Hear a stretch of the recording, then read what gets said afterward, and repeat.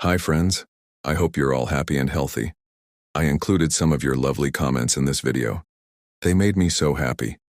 I really need your support to reach 1,000 likes and 1,000 comments. If everyone who watches likes and comments, we can do it together. And if you're not part of our family yet, please subscribe. Thank you. Let's jump in now. I never imagined that a routine delivery could turn into a nightmare. But then again, I've never been one for the ordinary. My name's Leonard, and I've been a truck driver for most of my life. It's a job that suits me. No bosses breathing down your neck, just you and the open road.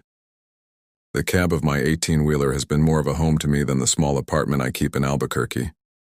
23 years behind the wheel teaches you things. You learn to read the road, predict the weather, and most importantly, trust your instincts. I've been through my share of tough times too. Lost my wife Marianne to cancer 12 years back and never had any kids. So I pour myself into work. It's just easier that way. The loneliness still hits sometimes, especially during those long stretches of highway where your mind wanders to what might have been, but I've made peace with my life. Some men aren't meant for picket fences and Sunday barbecues. Last Tuesday started like any other job. Interstate Hauling dispatched me to deliver construction supplies to a new build site somewhere in the forests of northern New Mexico. The paperwork said it was a custom home being built for some wealthy tech executive who wanted to get away from it all. I'd hauled plenty of loads to remote locations before. Nothing unusual about rich folks wanting their vacation homes in the middle of nowhere. The morning was crisp as I checked my rig.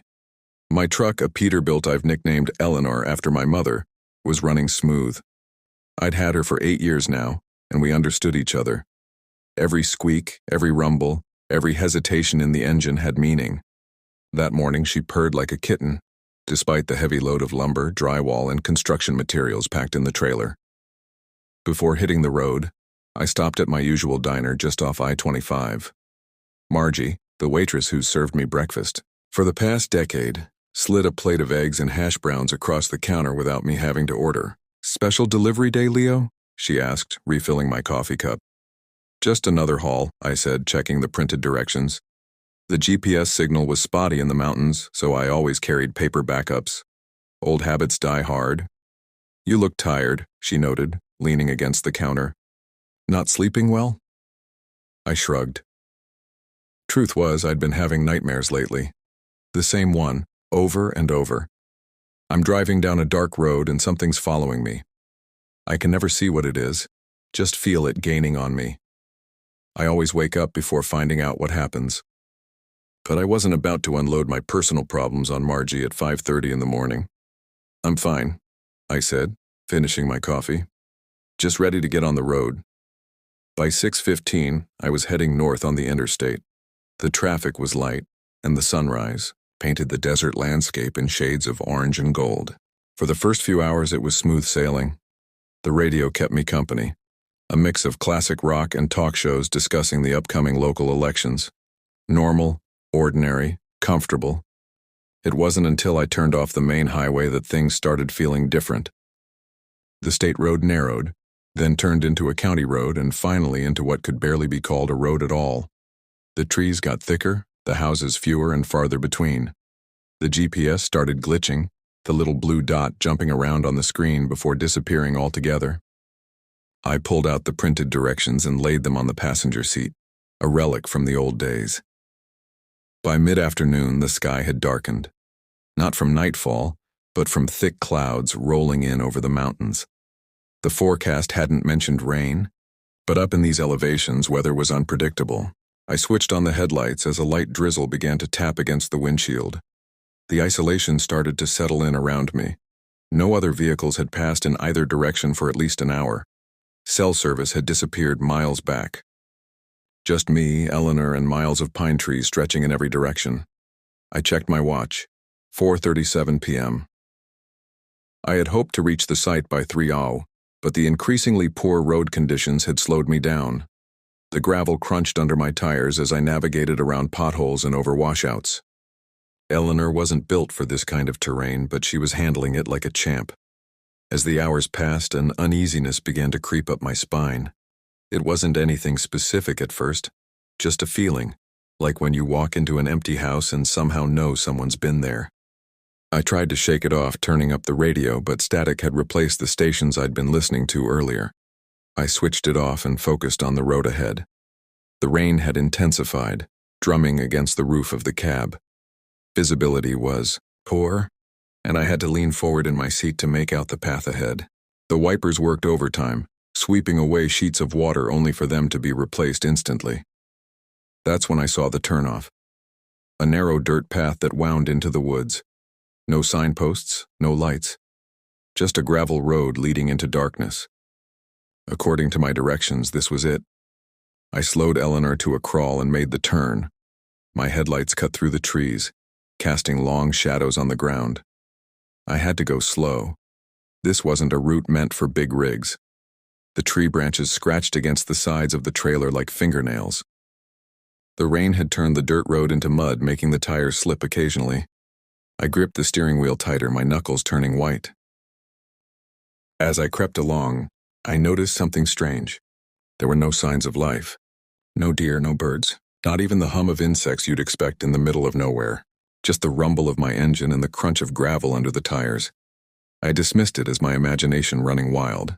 But still, a prickling unease settled over me. Something was off about this place. The trees seemed to lean in toward the road, their branches reaching like arms. The darkness between them was absolute, swallowing my headlights within feet of where they touched. After about 15 minutes on this treacherous path, the trees finally gave way to a clearing. And there it was, the construction site. A half-built house stood in the center, surrounded by stacks of lumber and cinder blocks. The frame of the building was up, but it was far from finished. No other vehicles were present. No trailers, no equipment. Just a skeleton of a house standing alone in the wilderness. I pulled Eleanor to a stop and shut off the engine. The sudden silence was deafening. The rain had eased to a light drizzle, pattering softly on the roof. I sat there for a moment, staring at the construction site through the windshield. Something about it didn't look right. The proportions seemed off, the angles unnatural, like it had been designed by someone who had only heard descriptions of houses but never actually seen one. I checked my paperwork again. This was definitely the place, but where was everybody? The site should have been bustling with workers, especially if they were expecting a delivery. I checked my watch again, 5:22 p.m. It was getting late, but not so late that a construction crew would have packed up and left, especially with a delivery on the way. Maybe they'd left early because of the rain. It made sense, but they should have left someone behind to receive the shipment. I reached for my cell phone out of habit, then remembered there was no service. The radio in Eleanor might reach someone, but who? The nearest town was at least 30 miles back. I took a deep breath and made a decision. I would unload the supplies myself, document the delivery, and get back on the road. With any luck, I could make it back to the main highway before full darkness set in. As I reached for the door handle, a flash of movement caught my eye. Something at the edge of the clearing, just beyond the reach of my headlights. I squinted, trying to make it out. A deer maybe, or a worker returning from somewhere. Whatever it was gone now. I told myself it was nothing, just the wind moving the branches or my tired eyes playing tricks on me. But as I stepped out of the cab into the cold, damp air, I couldn't shake the feeling that I was being watched. The construction site awaited, silent and still under the darkening sky. I grabbed my flashlight and clipboard and stepped into the mud, my boots sinking slightly with each step. The delivery had to be made. It was my job. Just another routine drop-off, at least. That's what I kept telling myself. The air was cold, biting even through my jacket as I approached the half-built structure. Rain dripped from the exposed beams, creating a steady rhythm like a metronome, counting down to something I couldn't name. My flashlight beam bounced off wet surfaces, creating distorted reflections that seemed to move when I wasn't looking directly at them. I didn't see any workers or security. The place was dead quiet except for the patter of rain and the occasional distant rumble of thunder. A normal construction site has a feeling of activity even when empty. Tools left mid-task, half-empty coffee cups, cigarette butts. This place felt like it had never been touched by human hands, despite being partially built. The foundation was poured concrete, already showing signs of weathering that seemed too advanced for new construction. The framework rising from it was standard lumber, but something about the arrangement felt wrong. Doorways too narrow, ceilings unnecessarily high, windows positioned where no one would logically want them. I've delivered to hundreds of construction sites over the years, and this one didn't follow any blueprint I'd ever seen. I circled the structure, my boots squelching in the mud, looking for signs of recent activity. The rain had washed away any footprints, but surely there would be tire tracks, equipment, something. Nothing. Just pristine mud surrounding this bizarre skeleton of a house. Back at Eleanor, I checked my paperwork again. The delivery order was unusual.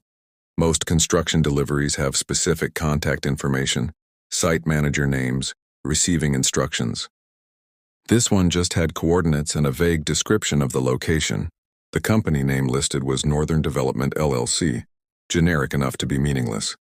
I climbed back into the cab, checked my watch, and decided to unload the supplies myself. It wasn't my job, but I figured I could save some time and hit the road early in the morning. The sooner I got away from this place, the better. The rain had stopped completely now, but the clouds hung low, trapping whatever daylight remained in a gray haze above the treetops. I fired up Eleanor's engine and backed her closer to what appeared to be the front of the house. The headlights illuminated the skeletal structure, creating long shadows that stretched into the surrounding forest like grasping fingers. I popped open the trailer and started dragging out the first pallet. The manifest listed standard construction materials: lumber, drywall, insulation, roofing supplies. Nothing unusual except for one item listed simply as special order components with no further details. I made a mental note to check for that after unloading the standard supplies. That's when I heard it, a low thud like something heavy hitting the ground. I paused, listening, but the sound didn't come again. Probably just the wind knocking something over, I told myself. I was about to resume when I heard it again, closer this time, followed by a faint rustling in the underbrush. "Hello?" I called out, more out of habit than expecting a reply. Nothing. The only answer was the wind through the trees. I grabbed a crowbar from the tool chest in the truck just in case. The job site was remote enough that it wouldn't be unusual for some drifter or animal to come sniffing around. But something felt off. My gut told me to leave, but I pushed the thought aside. I didn't want to spook myself over nothing. As I dragged the first pallet toward the house, I felt the weight of the darkness pressing in around me. The trees surrounding the clearing seemed to have moved closer, encroaching on the open space like spectators gathering around a fight. I shook my head, trying to clear it. Trees don't move. It was just my imagination working overtime. I forced myself to focus on the task at hand. The quicker I unloaded, the quicker I could leave. I set up a portable lamp from Eleanor's storage compartment, positioning it to illuminate the area where I was working. The harsh white light created more shadows than it dispelled, but it was better than nothing. As I was unloading the second pallet, I caught movement out of the corner of my eye. Something or someone was moving between the trees at the edge of the clearing. I squinted, trying to make out what it was, but the darkness swallowed the details. It was big, though, bigger than any animal I'd expect to see out here. "Hey!" I shouted more forcefully this time. "Who's there?" Again, nothing. The shape disappeared into the woods, and I was left staring at the spot where it had been, trying to convince myself it was just a trick of the light. I went back to work, but now my hands were trembling. I told myself it was the cold, but I knew better. My instincts were screaming at me to get out of there, but stubbornness kept me going. I wasn't about to let some animal, or worse, my own mind, scare me off a job. The materials were heavier than usual, or maybe it was just fatigue making them seem that way. Each trip from the trailer to the house felt longer than the last. The darkness deepened, and now only my portable lamp and Eleanor's headlights provided any illumination. The forest beyond had become an impenetrable wall of black. I found myself working faster, rushing to finish before. Before what? I couldn't answer that, but dread had settled in my stomach like a cold stone. The sooner I could get back on the road, the better. As I was carrying a bundle of lumber toward the house, I noticed something odd about the structure itself. From this angle, with the shadows playing across it, the frame seemed to shift and change. What had looked like a standard residential structure now appeared almost like a cage or a trap. The supports angled inward like teeth, and the doorways resembled nothing so much as gaping maws. I blinked, and it was just a house frame again. My imagination was getting the better of me. I needed to finish this job and get some rest. The manifest indicated there should be a large crate labeled Special Order Components somewhere in the trailer. I searched but couldn't find it. Odd. I double-checked the paperwork. It was definitely on the list but not in the shipment. Either someone had made a mistake at the loading dock, or a shiver ran down my spine as another possibility occurred to me. What if someone had already been here? What if they had taken only that crate and left the rest? I was pondering this when I heard it again, that same thud. Only this time it was directly behind me. I spun around, the crowbar raised, ready to defend myself. And there he was, standing not 20 feet away. A man, if you could call him that. He was tall, easily over 6 feet, with broad shoulders and a thick, muscular build. His clothes were dirty and torn, hanging off him like rags. His skin was pale, almost ghostly in the dim light of the headlights. But what struck me most was his face. It was twisted, deformed, as if it had been melted and then left to harden in the wrong shape. Scars crisscrossed his skin, some old and faded, others fresh and angry. His mouth was pulled into a grotesque grin, revealing teeth that were jagged and yellow. He didn't move, just stood there staring at me with that twisted grin. I felt a cold sweat break out across my forehead. My mind raced, trying to make sense of what I was seeing. I'd heard stories about squatters or homeless people hiding out in abandoned sites, but this was something else. "Get the hell out of here," I barked, trying to sound braver than I felt. I brandished the crowbar, hoping he'd take the hint, but he didn't move. He just kept grinning, his eyes fixed on me. Then, without warning, he took a step forward. I took a step back. He tilted his head like a curious dog and took another step. I matched it, maintaining the distance between us. This strange dance continued until my back pressed against the trailer. I was trapped. He stopped advancing, still keeping that same distance. Up close, I could see more details that my mind struggled to process. His eyes weren't just dark. They were like holes in his face, absorbing light rather than reflecting it. His skin had an unnatural texture, like leather that had been repeatedly soaked and dried. "What do you want?" My voice came out steadier than I expected. He didn't respond, just that same head tilt, that same grotesque grin. Then slowly he raised one hand and pointed at the trailer behind me. "The delivery?" I asked, not expecting an answer. "It's all yours, buddy. Just let me get back in my truck and I'll be on my way." I started to edge sideways toward the cab of Eleanor, but he moved with me, blocking my path. I gripped the crowbar tighter, knowing I might have to use it. The thought of making contact with him, even with a weapon, made my stomach turn. "Look," I said, trying to keep my voice level. "I don't want any trouble. I'm just doing my job." For the first time, his expression changed. The grin faltered, replaced by something that might have been confusion. He lowered his hand and took a step back. For a moment, I thought he might let me go. Then he spoke, and everything got worse. "Not your job." His voice was like gravel being crushed, barely recognizable as human speech. "Wrong place." The words hit me like a physical blow. Not because of what he said, but because he shouldn't have been able to speak at all. His mouth didn't move in time with the words. It was as if the sound was coming from somewhere else, using him as a conduit. "What do you mean, wrong place?" I asked, immediately regretting engaging with him. He pointed again. Not at the trailer this time, but at the house frame. "Not house," he ground out. "Not for living." A chill that had nothing to do with the temperature ran through me. The wrongness of the structure's design flashed through my mind again. The awkward angles, the strange proportions, not designed for human habitation. "Then what is it?" The question escaped before I could stop it. His grin returned, wider than before, stretching his face in ways that skin shouldn't stretch. "Waiting."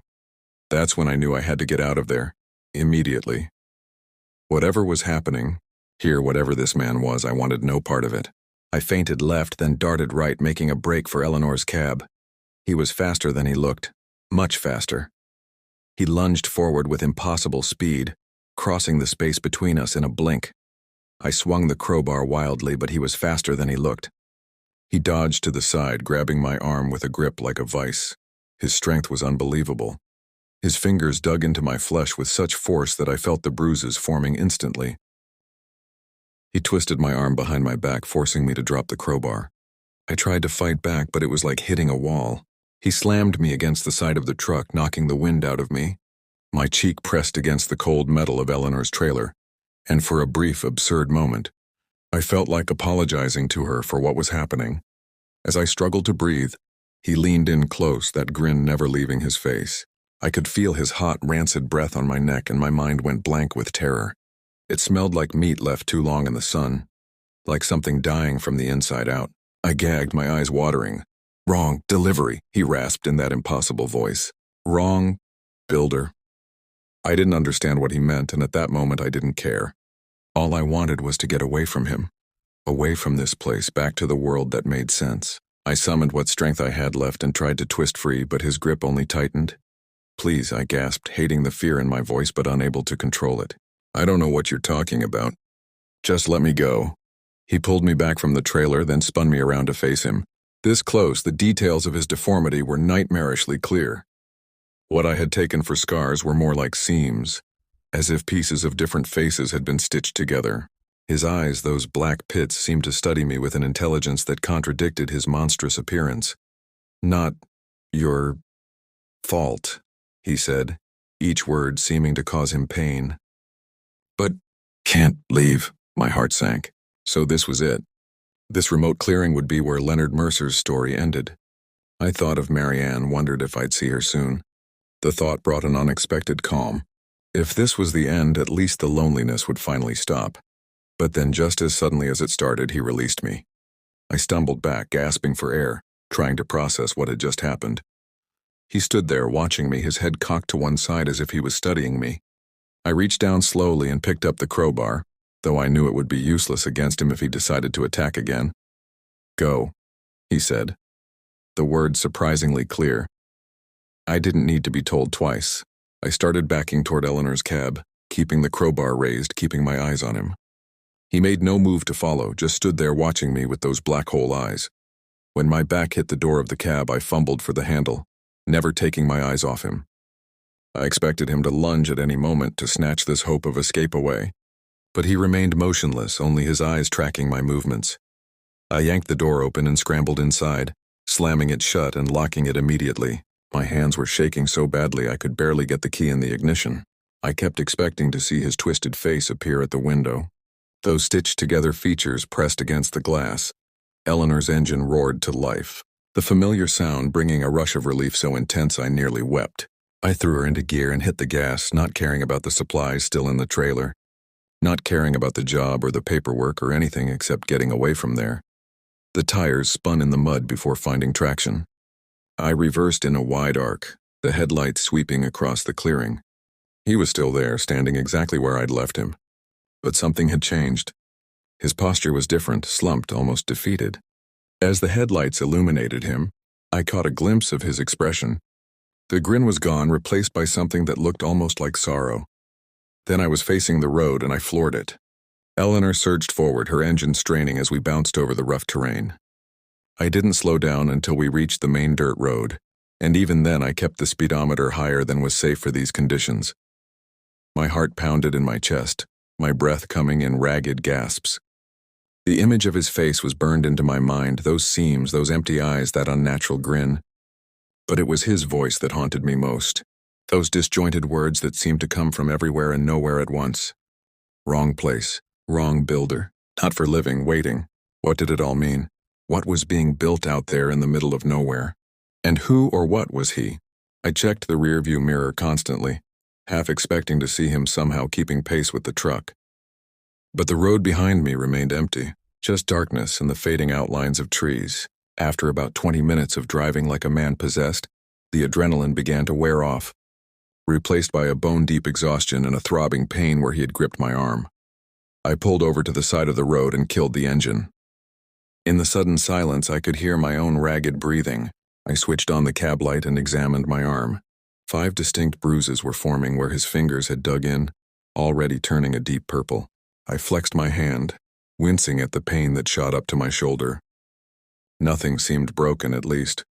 I sat there for a long time, trying to make sense of what had happened. The rational part of my mind searched for explanations. He was just a man, a deformed, possibly mentally ill man who had made that remote construction site his home. The strange house design was just shoddy workmanship. His warnings were the ramblings of a disturbed mind, but I couldn't make myself believe it. Something about him had been fundamentally wrong in a way I couldn't articulate. The way he moved, the way he spoke, the way his face seemed assembled rather than grown. All of it defied rational explanation, and those words kept repeating in my mind. Wrong place, wrong builder, not for living. Waiting. I shuddered and started Eleanor's engine again. I couldn't stay here alone in the dark with those thoughts circling like vultures. I needed to get back to civilization, to lights and people and normality. I needed to report what had happened, though I had no idea who would believe me. I didn't stop again until I reached the nearest town, a small place called Mill Creek that consisted of little more than a gas station, a diner, and a handful of houses clustered around a single intersection. I pulled into the gas station and sat there, gripping the steering wheel with white-knuckled hands. The fluorescent lights of the convenience store were the most beautiful thing I'd ever seen. Normal, ordinary, safe. I watched as a teenager mopped the floor inside, completely unaware of my presence or the horrors I'd just escaped. The mundanity of it brought me back to myself somewhat. I needed to call someone, report what had happened, but who? The police seemed the obvious choice, but what would I tell them? That I'd been attacked by a deformed man at a construction site? That there was something wrong with the building itself? That I'd abandoned a delivery worth thousands of dollars because I got spooked? No matter how I framed it, I would sound crazy. And yet I couldn't just do nothing. What if someone else got sent out there? What if another driver found themselves face to face with him? I decided to start with Interstate Hauling, my employer. At the very least, I needed to explain why I'd abandoned the load. I used the payphone outside the gas station, feeding it quarters with trembling fingers. The dispatcher who answered was Jerry, a no-nonsense veteran who'd been with the company longer than I had. Interstate Hauling, Jerry speaking. Jerry, it's Leo Mercer. My voice sounded strange to my own ears, thin and shaky. Leo, what's going on? You should have delivered hours ago. I took a deep breath. There's been a problem with the delivery. I couldn't complete it. What kind of problem? Jerry's tone shifted from annoyed to concerned. I rarely failed to complete a job. The site was deserted. No one to receive the shipment. And there was... I trailed off, unsure how to continue. Was what, Leo? Talk to me. There was someone there, not a worker. Some kind of squatter, I guess. He attacked me. Jesus, are you okay? Did you call the police? I'm fine. Shaken up, but fine. I haven't called the police yet. I wanted to check with you first. Jerry was silent for a moment. When he spoke again, his voice was careful, measured. This delivery. It was to Northern Development, right? Yeah, that's right. Another pause. You're not the first driver we've sent out there, Leo. A chill ran through me. What do you mean? We sent Pete Owens out there 3 months ago. Similar delivery. He came back different, quit the next day. Haven't heard from him since. My mouth went dry. Different how? Wouldn't talk about what happened. Just said he was done with driving. Done with Interstate. Last I heard, he moved away. Somewhere up north. I leaned against the phone booth, suddenly exhausted. Jerry, there's something wrong with that place. The building they're putting up? It's all wrong. And that man, he wasn't right. Not right how? I couldn't find the words to describe what I'd seen. Just, not right. Listen, I need to report this to someone. I'll call the client, let them know there was a problem with delivery. As for the police, he paused again. Look, Leo, you do what you need to do. But between you and me, I'd let this one go. Come back to the yard tomorrow, we'll sort out the paperwork. Chalk it up as a site access issue. His tone made it clear that he knew more than he was saying. Or maybe he'd heard things from Pete Owens that he didn't want to repeat over the phone. Either way, his warning was implicit. Don't dig deeper, but I couldn't just walk away. Not without understanding what had happened. Not with those words still echoing in my mind. Wrong place, wrong builder, not for living, waiting. Thanks, Jerry, I'll see you tomorrow. I hung up and stood there for a moment, considering my options. Then I walked into the gas station and asked the bored teenager, behind the counter where I could Find the local police station. The Mill Creek Police Department was housed in a small brick building that had clearly seen better days. The paint was peeling and one of the windows was patched with duct tape. A single patrol car sat in the parking lot, its white paint dulled by dust and age. Inside, a middle-aged woman sat behind a desk, filling out paperwork. She looked up as I entered, her expression shifting from boredom to mild interest. "Can I help you?" she asked, setting down her pen. "I need to report an incident," I said, trying to keep my voice steady. The bruises on my arm were throbbing, a constant reminder that what had happened was real. "What kind of incident?" "An assault. At a construction site about 30 miles north of here." She raised an eyebrow. "Construction site? You mean the Northern Development Project?" I nodded, surprised that she knew about it. "That's the one." She studied me for a moment, then sighed and reached for a form. "Have a seat. I'll get Officer Wilson." I sat in one of the plastic chairs along the wall, suddenly aware of how I must look, disheveled, muddy, with wild eyes and visible bruises forming on my arm. No wonder she seemed wary. A few minutes later, a tall man in a police uniform emerged from a back room.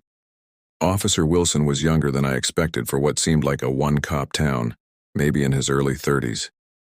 He had the build of a former athlete who was just starting to lose the battle with middle age. "Sir, I understand you want to report an assault?" His voice was professional, but I could detect a note of skepticism already. "That's right."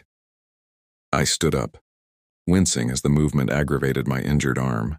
He gestured for me to follow him into a small office. "Let's talk in here." The office was cramped, dominated by a desk covered in papers and a computer that looked at least a decade old.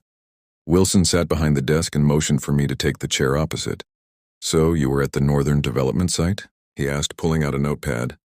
"Yes, I'm a truck driver for interstate hauling. I was delivering construction supplies." "And someone assaulted you there?" I nodded, then launched into my story. I told him about the deserted site, the strange design of the house, the sounds in the woods. When I got to the part about the deformed man, I could see his expression change, hardening into disbelief. "Let me get this straight," he interrupted. "You're saying a deformed man with, what did you call it? A stitched-together face attacked you, then let you go after saying cryptic things about the building?" Put that way, it sounded absurd even to me. I know how it sounds, but yes, that's what happened. "Look at my arm." I pulled up my sleeve to show the bruises. Wilson looked at the marks, his expression softening slightly. "I believe you were assaulted, Mr. Mercer. Those bruises are real enough. But this story about a deformed man, you have to understand how it sounds." "I know exactly how it sounds," I said, frustration seeping into my voice. "But it's what happened, and I'm not the first driver to have problems at that site." That caught his attention. "What do you mean?" "My dispatcher told me another driver was sent there a few months ago. Came back different, quit his job and moved away." Wilson leaned back in his chair, tapping his pen against the notepad. "The site has had its share of incidents, mostly trespassing, some vandalism, but nothing like what you're describing." "So you know about the place?" He nodded slowly. "It's in our jurisdiction, technically. Though it's so remote, we rarely have reason to go out there. Northern Development got all the proper permits a year ago. They've been building slowly, seasonal work, they said." "There's something wrong with that place," I insisted. "The design of the building doesn't make sense. It's not a normal house." "I'm not a construction expert, Mr. Mercer, neither are you, I'm guessing. I couldn't argue with that. Will you at least check it out? Make sure there isn't some lunatic living out there?" Wilson sighed, closing his notepad. "I'll send a patrol car out there tomorrow morning." "First light. Tomorrow? Why not now?" "Because it's nearly midnight, the site is remote, and if there is someone dangerous out there, I'm not sending one of my officers alone in the dark." Wilson's tone made it clear the discussion was over. "We'll investigate first thing in the morning and call you with what we find." I wanted to argue, but exhaustion was catching up with me. The adrenaline that had kept me going was fading, leaving me drained. "Fine, tomorrow morning." I gave him my cell number, though I mentioned the spotty service in the area. He assured me they'd reach me one way or another. As I stood to leave, Wilson's expression softened slightly. "Look, Mr. Mercer, I understand you've had a traumatic experience. There's a motel just down the street, Pinewood Inn. Get some rest. Things will look clearer in the morning." I nodded, not trusting myself to speak without letting my frustration show. As I reached the door, he called after me. Mr. Mercer? One more thing, I turned back. The Northern Development Site. There have been stories about it. Local legends. Nothing substantial, just typical small-town talk. He hesitated. But if even half of what you're saying is true, maybe there's something to them. What kind of stories? I asked, suddenly alert despite my fatigue. He shook his head. Just rumors. The land was cheap for a reason. The previous owner disappeared about 5 years ago. Left everything behind, clothes, car, personal effects. Never found a body, a chill ran through me. And nobody investigated? Of course we investigated. Found nothing. The official conclusion was that he walked off into the woods and got lost. It happens up here more often than you'd think. Wilson didn't sound entirely convinced by the official story. Anyway, get some rest. We'll sort this out tomorrow. I left the police station with more questions than answers. The Pinewood Inn was exactly where Wilson had said. A single-story motel with peeling paint and a flickering vacancy sign. The night clerk barely looked up from his magazine as I paid for a room. The room was basic but clean. A double bed, a small bathroom, a TV that probably got 3 channels on a good day. I locked the door, then dragged a chair over and wedged it under the handle for good measure. Paranoid maybe, but after what I'd experienced, I wasn't taking chances. I sat on the edge of the bed, my mind racing despite my exhaustion. The encounter with the deformed man played on repeat in my thoughts. His words, his impossible movement, his strength, none of it made sense. And now learning about the previous owner's disappearance, the incidents at the site, something was very wrong.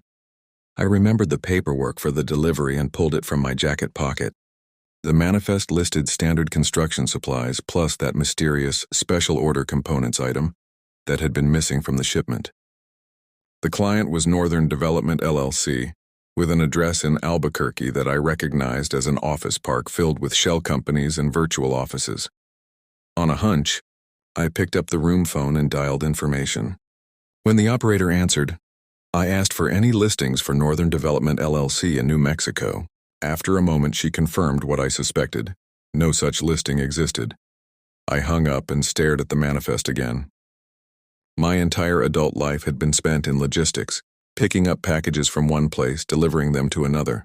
Simple, straightforward, never questioning what was in the boxes or who was receiving them.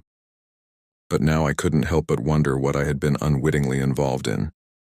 The missing crate of special order components bothered me. Had someone removed it before I arrived, or had it never been loaded in the first place? And what was it supposed to contain? My eyelids grew heavy as fatigue finally overtook curiosity and fear.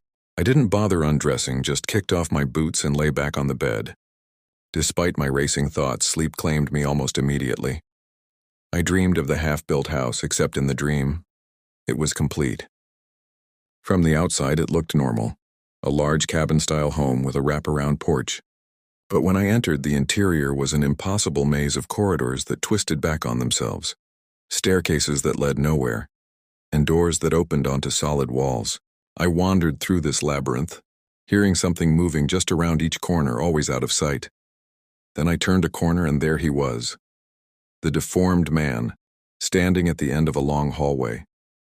But in the dream, he wasn't threatening. He looked sad, almost pleading. He held out his hand, revealing a small object in his palm. I couldn't make out what it was, but I knew it was important. I started walking toward him, but the hallway kept stretching, getting longer with each step I took. He was saying something, but I couldn't hear the words. I jerked awake to the sound of knocking at my door. Sunlight streamed through the gap in the curtains. I sat up, disoriented, my back aching from sleeping in my clothes. The knocking came again, more insistent this time. Mr. Mercer? It's Officer Wilson. I stumbled to the door, removing the chair and unlocking it. Wilson stood there in uniform, his expression grim. We need to talk, he said, stepping into the room without waiting for an invitation. We sent a patrol car out to the site this morning. I was instantly alert. And, did you find him? Wilson shook his head. We found no one. No signs of anyone living there or squatting. The site was exactly as it should be. Partially constructed, materials stacked neatly, everything in order. I stared at him in disbelief. That's not possible. The frame was all wrong. The angles, the proportions. And there was no order to it. It looked wrong. The officer who went out there is a former contractor. He said everything looked standard to him. Foundation, framing, all by the book. Wilson pulled out his notepad. But we did find something interesting. Your truck's trailer was still there, half unloaded. And there was evidence of a struggle. Mud disturbed near the truck, a crowbar on the ground. See? I told you what happened was real. I believe something happened out there, Mr. Mercer. But here's where it gets strange.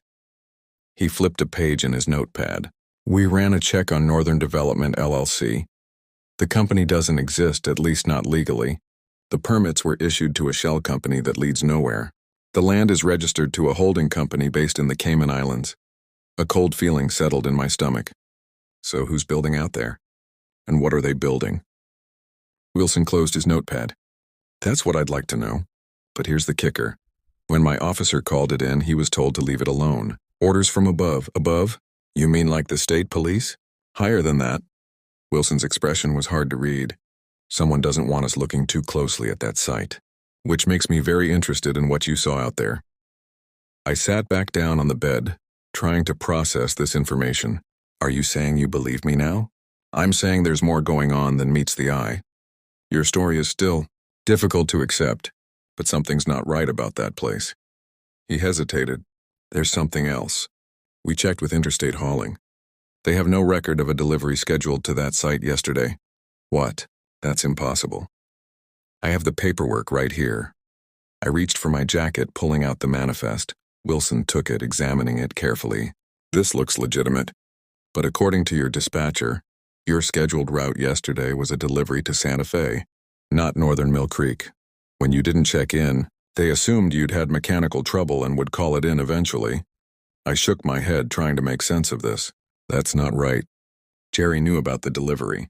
He even mentioned another driver who'd been sent there before. We spoke with Jerry Hoffman directly. He says he hasn't talked to you since Monday. Wilson handed the manifest back to me.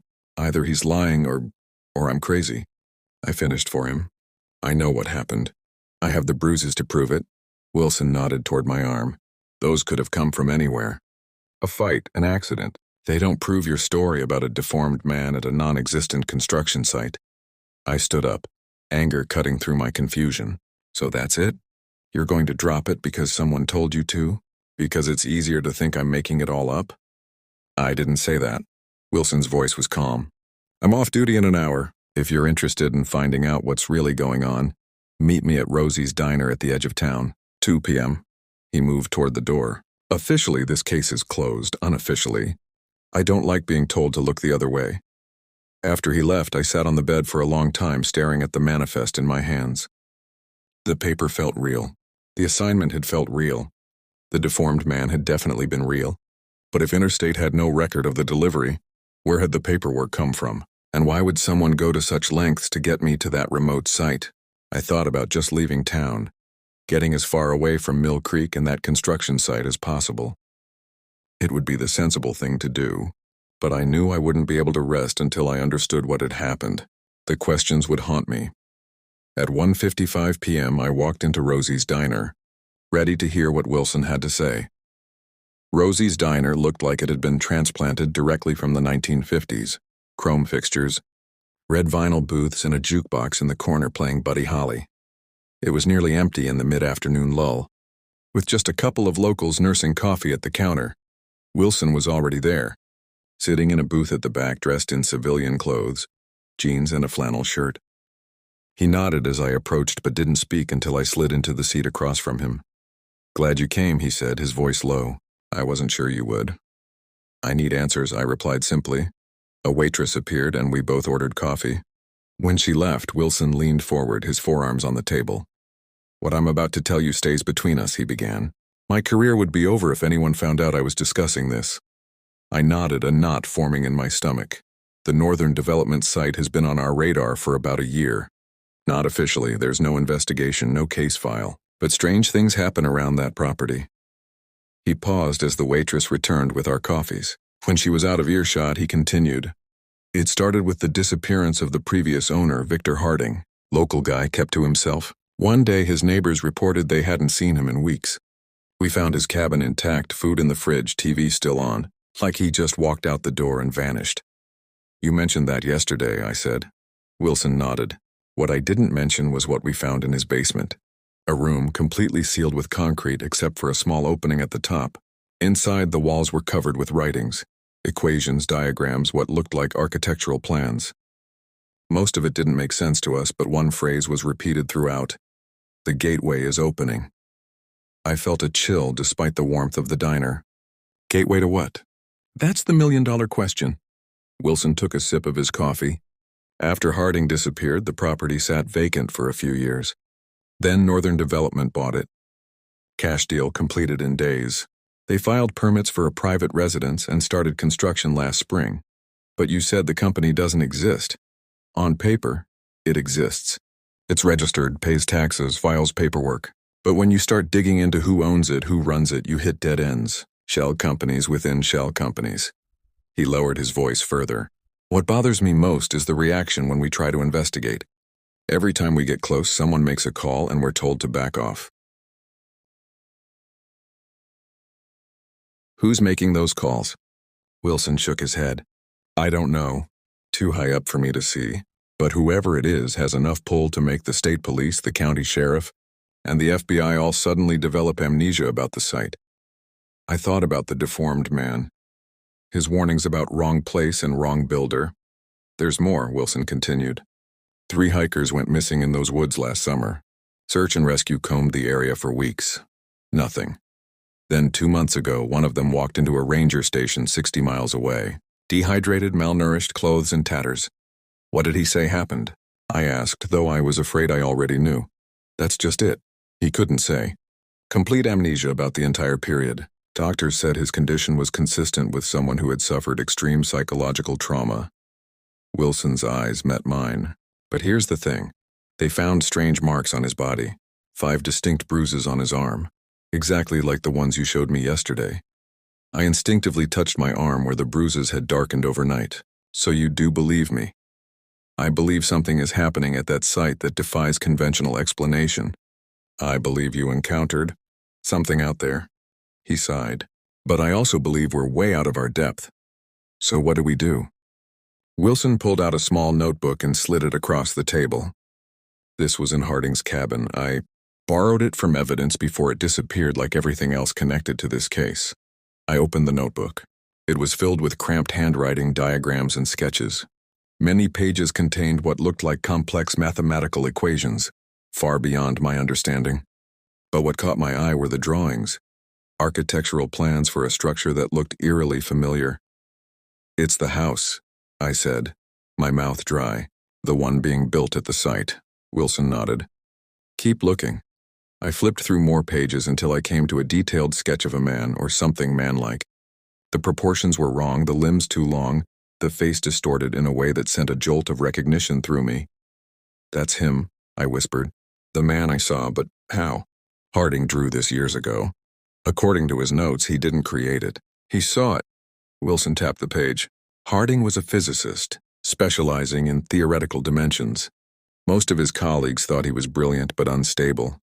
He became obsessed with the idea that our reality overlaps with others, and that certain locations serve as nexus points between dimensions. And he thought his property was one of these. Nexus points? He was convinced of it. According to his notes, he began experiencing strange phenomena. Time distortions, visual anomalies, vivid dreams of other worlds. Then he started seeing the figure. Wilson pointed to the sketch. He called it the custodian. The name sent a chill through me. Custodian of what? The gateway. Harding believed that certain structures, built with specific dimensions and alignments, could stabilize these nexus points, allowing for controlled passage between worlds. Wilson's voice remained steady, but I could see the doubt in his eyes. Doubt about whether he should be telling me this. Doubt about whether any of it could be true. So this Northern Development, they're building Harding's gateway? The idea seemed absurd. Yet I couldn't dismiss it after what I'd experienced. Someone found his research and decided it was worth pursuing. The question is who and why. Wilson closed the notebook. There's one more thing you should know. The delivery you made yesterday? It wasn't the first. According to Harding's notes, the gateway requires specific materials at specific stages of construction. The timing has to be precise. I thought about the missing crate, the special order components that hadn't been in the trailer. They're using drivers like me to deliver these materials, aren't they? People who won't ask questions, who'll just drop off a package and leave. Wilson nodded. Except you didn't leave. You saw something you weren't supposed to see. But why let me go? If they're trying to keep this secret, I don't know. Wilson looked troubled. Nothing about this makes sense through any conventional lens. But if even half of Harding's theories are correct, we're dealing with something far beyond our understanding. We sat in silence for a moment, the implications settling over us like a heavy blanket. Part of me wanted to walk away, to convince myself that Harding had been delusional, that the deformed man had been just a squatter with birth defects, that the coincidences were just that, coincidences. But I knew better. I had seen him, felt his impossible strength, heard his warnings, so what now? I finally asked. Wilson drained the last of his coffee. Now you get in your truck and drive away from Mill Creek. Go back to your life, forget this ever happened. That's my official advice. And unofficially? A grim smile touched his lips. Unofficially, I think there are forces at work here that we can't begin to comprehend. Forces that won't appreciate our curiosity. You're scared, I realized. Damn right I am. And you should be too. He stood up, dropping a few bills on the table for the coffee. Whatever's happening at that site, it's bigger than both of us. Sometimes the smartest thing to do is walk away. But as he turned to leave, I caught his arm. What if we can't walk away? What if this gateway or whatever it is affects us all? Wilson looked down at my hand, then back at my face. Then God help us, Mr. Mercer, because I don't think anyone else can. After Wilson left, I sat in the booth for a long time, turning over everything he had told me. The story was fantastical, the stuff of science fiction, not something a middle-aged truck driver should be involved with. Yet the bruises on my arm were real. The encounter had been real. I thought about the deformed man, the custodian as Harding had called him. He had let me go when he could have killed me. He had warned me. Wrong place, wrong builder. Not for living, waiting. A thought occurred to me, chilling in its implications. What if he wasn't guarding the gateway to keep people out? What if he was trying to prevent something from coming through? I paid for my coffee and walked out to Eleanor, still parked in the motel lot. She was the one constant in all this madness, reliable and unchanged. I ran my hand along her hood, drawing comfort from the familiar feel of her. My cell phone rang, the dispatcher from Interstate wondering where I was and why I hadn't checked in. I gave them a vague story about truck trouble and promised to be back the next day. It was surprisingly easy to lie now after everything that had happened. As the sun began to set, I made my decision. I couldn't walk away, not without knowing. I had to go back to the site one last time, not to confront the custodian or to unravel the mystery completely. I wasn't that brave or that foolish. But I needed to see it again in the light of day, with the context Wilson had provided. Maybe then I could make sense of what had happened, find some peace. I would go at dawn, I decided, quick in and out just to look. Then I would drive away and never return to Mill Creek again. The night passed fitfully, my sleep interrupted by dreams of twisted corridors and a deformed face watching me with sad, ancient eyes. I woke before my alarm, the first gray light of dawn seeping through the curtains. I dressed quickly, checked out of the motel, and climbed into Eleanor's cab. The drive back to the site seemed shorter in daylight. The forest was less menacing, the road less treacherous, but with each mile a sense of dread built within me. By the time I reached the turnoff to the dirt road, my knuckles were white on the steering wheel. I parked Eleanor a quarter mile from the site, hidden among the trees. I didn't want to announce my presence in case there were workers present or something worse. The morning air was crisp and cool as I began walking, alert for any sound or movement. The site appeared empty as I approached, just as it had been before. The half-built structure stood in the clearing, bathed in early morning light. My trailer was gone, presumably retrieved by Interstate or whoever had arranged the delivery. I stayed at the edge of the clearing, observing from a distance. In daylight, the wrongness of the building was even more apparent. The angles were subtly off, creating an optical illusion where the structure seemed to shift when viewed from different positions. It wasn't a house, not really. It was something wearing the disguise of a house, like the deformed man wore the disguise of humanity. As I watched, I noticed something I'd missed before. At the center of the foundation was a perfect circle of concrete, darker than the surrounding material. It resembled a well or a shaft, except there was no opening, just the distinct circular pattern. The gateway. I was so focused on the structure that I almost missed the sound. A car engine approaching along the dirt road. I ducked behind a tree, peering out cautiously.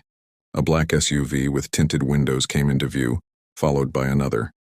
They parked near where my truck had been the night before, and several men in dark suits emerged. They moved with the coordinated precision of professionals, spreading out to survey the site. One of them, clearly in charge, spoke into a radio.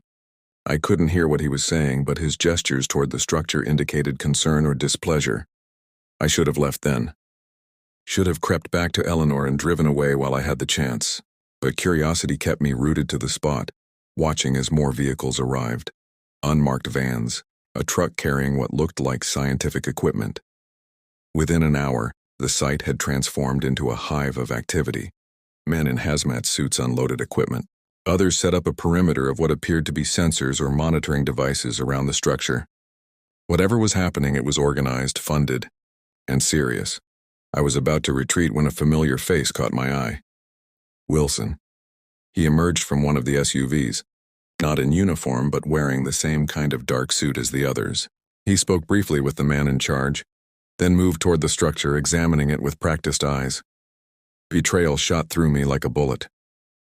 Wilson hadn't been investigating against orders. He'd been part of whatever this was all along.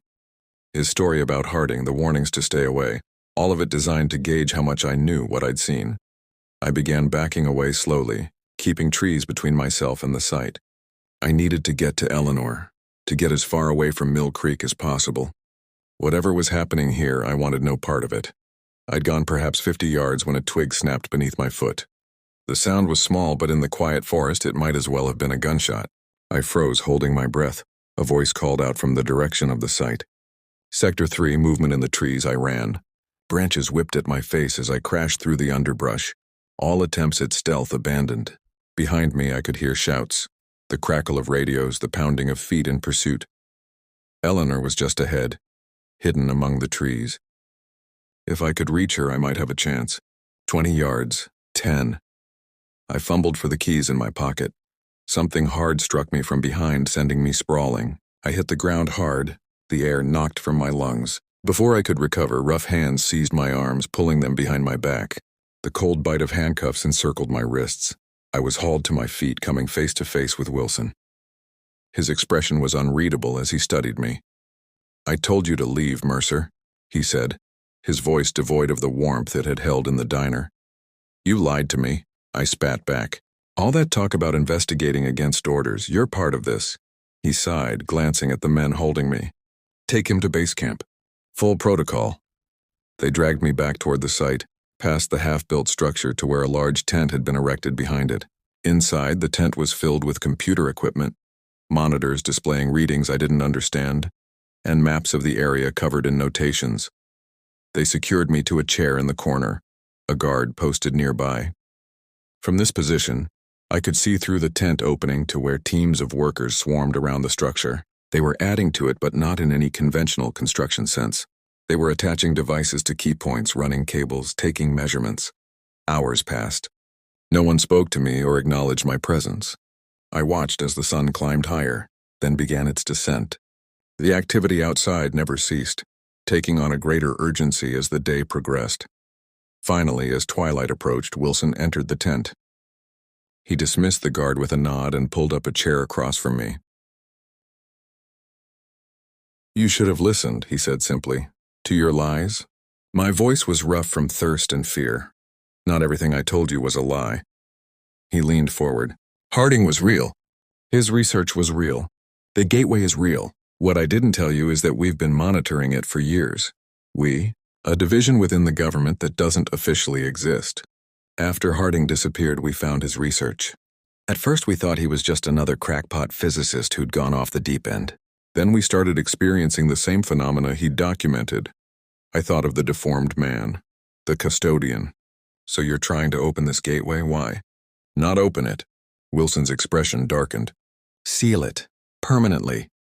He stood and moved to one of the monitors, gesturing for me to look.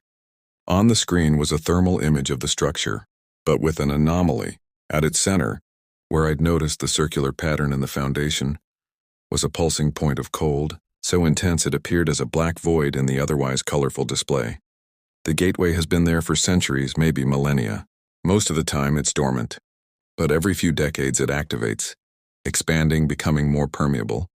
Harding was the first to document it scientifically, to understand that the right structure built around it could either stabilize it or close it for good. The deformed man, the custodian, Wilson nodded. He's been seen throughout history. Native American legends refer to a twisted guardian who protects the doorway to other worlds. Early settlers reported encounters with a misshapen man who appeared and disappeared in the forests. Always near this location, always with the same warnings. He tried to stop me from making the delivery, I said, understanding dawning. He said it was the wrong place, the wrong builder. Because we're not building what Harding designed. Wilson's voice lowered. Harding wanted to open the gateway fully, to establish permanent contact with whatever lies on the other side. We're doing the opposite, using his research to close it forever. But why? I asked. What's on the other side that's so dangerous? Wilson was silent for a long moment. We don't know exactly, but the effects of the gateway, even in its dormant state, are concerning enough. Time distortions, reality fluctuations, psychological impacts on people who spend too long near it. If it were to open fully, he shook his head. Let's just say we're not taking that chance. Outside, an alarm began to sound. Wilson's head snapped up, his expression tightening. He moved quickly to the tent entrance, speaking urgently with someone outside. When he turned back to me, his face was grim. We're out of time. The gateway is expanding faster than we anticipated. The sealing process needs to begin now. As if to emphasize his words, a low rumble shook the ground beneath us. Equipment rattled and one of the monitors crashed to the floor. It wasn't like an earthquake, it was more focused, centered on the structure. Wilson came back to me, producing a key and unlocking my handcuffs. You need to get out of here. Take your truck and drive as far and as fast as you can. Don't stop until you're at least 100 miles away. Why are you letting me go? Because in about 20 minutes, this entire area is going to be subjected to energies that the human body isn't designed to withstand. And because despite what you think, I'm not the bad guy here. He pulled me to my feet. Go now. Another tremor, stronger this time. Outside, I could hear shouting, the sound of equipment being hastily moved. Wilson pushed me toward the back of the tent. There's a path through the trees there. It'll take you back to your truck. Don't look back, don't stop for anything. I hesitated, still not sure if I could trust him. What about the custodian? Will he try to stop me? He's gone. Wilson's expression was unreadable. We haven't detected his presence since yesterday. Either he's retreated deeper into the gateway or... He didn't finish the thought, but he didn't need to. I understood. The custodian had failed in his mission to protect the gateway. Now he was gone, and whatever lay on the other side was pushing through. I moved toward the tent exit, then stopped, turning back. Wilson, if you're really trying to seal this thing, good luck. He nodded once, then turned back to the chaos of the command center. I ran, through the trees, following the faint path, as behind me the sky above the construction site began to glow with an unnatural light. The ground continued to shake, the tremors growing stronger with each passing minute. By the time I reached Eleanor, hidden among the trees, the entire forest seemed to be vibrating. I climbed into the cab, my hands shaking as I inserted the key. The engine roared to life, a comforting sound amid the growing chaos. I backed onto the dirt road and floored it, not caring about the rough terrain. I had to get away. In the rearview mirror, I could see the glow intensifying, casting strange shadows through the trees. Whatever Wilson and his people were doing, it was reaching some kind of climax. I pressed harder on the accelerator, Eleanor's frame protesting as we bounced over the uneven road. I'd gone perhaps 2 miles when it happened. A flash of light so intense it turned night to day for an instant, followed by a shock wave that lifted the back of the truck and nearly sent me into the ditch. I fought for control, managing to keep Eleanor on the road as the wave passed. When I dared to look in the mirror again, a column of light was rising from where the sight had been, stretching up into the clouds. It pulsed once, twice, then collapsed in on itself with a finality I felt more than saw. Then silence. The tremors stopped. The light faded. The forest returned to darkness, broken only by my headlights cutting through the night. I kept driving, following Wilson's instructions to put as much distance as possible between myself and the site. By dawn, I was 2 states away. Eleanor's gas tank nearly empty, my mind numb with exhaustion and the weight of what I'd witnessed. I've told no one else this story until now. Who would believe it? Sometimes I'm not sure I believe it myself.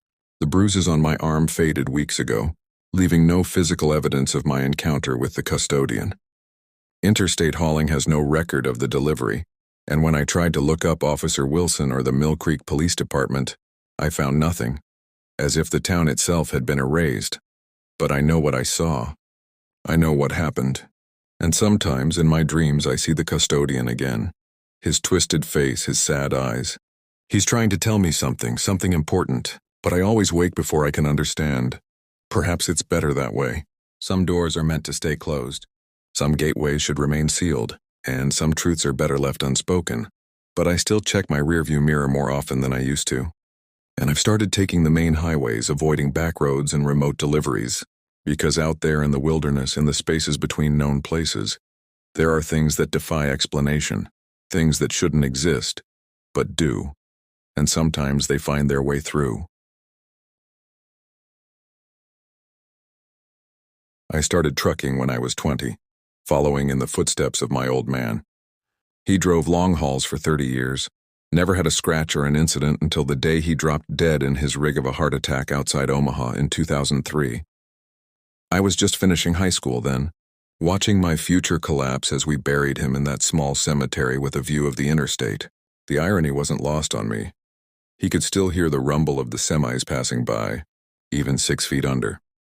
By June 2007, I figured the road was in my blood and I liked the idea of being my own boss, with nothing but the open highway ahead. That's how I found myself behind the wheel of a 2007 Peterbilt, the payments eating half my income, but worth every penny for that sense of freedom. My mother cried when I told her, said she couldn't bear to lose me the same way, but I promised her I was different. I was careful. I wouldn't push myself the way Dad did. Those first years were a learning curve steeper than any mountain pass I'd later drive. Days stretched into weeks, weeks into months, all blurring together in a haze of truck stops, greasy diners, and the hypnotic white lines of the highway. I hauled everything from furniture to frozen foods, livestock to liquor. Each load had its own personality, its own rhythm in how it shifted and settled in the trailer behind me.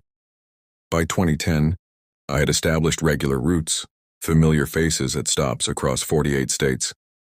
I knew which diners served the best pie, which truck stops had the cleanest showers, and which highways became death traps when the weather turned. I had a system, a routine. Wake up, check the rig, drive, eat, drive, sleep. Repeat. It was predictable. Safe. That changed on October 17th, 2016. I was 29 then, with nearly a decade of experience under my belt and the confidence that comes with it. Perhaps too much confidence. I had picked up a load of lumber from a small mill somewhere near the Bighorn Mountains in Wyoming. The foreman was a weathered man named Russ, with skin like tanned leather and eyes that never quite met mine. As he signed off on the paperwork, he hesitated. "You taking the interstate down?" he asked, his pen hovering over the form. "Was thinking of cutting through on Route 16, I replied. "Save a couple hours." His expression didn't change, but something in his eyes did. "Might want to reconsider." "That road gets tricky after dark," I laughed it off. "Been driving these roads for years. Besides, I need to make good time on this one." He just nodded, handing back the clipboard. "Your call." Safe travels. I should have listened. The job had come on short notice, but the pay was decent enough to make the detour worth it. My usual route was through the interstate, but I'd calculated that I could shave nearly 3 hours off by taking that lesser-known road that cut through a patch of rugged terrain. It wasn't uncommon for me to take these side routes. They were usually quieter with less traffic and fewer way stations. The mill was already far behind me when the sun began its descent. My truck's dash clock read 5:42 p.m. as I turned onto Route 16, the narrow 2-lane road that snaked through the foothills. The autumn daylight was already failing, the shadows lengthening across the asphalt. My GPS estimated 4 hours to reach the main highway, which would put me there well after dark. I remember checking my fuel gauge, 3/4 full, and mentally calculating that I'd be fine until the next proper station. I remember adjusting my seat, reaching for my thermos of coffee, and turning up the volume on a worn Johnny Cash CD that had been in my collection since my first year on the road. What I remember most, though, was the sense of absolute solitude as the trees closed in on either side of the road. Not the comforting solitude I'd come to appreciate in my years of driving, but something deeper, more primitive. It was the kind of isolation that reminds you how small humans really are, how vulnerable. As the last traces of sunlight disappeared from the sky, I flicked on my headlights and watched as they cut through the gathering darkness. The road twisted ahead like a black ribbon, disappearing into the dense forest that now pressed in from both sides. I'd driven through 1,000 forests before, but none had felt quite like this. The trees here didn't sway in the wind. They loomed, their branches reaching out over the road like gnarled fingers. The shadows they cast seemed to move independently of the light, shifting and dancing across my path. My radio began to lose signal, the classic country gradually giving way to static that filled the cab with white noise. I switched it off, preferring silence to that unsettling hiss. Without the music to distract me, I became acutely aware of every sound. The steady hum of the engine, the rhythmic thump of tires on asphalt, the occasional creak from the trailer as it shifted with the curves. At 7:15 p.m., I passed the last road sign I would see for miles. "Curve ahead," it warned, its reflective surface glinting in my headlights. Beyond it, the forest seemed to swallow the road whole, like the entrance to a tunnel with no promise of light at the end. I downshifted as I approached the curve, feeling the weight of the lumber behind me. The load was secure. I'd checked the straps myself, but on these roads you could never be too careful. One mistake, one moment of inattention, and you could find yourself jackknifed in a ditch. Or worse. As I rounded the bend, the trees closed in tighter, creating a natural canopy overhead that blocked out the night sky. No stars, no moon, nothing but an endless stretch of darkness broken only by the reach of my headlights. That was when I first noticed it. The silence. Not the kind of silence that comes from being alone in the middle of nowhere, but a heavy, oppressive silence that made every noise my truck produced seem unnaturally loud. The tires on the gravel, the engine's hum, even the creaking of the trailer as it shifted. It all sounded amplified, as if I were driving through an echo chamber rather than an open forest. I glanced at my watch. 7:43 p.m. Still hours to go before I'd reach civilization again. I took a swig of coffee, grimacing at its bitter coldness, and focused on the road ahead. The coffee did little to settle the unease that had begun to creep up my spine, a sensation I hadn't felt since my earliest days behind the wheel. Something about this road felt wrong, not dangerous in the usual ways. No ice, no debris, no sharp drops without guardrails, but wrong in a way I couldn't articulate even to myself. It was as if the road itself was watching me, waiting. I shook my head, trying to clear away such ridiculous thoughts. Roads don't watch. Roads don't wait. I was just tired, that's all. Tired and alone and letting my imagination get the better of me. That's what I told myself, at least, until I saw the headlights in my rearview mirror. The first glimpse of those headlights came at 8:17 p.m. I know the exact time because I had just checked my watch, calculating how much longer until I'd reach a wider stretch of road. The lights appeared suddenly, as if they had materialized out of the darkness itself rather than approached from behind. At first I thought nothing of it. This was a public road after all, and while it wasn't heavily traveled, it wasn't abandoned either. But as the minutes ticked by, I began to notice something odd about those lights. They didn't get any closer. They just stayed there, trailing me at the exact same distance, like a shadow that couldn't be shaken. I eased off the accelerator, dropping from 55 to 45, expecting the vehicle to catch up and perhaps pass me. The road was narrow, but there were occasional stretches wide enough to overtake. The headlights slowed too, maintaining that precise distance. My fingers tightened around the steering wheel. I tried to rationalize it. Perhaps it was a cautious local who knew the dangers of these roads at night, someone content to follow my taillights rather than navigate the darkness alone. Or maybe it was a highway patrol car, hanging back to observe my driving before deciding whether to pull me over. I pressed down on the accelerator again, climbing back to 55, then pushing to 60. The speedometer needle trembled as the truck protested against the sharp curves. Still, those headlights kept pace, never falling behind, never drawing closer. Just there, constant and unwavering. "What the hell do you want?" I muttered, glancing in my side mirror. The headlights seemed to flare in response, growing brighter for a fleeting moment before returning to their steady glow. It was as if whoever was behind them had heard me. I reached for the CB radio, switching it on and adjusting the squelch.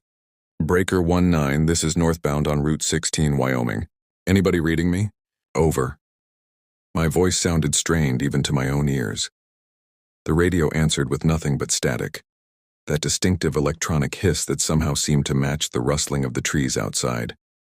I tried again, switching channels, but the result was the same. No signal. No contact with the outside world. I was alone on this road, alone except for those headlights.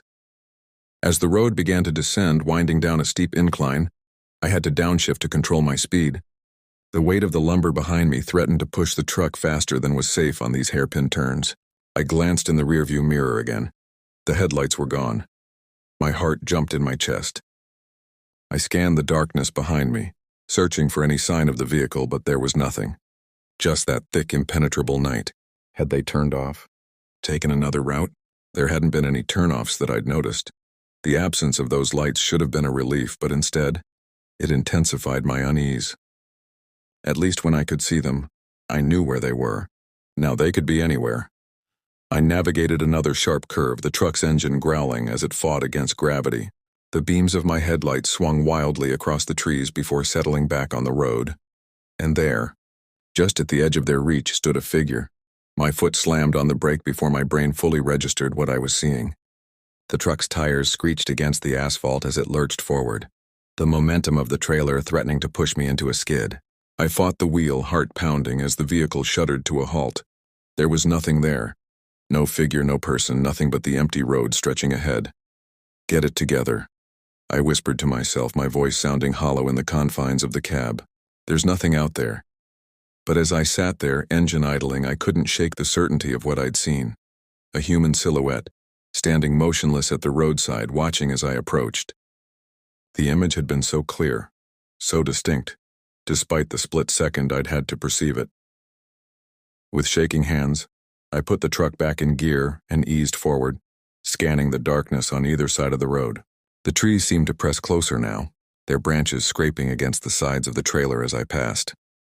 Each scratch and scrape sent a jolt through me, like fingernails on a chalkboard.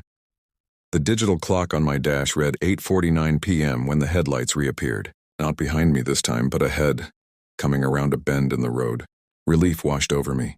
Another vehicle, another human being in this isolated stretch. But the feeling evaporated as quickly as it had come. These headlights were different. Not the standard white of modern vehicles, but a yellowish, jaundiced glow that seemed to penetrate the darkness without actually illuminating anything. And they were moving strangely, weaving from one side of the road to the other in a pattern that no sober driver would follow. I slowed the truck, hugging the right side of the road to give the approaching vehicle as much space as possible. The headlights continued their erratic dance, drawing nearer with each passing second. Then, just as they should have come into full view, they winked out. Complete darkness fell upon the road ahead. I instinctively hit the brakes again, slowing to a crawl as I strained to see what had happened. Had the other driver turned off their lights? Why would anyone do that on a road like this? The answer came in a blaze of light that erupted directly in front of me. Those same sickly yellow headlights now so close that they flooded my cab with their glow. A horn blared loud and sustained as a vehicle swerved around me, missing my front bumper by inches. In the brief moment that it passed, I caught a glimpse of it, an old pickup truck. Its once blue paint now faded and peeling, its body pocked with rust. I couldn't see the driver through the tinted windows, but I had the distinct impression that they were looking right at me as they passed. The pickup disappeared around the next bend, its taillights glowing like angry red eyes in the darkness. I sat frozen, my knuckles white on the steering wheel, my breath coming in short, shallow gasps. That truck had nearly hit me head-on. It had been driving with its lights off on a pitch-black road until the last possible moment. It wasn't an accident or a mistake. It was deliberate. I forced myself to continue driving, my mind racing with possibilities, none of them comforting. Was this some kind of local game? A drunk driver with a death wish? Or something worse? The road continued its winding course through the forest, each curve revealing nothing but more darkness. I checked my fuel gauge, still half full enough to get me through to the next town without stopping. I just needed to keep driving, to put as much distance between myself and that pickup as possible. At 9:17 p.m., the headlights reappeared in my rearview mirror. My heart sank as I recognized that same yellowish glow. The pickup had circled back somehow, finding its way behind me once more. This time it wasn't maintaining a distance, it was gaining, the lights growing larger in my mirrors with each passing second. I pushed the truck faster, taking the curves at speeds that sent the trailer swaying dangerously. The pickup matched my pace, drawing ever closer. Close enough that I could now make out details I'd missed before.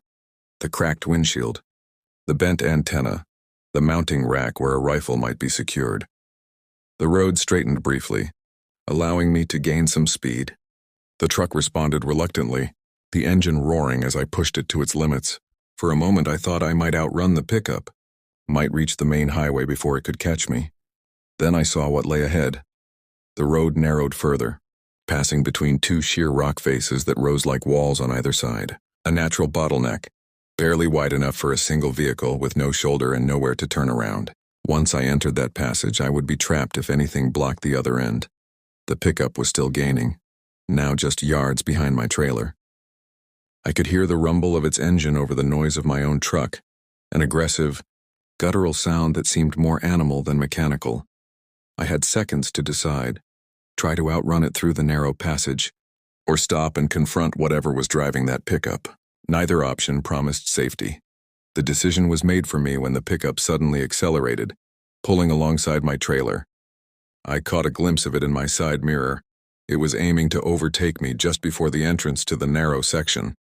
"No," I shouted, but my voice was lost in the roar of engines. The pickup surged forward, drawing level with my cab. I couldn't see through the tinted windows. Couldn't see who or what was inside, but I could feel their presence, their intent. Just before the entrance to the passage, the pickup swerved sharply in front of me, forcing me to slam on the brakes. The truck skidded, the trailer jackknifing as I fought to maintain control. The world outside became a blur of darkness and motion, the scream of tires drowning out everything else. When the truck finally shuddered to a halt, I was sideways across the road, the trailer blocking both lanes. And there, facing me just yards away, sat the pickup, its headlights illuminating the cab where I sat, exposed and vulnerable. We remained there, locked in a standoff, for what felt like hours but could only have been minutes. The pickup's engine idled, occasional revs breaking the silence like threats. I reached under my seat, my fingers closing around the tire iron I kept there. At precisely 9:32 p.m., the pickup's door opened. The hinges of the pickup's door whined in protest, a long drawn-out sound that raised the hairs on my arms. I gripped the tire iron tighter, my palms slick with sweat. The yellow headlights created a wall of light that made it impossible to see clearly, but I could make out a figure stepping down from the vehicle. The silhouette was tall and lean, moving with a deliberate slowness that seemed calculated to prolong my dread. I couldn't distinguish any features, couldn't tell if it was a man or a woman, just a human-shaped shadow against the glare of those sickly lights. The figure took 3 steps forward, then stopped. It raised an arm pointing directly at me, my throat constricted, making it difficult to breathe. I should run, I thought, abandon the truck and flee into the forest. But logic prevailed. Out there in the pitch darkness of unfamiliar woods, I'd be even more vulnerable. The truck, for all its current immobility, was at least a form of shelter, of protection. The CB radio suddenly crackled to life, making me jump. Through the static, a voice emerged, distorted, barely audible, but definitely human. "Driver, stop, back, danger." I lunged for the handset. "This is northbound on Route 16, I need help." "There's someone." The radio cut off mid-sentence, returning to that empty static. I slammed the handset down in frustration, my eyes never leaving the figure outside. It had moved closer while my attention was on the radio, now standing just yards from my door. The shape of it seemed wrong somehow, not in any specific way I could identify, but in a manner that registered on some primal level of awareness. A sound began to emanate from the pickup. Not the engine or the horn, but something that might have been music in the loosest sense of the word. It was discordant, a jumble of notes that never coalesced into a recognizable melody, played through speakers that distorted each frequency. The noise crawled into my ears like something alive, something hungry, The figure outside cocked its head as if listening to the sound with approval. Then it raised both arms, gesturing for me to step out of the truck. Not a chance, I muttered, though I knew it couldn't hear me through the closed windows. I had three choices as I saw it: stay put and hope the standoff resolved itself, try to maneuver the jackknife truck back onto the road and escape, or confront whatever was outside. None seemed particularly promising. The decision point came at 9:47 p.m., when the figure abruptly turned and walked back to the pickup. It climbed inside, the door closing with that same protesting whine. For a moment, nothing happened. Then the pickup's engine revved aggressively, once, twice, 3 times. It was going to ram me. I frantically turned the key in the ignition, the starter grinding as the engine fought to catch. Come on, I pleaded, pumping the gas pedal. The pickup's tires spun, kicking up gravel and dust that danced in the headlights. My engine roared to life just as the pickup launched forward. I yanked the wheel hard, stomping on the accelerator. The truck lurched sideways, the trailer scraping against the rock face with a sound like nails on a chalkboard. Metal tore, and the whole vehicle shuddered. The pickup missed my cab by inches, skidding to a halt where I had been moments before. Without hesitation, it reversed, tires spinning as it prepared for another attempt. I had managed to straighten out somewhat, but the trailer was still partially blocking the road. I couldn't move forward. The passage was too narrow and I couldn't turn around. My only option was reverse, back the way I had come, with the pickup in pursuit. Reversing a semi with a trailer is challenging under the best circumstances. Doing it at speed on a winding road in the dark with something hunting you, that's a nightmare. But it was my only chance. I threw the truck into reverse, craning my neck to see through the rear window. The trailer responded sluggishly, still at an awkward angle from the jackknife. The pickup revved again, headlights blazing as it prepared to charge. What happened next occurred so quickly that my memory of it remains fragmented, like pieces of a broken mirror reflecting different parts of the same moment. The pickup accelerated toward me. I reversed, the trailer swinging wildly. There was the scream of metal on rock, the crunch of my front bumper colliding with something solid. The pickup swerved, trying to avoid the trailer as it swung across the road. A massive jolt as the pickup clipped the rear corner of the trailer. Spinning tires, flying gravel, the smell of burnt rubber and hot metal. When the chaos subsided, I found myself facing the direction I had come from. The truck and trailer miraculously aligned with the road. The pickup was nowhere in sight. I didn't wait to see where it had gone. I accelerated, the truck protesting but moving, gaining speed as I retraced my route. Every few seconds, I checked the mirrors, expecting to see those yellow headlights reappear. At 10:12 p.m., I rounded a bend and saw what made my blood run cold. The road ahead was blocked. A massive tree branch lay across both lanes, too large to drive over, too heavy to move alone. It hadn't been there when I'd passed through earlier. It couldn't have fallen naturally in the short time since. The cut was too clean, too deliberate. Someone had put it there. Someone had known I would come this way. I braked to a stop, mind racing.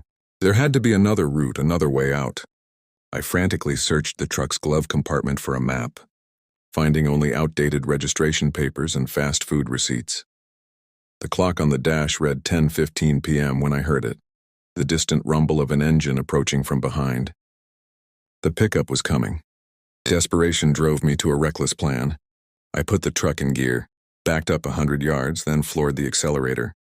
The semi gained speed, the engine screaming in protest. 50 yards from the branch, 30, 10.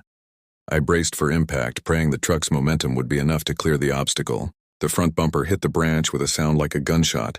Metal crumpling, wood splintering. For a terrifying second, the truck slowed, nearly stopping. Then the branch gave way, breaking apart as several tons of steel and momentum proved stronger than wood.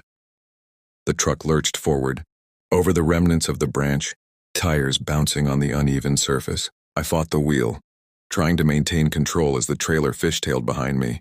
Through some miracle of physics or pure luck, the rig straightened out and I was free. I didn't slow down. Every curve in the road revealed new horrors in my imagination.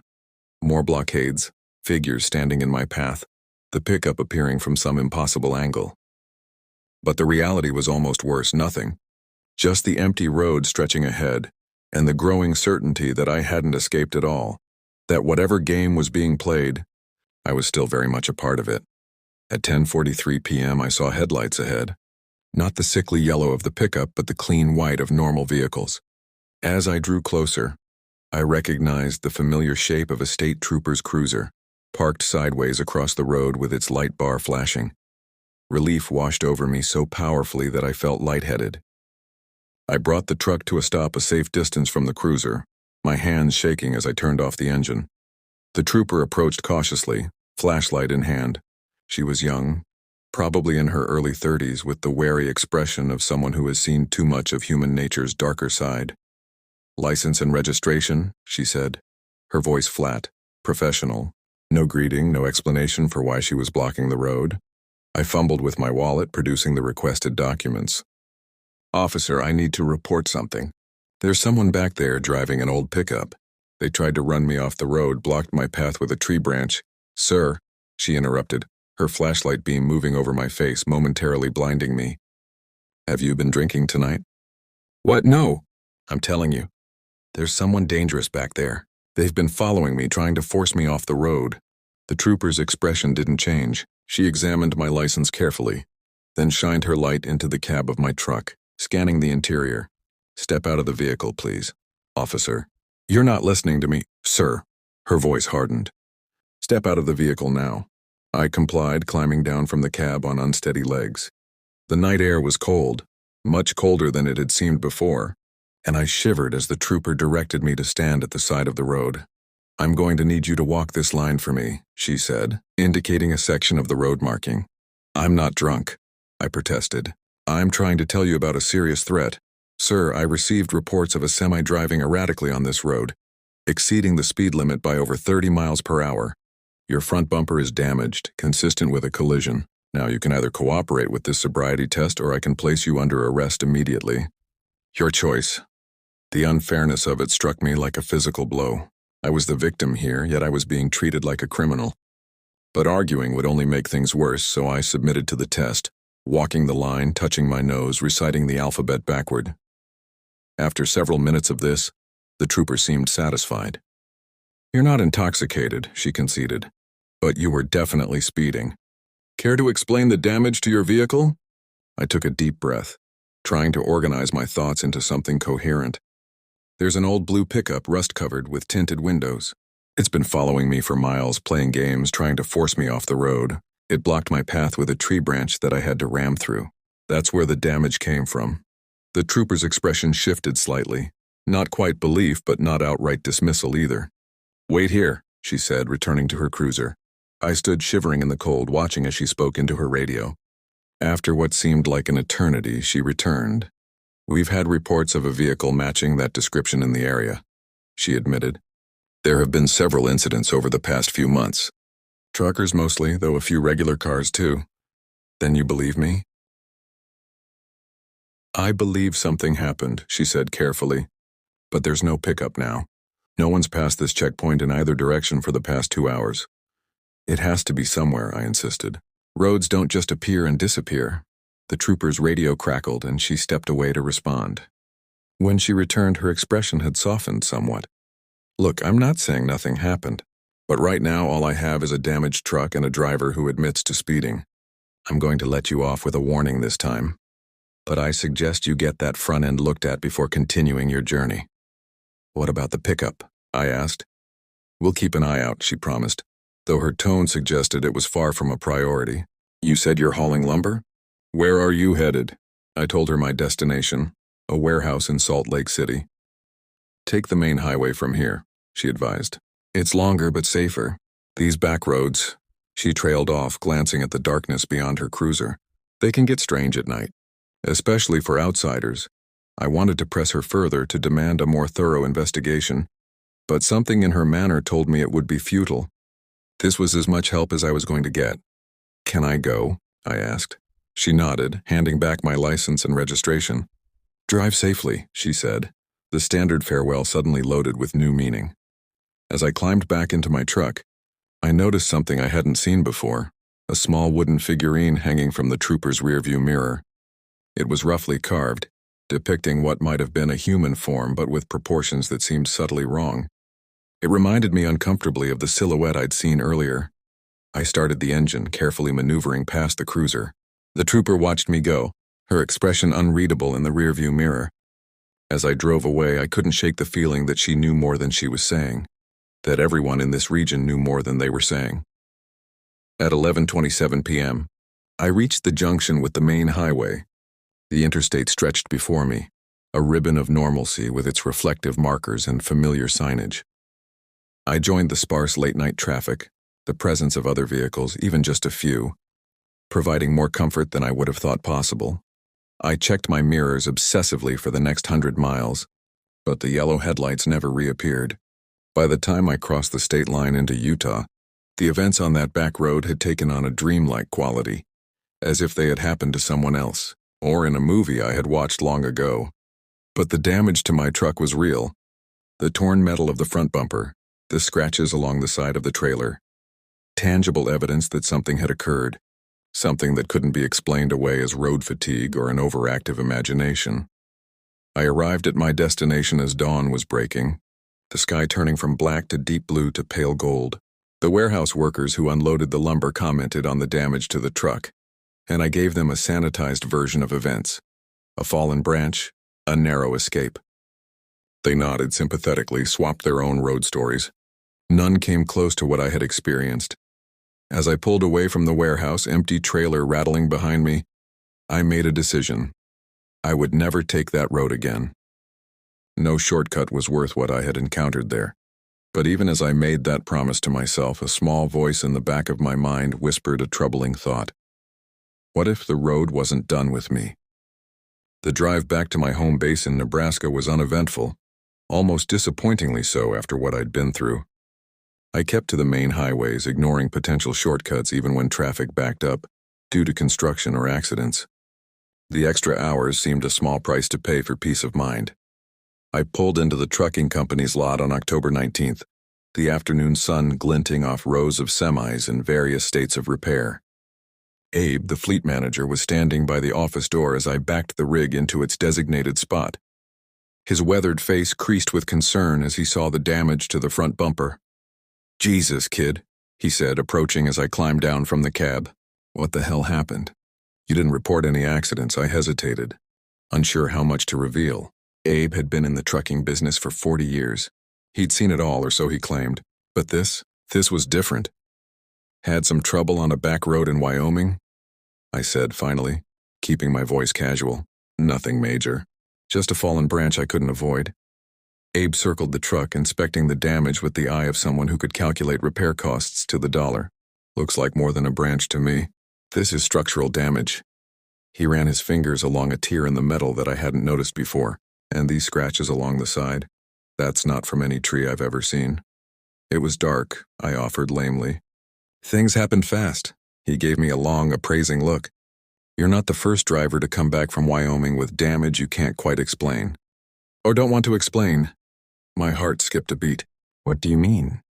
Abe glanced around the lot, then jerked his head toward the office. "Let's talk inside." The office was small and cluttered, smelling of coffee and cigarettes despite the no smoking sign prominently displayed. Abe settled behind his desk, the chair protesting under his weight. I took the seat opposite, suddenly aware of how exhausted I was, not just physically but mentally, emotionally. "Route 16? Abe asked without preamble. I nodded, surprised. "How did you know?" "We've had 3 other drivers report incidents on that stretch over the past year. None as severe as yours from the looks of it, but enough that I've been considering blacklisting the route." "What kind of incidents?" Abe opened a drawer and pulled out a thin file. Mac Roberts said he was followed for 20 miles by a vehicle that would appear and disappear. No damage to his rig, but he refused to take any more jobs that would take him through that area. Joey Caldwell reported a blockade of some kind, said it looked like a ritual arrangement of branches and rocks. He turned around, added 3 hours to his delivery time. "And Vernon Walsh?" He hesitated. "What about him?" I prompted. "Vernon claimed he saw someone standing in the middle of the road, said he swerved to avoid them, put his truck in a ditch. When he climbed out to check on the person, there was no one there. No footprints, no evidence anyone had been there at all." The description matched too closely to my own experience to be coincidence. "Did you report these incidents to the authorities?" Abe snorted. "Sure did. Local sheriff took the reports, promised to look into it. Never heard back. I talked to a state trooper, I told him. She seemed to know something about it, but she was evasive. That's Wyoming for you, Abe said, leaning back in his chair. Lots of empty space, not a lot of explanations. Locals have their own ways of understanding things that happen out there. What do you mean? He shrugged. Some places just have a history, you know? Things that don't make sense to outsiders but are just accepted by the people who live there. I drove those roads myself back in the 80s, heard plenty of stories around truck stop counters. Most of it's just talk, drivers trying to one-up each other with tall tales. This wasn't a tall tale, I said firmly. Someone in a pickup tried to run me off the road. They blocked my path, forced me to damage the truck to escape. That's not a story, that's assault. I believe you, Abe said, raising his hands placatingly. That's why I'm taking Route 16 off our approved routes effective immediately. No more shortcuts through that area. Relief washed over me. At least no other drivers from our company would have to go through what I did. So what happens now? Now you file an incident report, we get the truck repaired, and you take a few days off. You look like you need it. I couldn't argue with that. The adrenaline that had kept me going was long gone, leaving me hollow and drained. I filled out the required paperwork, describing the incident in carefully neutral terms. A vehicle had tried to force me off the road. I had to take evasive action, resulting in damage to the truck. No mention of disappearing headlights, impossible maneuvers, or figures that weren't quite right. Abe read through the report, his expression giving nothing away. This official enough for the insurance company, he said finally. But I get the feeling there's more you're not telling me. I met his gaze steadily. Would you believe me if I told you everything? A smile tugged at the corner of his mouth. Probably not. But that doesn't mean it didn't happen. He closed the file and stood up. Take the rest of the week off. I'll call you when we have another job for you. Something straightforward on main highways with plenty of traffic. Give you a chance to get your confidence back. I haven't lost my confidence, I protested, though it wasn't entirely true. Something had been shaken loose inside me. Some fundamental trust in the predictability of the world. Sure you haven't, Abe said, not unkindly. All the same, take the time, rest, try not to think about it too much, but that, as it turned out, was impossible advice to follow. I drove home to my small apartment on the outskirts of Omaha, the same one I'd had since I started driving. It was little more than a place to sleep between jobs. Sparsely furnished, impersonal, more storage unit than home. But it was mine, and it was normal, and after what I'd experienced, normal seemed like the greatest luxury imaginable. I showered, washing away the grime of the road and, I hoped, the lingering tension of the past 48 hours. Then I collapsed onto my bed, expecting to fall asleep instantly. Instead, I lay awake, staring at the ceiling, replaying every moment of that night on Route 16. Who had been driving that pickup? What did they want? Why target me or any trucker? Was it some twisted form of entertainment for locals with too much time and too few constraints? Or was it something else entirely? Something I couldn't begin to comprehend. The questions circled in my mind like vultures, offering no answers, only a growing sense of unease. When sleep finally came, it was shallow and troubled, filled with dreams of endless roads and pursuing headlights. I woke at dawn, disoriented and unrested. My phone showed several missed calls from my mother, our weekly check-in that I'd forgotten in the chaos. I called her back, assuring her that everything was fine, that the job had just been more demanding than usual. I didn't mention the incident. She worried enough about me following in my father's footsteps without adding supernatural harassment to her concerns. The days of my forced vacation passed with excruciating slowness. I tried to occupy myself with mundane tasks, grocery shopping, laundry, catching up on TV shows I'd recorded but never watched. None of it provided the distraction I needed. On the third day, I found myself at the local library, searching for information about Route 16 and the surrounding area. The board librarian directed me to a section on regional history, but the few books available offered nothing useful, just dry accounts of settlement patterns and economic development. I turned to the internet next, using the library's computers to search for any reports of similar incidents. What I found was both disturbing and vindicating. Forum posts from other truckers describing encounters on that same stretch of road. The details varied, but the pattern was consistent. Unusual phenomena, aggressive pursuit, blockades or obstacles, all occurring after dark. One account in particular caught my attention. A driver named Scott described an encounter in 2014 that matched mine almost exactly. The following headlights: the tree branch blockade, the confrontation with a pickup truck. But Scott's story went further. He claimed to have gotten a clear look at the driver of the pickup when it passed him. It wasn't human, he wrote. I don't mean like an alien or a monster. I mean it wasn't a complete person. Like pieces were missing or added wrong. I've been driving these roads for 20 years and seen some strange things, but nothing like this. I quit the next day. Some things aren't worth the paycheck. I stared at the screen, a cold weight settling in my stomach. I hadn't seen the driver of the pickup that pursued me. Part of me was grateful for that. Another part wondered if seeing would have been better than the uncertainty I was left with. The forum thread ended abruptly, with no further posts from Scott or responses to his account. I tried to track him down through other means, but it was as if he had disappeared from the digital world entirely. On October 25th, Abe called with a new assignment, a straightforward haul from Omaha to Chicago. All interstate, no back roads or shortcuts. I accepted eagerly, desperate to return to the routine that had defined my life for years. The truck had been repaired in my absence, the damaged bumper replaced, the scratches buffed out. It looked exactly as it had before my encounter on Route 16, but it felt different somehow, as if it too carried the memory of that night. I completed the Chicago run without incident, followed by similar jobs to St. Louis, Indianapolis, and Kansas City. Each successful trip restored a bit of my confidence, pushed the memory of Wyoming a little further into the background. But it never disappeared entirely. At truck stops and diners, I found myself listening more closely to the conversations around me, alert for any mention of Route 16 or similar experiences. Most driver talk was the usual: complaints about regulations, weather forecasts, family updates. But occasionally, when the hour grew late and the coffee had been flowing freely, the stories would turn darker. I never shared my own experience. The few times I'd tried to describe it to fellow drivers, the words had stuck in my throat, as if giving voice to what happened would somehow make it more real, more present. November turned to December, and the holiday rush kept me busy with back-to-back hauls. The steady work was a blessing, leaving little time for dwelling on the past. By the time Christmas approached, I had almost convinced myself that what happened on Route 16 was an isolated incident. A perfect storm of fatigue, isolation, and perhaps a genuinely disturbed local with a grudge against truckers. Then, on December 18th, I received a package at the company office. No return address, just my name and the company location printed in neat block letters. Inside was a small wooden figurine, crudely carved into a humanoid shape with subtly wrong proportions. 2 long arms, a neck that connected at an impossible angle.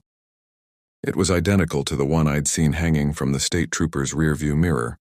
Wrapped around the figurine was a note, handwritten on yellowed paper: "The road remembers." I stood in the office, the figurine cold and heavy in my palm as a realization settled over me like a physical weight. This wasn't over. Whatever had begun on that stretch of Route 16, it had followed me home. January 15th, 2017. I stared at the figurine sitting on my kitchen table, where it had remained untouched since I received it nearly a month earlier. I couldn't bring myself to throw it away, though I couldn't articulate why. It was as if disposing of it would somehow be an admission, a surrender to whatever force had sent it to me. Outside, snow was falling heavily, transforming the parking lot of my apartment complex into a featureless white expanse. Weather reports predicted one of the worst storms in years, with accumulations of up to 2 feet expected by morning. The trucking company had already called to let me know that my scheduled run to Minneapolis was canceled. I should have been relieved. A day off, a chance to rest in the warmth of my apartment while the world outside disappeared under a blanket of white.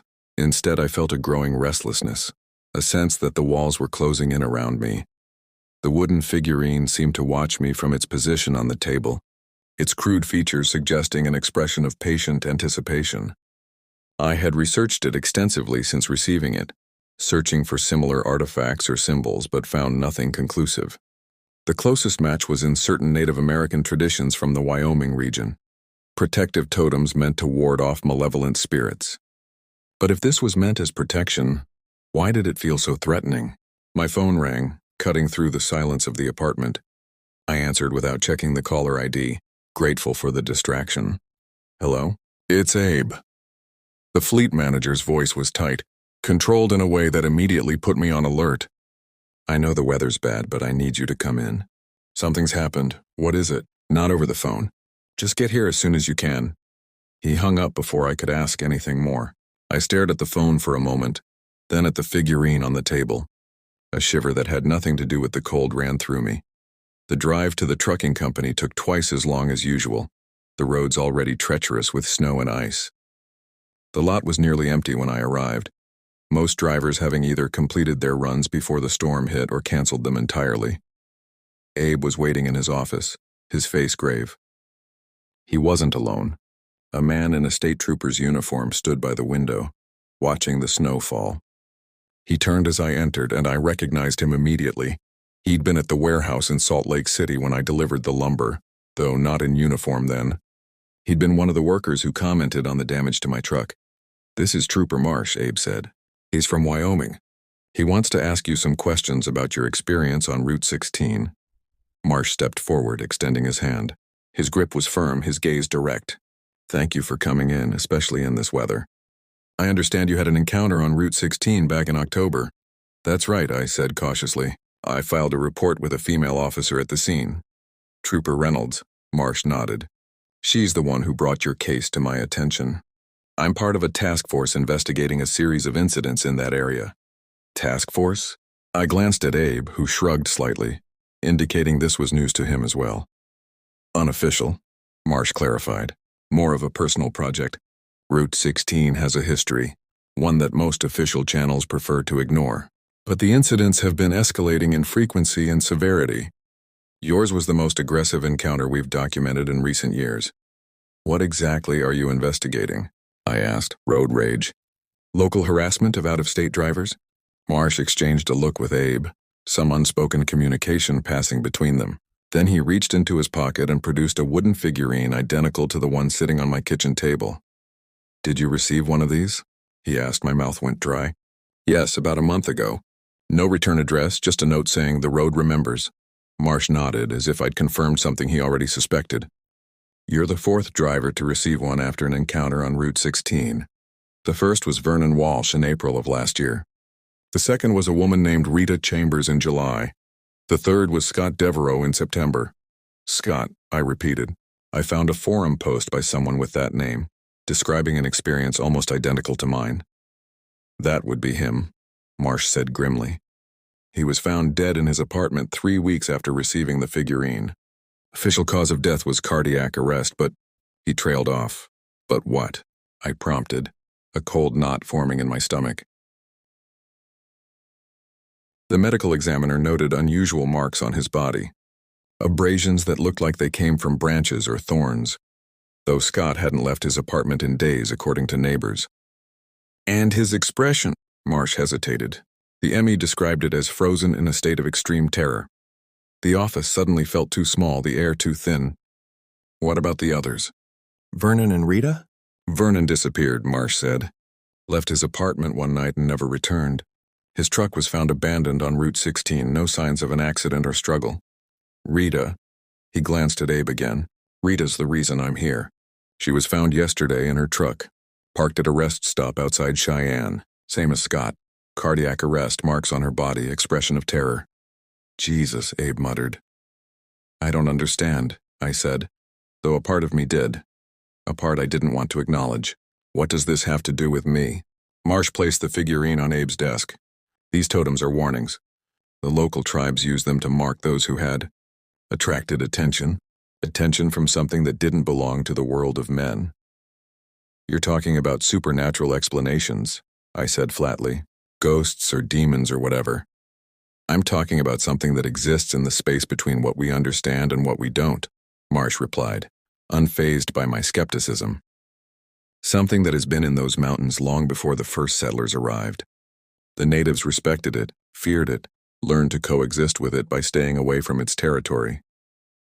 But roads cut through that territory now, bringing unwitting travelers within its reach." I shook my head, wanting to dismiss his words as the ramblings of a superstitious mind, but unable to forget what I'd experienced on that road. The unnatural silence, the figure that appeared and disappeared, the pickup that moved in ways no vehicle should. Why me? I asked finally. Why any of us? What did we do to attract this attention? Nothing, Marsh said simply. That's the cruelty of it. You were just there passing through at the wrong time, when it was hungry or curious or bored. It's like a child pulling wings off flies. There's no deeper meaning, no greater purpose. Just the exercise of power over those who wander into its domain. So what do I do now? Wait to end up like Scott and Rita? No. Marsh's voice hardened. You fight. The figurine isn't just a warning, it's a connection, a tether that allows it to find you, to influence you from a distance. But it works both ways. It can be used to strike back. He reached into his jacket and pulled out a small leather pouch. This contains items gathered from Route 16, soil, bark from the trees, water from a spring that runs beneath the road. Elements from its domain, bound with words of power by someone who understands these things better than I do. A spell? I couldn't keep the incredulity from my voice. You're giving me a magic pouch to fight off a mountain monster? I'm giving you a weapon, Marsh said sharply. The only one we've found that has any effect. Vernon had one too, but he ignored the instructions. Rita never received hers. It arrived the day after she died. What are the instructions? I asked, curiosity overcoming skepticism. Return to Route 16, bring the figurine. At the place where you first encountered it, the entity, burn both the figurine and this pouch. It severs the connection, sends it back to its domain. At least that's the theory. Theory? You don't know if it works? Marsh's expression tightened. I've tried it myself. I had my own encounter on that road years ago. Burning the item seemed to end the influence. I've not received another figurine or experienced any further incidents. I looked at Abe, who had been silent throughout this explanation. What do you think about all this? The fleet manager sighed heavily. I think there are things in this world we don't understand. I've been in this business long enough to hear stories that can't be explained by logic or science. I also think Trooper Marsh wouldn't be here if he didn't believe you were in genuine danger. The storm's getting worse, Marsh said, glancing out the window. Travel will be impossible by nightfall. If you're going to do this, it needs to be soon. You want me to drive to Wyoming in a blizzard to perform what amounts to an exorcism on a stretch of road? I couldn't believe what I was hearing. That's insane. Maybe, Marsh conceded. But consider the alternative. Scott lasted 3 weeks after receiving the figurine. Rita, just over a month. How long before whatever happened to them happens to you? I thought of the nightmares that had plagued me since October. Dreams of being pursued down endless roads by something I couldn't see, but could feel watching me. I thought of the inexplicable cold spots in my apartment, the shadows that seemed to move independently of any light source, the sensation of being observed even when I was alone. I need to think about this, I said finally. Marsh nodded, placing the leather pouch on the desk beside the figurine. Take your time, but not too much time. He handed me a card with his number. Call me when you decide. Either way, I'd like to know. After he left, Abe and I sat in silence for several minutes, the only sound the ticking of the wall clock and the distant hum of the heating system. You believe him?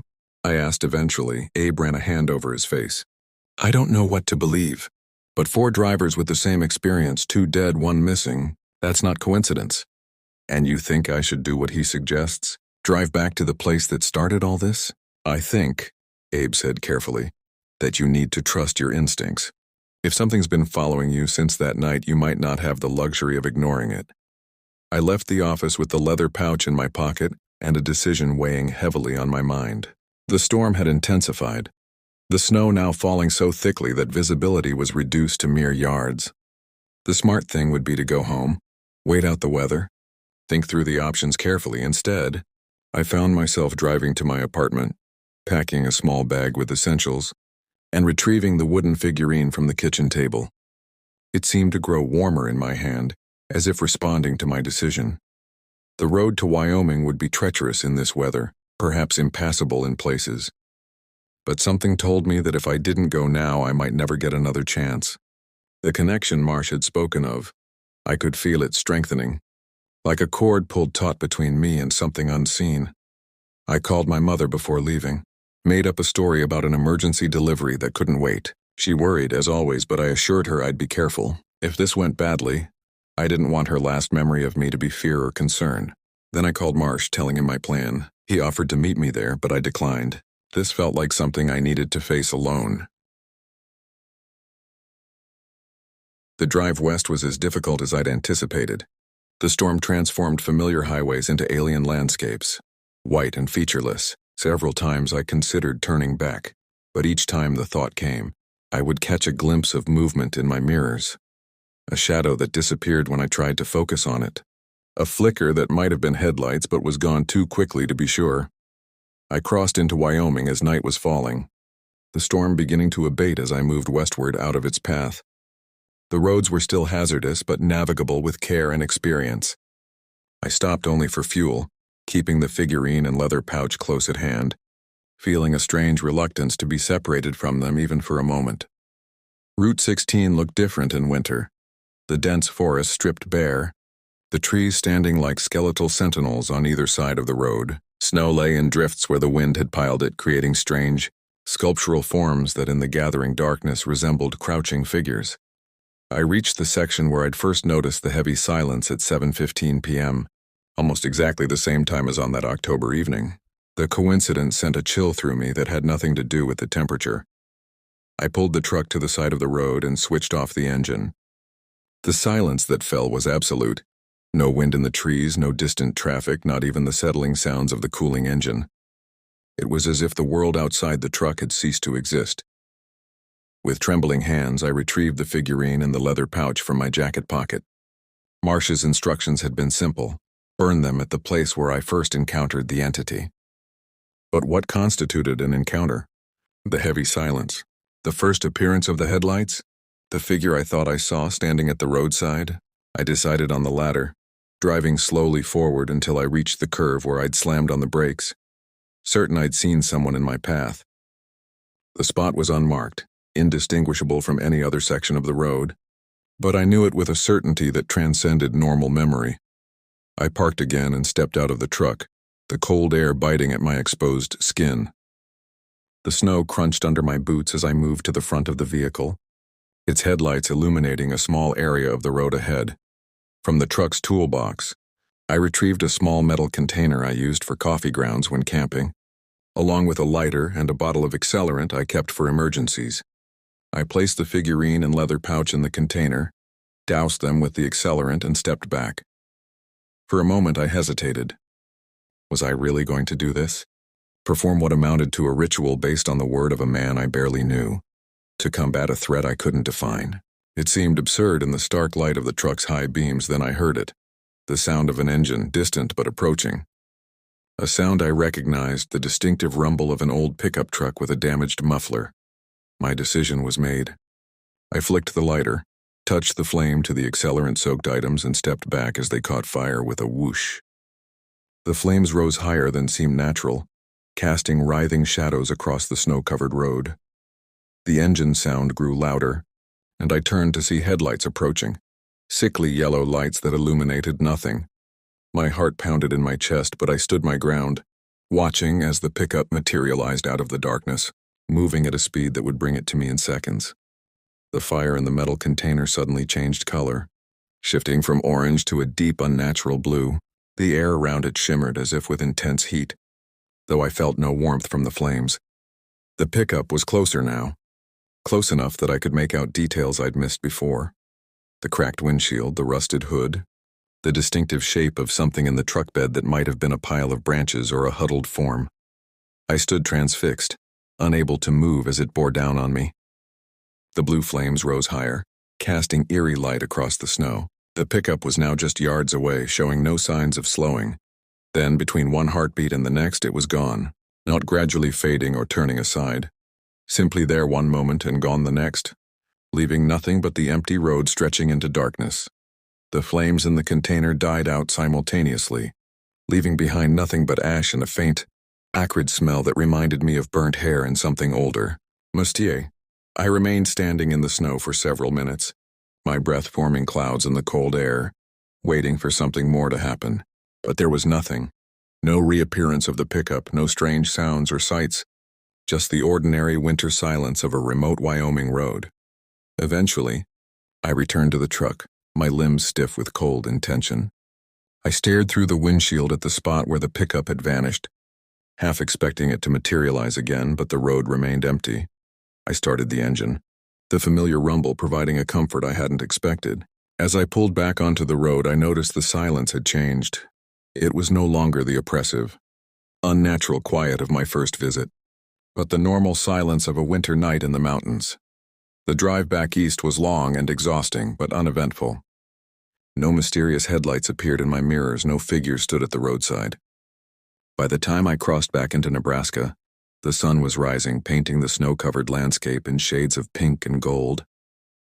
I called Marsh from a rest stop, giving him a brief account of what had happened. He listened without interruption, then said simply, "It worked then." "Good. How can you be sure?" I asked. "Nothing really happened. The pickup disappeared, but that's what it did before." "Trust me," he said, a note of weariness in his voice. "If it hadn't worked, you'd know. You'd be dead or worse. Worse than dead? What does that mean?" He was silent for a moment.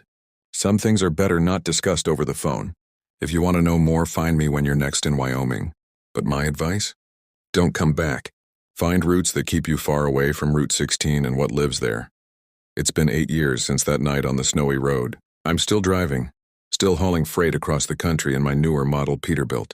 I've never returned to Route 16, never even entered Wyoming if I could avoid it. Abe retired 3 years ago, leaving the company to his son, who knows nothing of what happened and prefers it that way. Marsh and I speak occasionally, brief conversations about incidents in other parts of the country that bear similarities to what I experienced. There are more of them than I would have thought. Stretches of road where reality seems thinner, where things that shouldn't exist find ways to cross over. I've learned to recognize the signs, the unnatural silence, the sense of being watched, the strange behavior of light and shadow.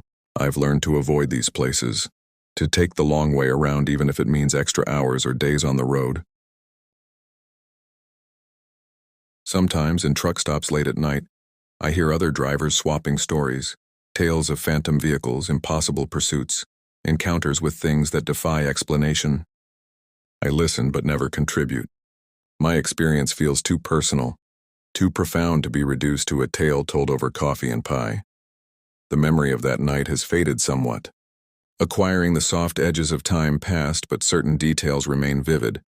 The yellow headlights that illuminated nothing, the figurine with its subtly wrong proportions, the blue flames that seem to burn a hole in reality itself. I still drive, because it's what I know, what I'm good at. The road is still where I belong, but I drive with a new awareness now, a respect for the mysteries that lie beyond the reach of headlights. And I keep a metal container, a lighter, and a bottle of accelerant in my truck at all times, just in case the road remembers me again, because that's the truth I've come to accept, the lesson learned on a winter night in Wyoming. Some roads don't just take you from one place to another. Some roads lead to places that aren't on any map, places where the normal rules don't apply. And some roads remember you long after you've left them behind. The long haul isn't just about distance or time. It's about what you carry with you, what follows you, what waits for you around the next bend. It's about recognizing that the journey never really ends. It just changes form, like headlights appearing and disappearing in a rear-view mirror. And sometimes, on nights when the moon is hidden and the darkness seems deeper than it should be, I still check my mirrors more often than necessary, watching for lights that shouldn't be there, listening for an engine sound I hope never to hear again, because the road remembers, and so do I. My name is Ethan Miller. I'm 34 years old and live in a small town in northern Michigan. I've always loved the outdoors, camping, hiking, fishing, you name it. But a few years ago I found myself in a tough spot financially. I had been laid off from my job at an outdoor gear store and my meager savings were quickly dwindling. That's when I decided to apply for a job as a park ranger with the National Park Service. I had the outdoor skills and first aid certifications they were looking for, and more importantly, the job provided housing in remote ranger stations, so I wouldn't have to worry about rent. It seemed like the perfect solution to keep a roof over my head while doing something I loved. After a few months of training, I was assigned to my first post at a vast wilderness area in Oregon's Cascade Mountains. I was thrilled at the prospect of living in the backcountry, spending my days maintaining trails and keeping an eye out for fires. But on my very first night at the isolated ranger station, strange things started happening. It began with an eerie howling that echoed through the woods shortly after dusk. It sounded like a wolf, but distorted and unnatural. I tried to brush it off, assuming it must be the wind playing tricks on me, but later that night I was jolted awake by the sound of something large brushing against the outside of the cabin. I laid perfectly still, my heart pounding in my chest as I strained to hear over the blood rushing in my ears. After a few agonizing moments, the sound stopped and I eventually drifted off into an uneasy sleep. Over the next few days, I tried to put the strange occurrences out of my mind and focus on my work. But each night brought new unsettling experiences. The distant screams of an animal in pain, shadows moving through the trees just beyond the glow of my campfire, the uncanny feeling of being watched. I radioed into my supervisors to report the disturbances, but only received back joking replies about how the isolation must be getting to me already. Better toughen up quick, rookie. With no other options, I resigned myself to sticking it out, hoping things would improve with time. But I couldn't shake the deep sense of foreboding that had crept over me, the feeling that something in these ancient forests did not want me here. As the weeks wore on, I tried to establish a routine, hoping it would help calm my rattled nerves. My days were spent maintaining trails, clearing fallen trees, filling in eroded sections, and replacing missing signage. It was hard work, but rewarding. The exertion kept my mind off the strangeness, at least while the sun was up. But as soon as dusk began to settle over the forest, the dread returned stronger than ever. The night seemed to stretch on forever in the oppressive darkness, broken only by the occasional sound of branches snapping in the distance or animals scurrying through the undergrowth. Sleep became an elusive luxury as I tossed and turned on my cot, straining to hear the slightest irregular noise over the creaking of the old cabin. On the rare occasions exhaustion did overtake me, my dreams were plagued by disturbing visions, shambling silhouettes peering in the windows, limbless figures dragging themselves across the forest floor, and always the unearthly wailing that had greeted me that first night. Paranoia began to set in, as I questioned whether lack of sleep was eroding my sanity, or if the troubling things I was experiencing were actually real. Was something stalking me out there in the shadows? I found myself obsessively checking and rechecking the locks on the doors and windows each night. I took to carrying my knife on me at all times, even while I slept. Then one evening I discovered strange inscriptions carved into several trees around the perimeter of the cabin. Rough geometric designs and unknown symbols that made my skin crawl to look at them. I searched the area frantically for any signs of the vandal, but found no trace. It was as if they had emerged from the forest itself to leave their unnerving mark. I documented the carvings with shaky photographs and sent another report to the Yao Central Office demanding to know if they had any additional information on the history of this area and its previous occupants. What had I gotten myself into? Their reply was as frustratingly dismissive as ever. No records of any unusual activity in the area, probably just some bored delinquents passing through. And a reminder that dealing with minor vandalism was part of the job. As I laid down that night, gripping my knife under my pillow, a horrible realization crept over me. I was completely isolated out here, miles away from the nearest human being. No one was coming to help me. It was up to me to either unravel the dark mysteries that seemed to be closing in around me or succumb to them entirely. Determined to get to the bottom of the increasingly terrifying phenomena, I began investigating further in my limited free time. Scouring the cabin's small assortment of regional books and maps, I looked for any clues about the area's history that might shed light on my experiences. One rainy afternoon, I uncovered an old leather-bound journal wedged behind a shelf as if intentionally hidden away. The pages were brittle and yellowed with age, many of them stuck together. But what I could make out sent chills down my spine. It was a ranger's log dated back to the early 1900s, recounting the strange and inexplicable events that had plagued the region even then. June 8, 1908. Campers reported hearing eerie wailing noises near Spruce Creek last night, unlike any animal they recognized. Investigated area but found no tracks or signs of disturbance. August 15, 1908. 2 hikers failed to return from overnighter in Blacktooth Woods. Search party discovered their tent ripped to shreds, streaked with dark stains. No sign of the occupants. November 3, 1908. Ephraim Wade from the Hazelton lumber camp burst into the station raving mad, yelling about stick figures coming to life and attacking the camp. Assumed a bear attack. Closed camp for season. The entries went on, each more chilling than the last. It seemed I wasn't the first to encounter the dark presence in these woods. But what did it want? And why did it still linger all these decades later? My trepidation growing with each page. I finally reached the journal's final entry, dated April 1909.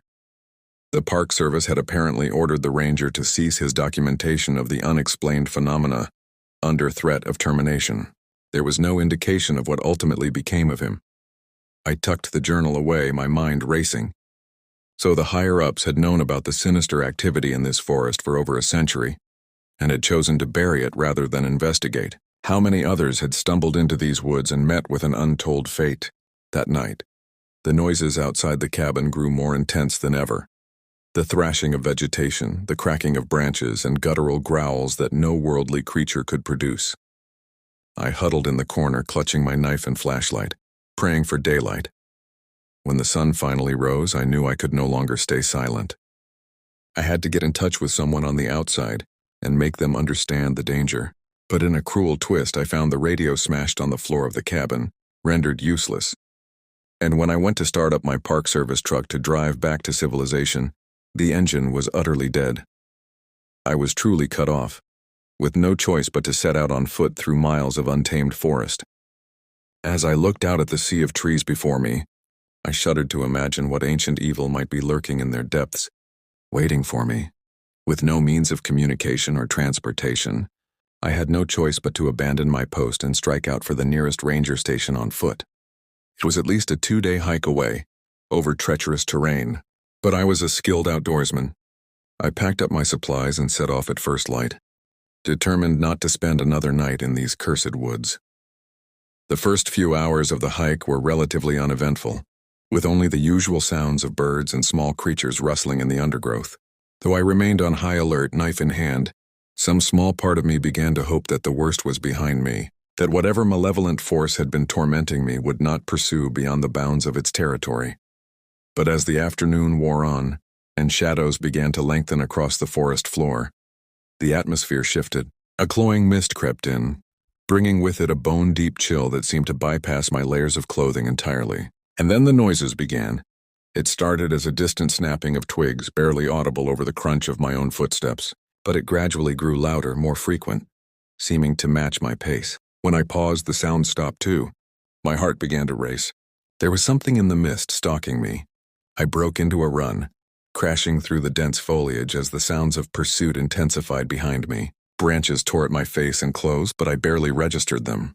Raw terror had taken hold, propelling me blindly forward. In my panicked state, I didn't notice the drop-off until it was too late. The ground crumbled away beneath my feet, and I tumbled head over heels down a steep embankment, my screams echoing off the trees. I finally slammed to a stop at the bottom of a ravine, my head smashing against a rock. White-hot pain exploded through my skull as my vision blurred and darkened around the edges. As I drifted towards unconsciousness, I dimly registered a gangly silhouette crouched on the embankment above me, watching, waiting. When I came to, it was fully dark. Agonizing pain radiated from the back of my head. Reaching a hand up, my fingers came away sticky with blood. Every inch of my body ached, but miraculously nothing seemed to be broken. Gritting my teeth, I dragged myself to my feet, swaying unsteadily. My pack was nowhere in sight, likely lost in the fall. I was utterly alone, concussed and disoriented, with no supplies. And in the darkness all around, I could hear the sounds of unnatural movement, the entities that had been pursuing me closing in. I looked around desperately for a means of escape or defense. My eyes fell upon a narrow opening in the rock face a few yards away, half hidden by vines and shadows. A cave. I knew the dangers of venturing into an unknown cave, especially in my injured state. But what choice did I have? With the last of my strength, I stumbled towards the opening, praying I was not trading one horror for something even worse. The mouth of the cave yawned before me like a pitch-black void, exhaling stale damp air that reeked of decay. Every instinct screamed at me to get as far away from the foreboding darkness as possible. But the sounds of my relentless pursuers were drawing nearer by the second, their uneven gait crashing through the undergrowth. With a shaking hand, I retrieved the small flashlight from my belt, the one piece of equipment that hadn't been lost in the fall. I clicked it on, the beam cutting a weak swath through the shadows of the cave's entrance. It would have to be enough. I plunged inside. The narrow tunnel twisted and turned, the walls pressing in around me, scraping against my shoulders. Roots dangled from the earthen ceiling, brushing against my face like probing fingers. The air grew increasingly stagnant the deeper I went, weighting my lungs. I tried to keep my panicked breath steady, to listen past the pounding of my own heart for any signs of the creatures that had chased me to ground. But the only sounds were the scuff of my boots and the occasional skitter of unseen things disturbed by my light. Finally, after an interminable period of claustrophobic shuffling, the passage began to widen. Wan light played over the craggy walls, cast by a scattering of ancient-looking lanterns set into niches. Their dull glow was just enough to reveal the chamber I had entered.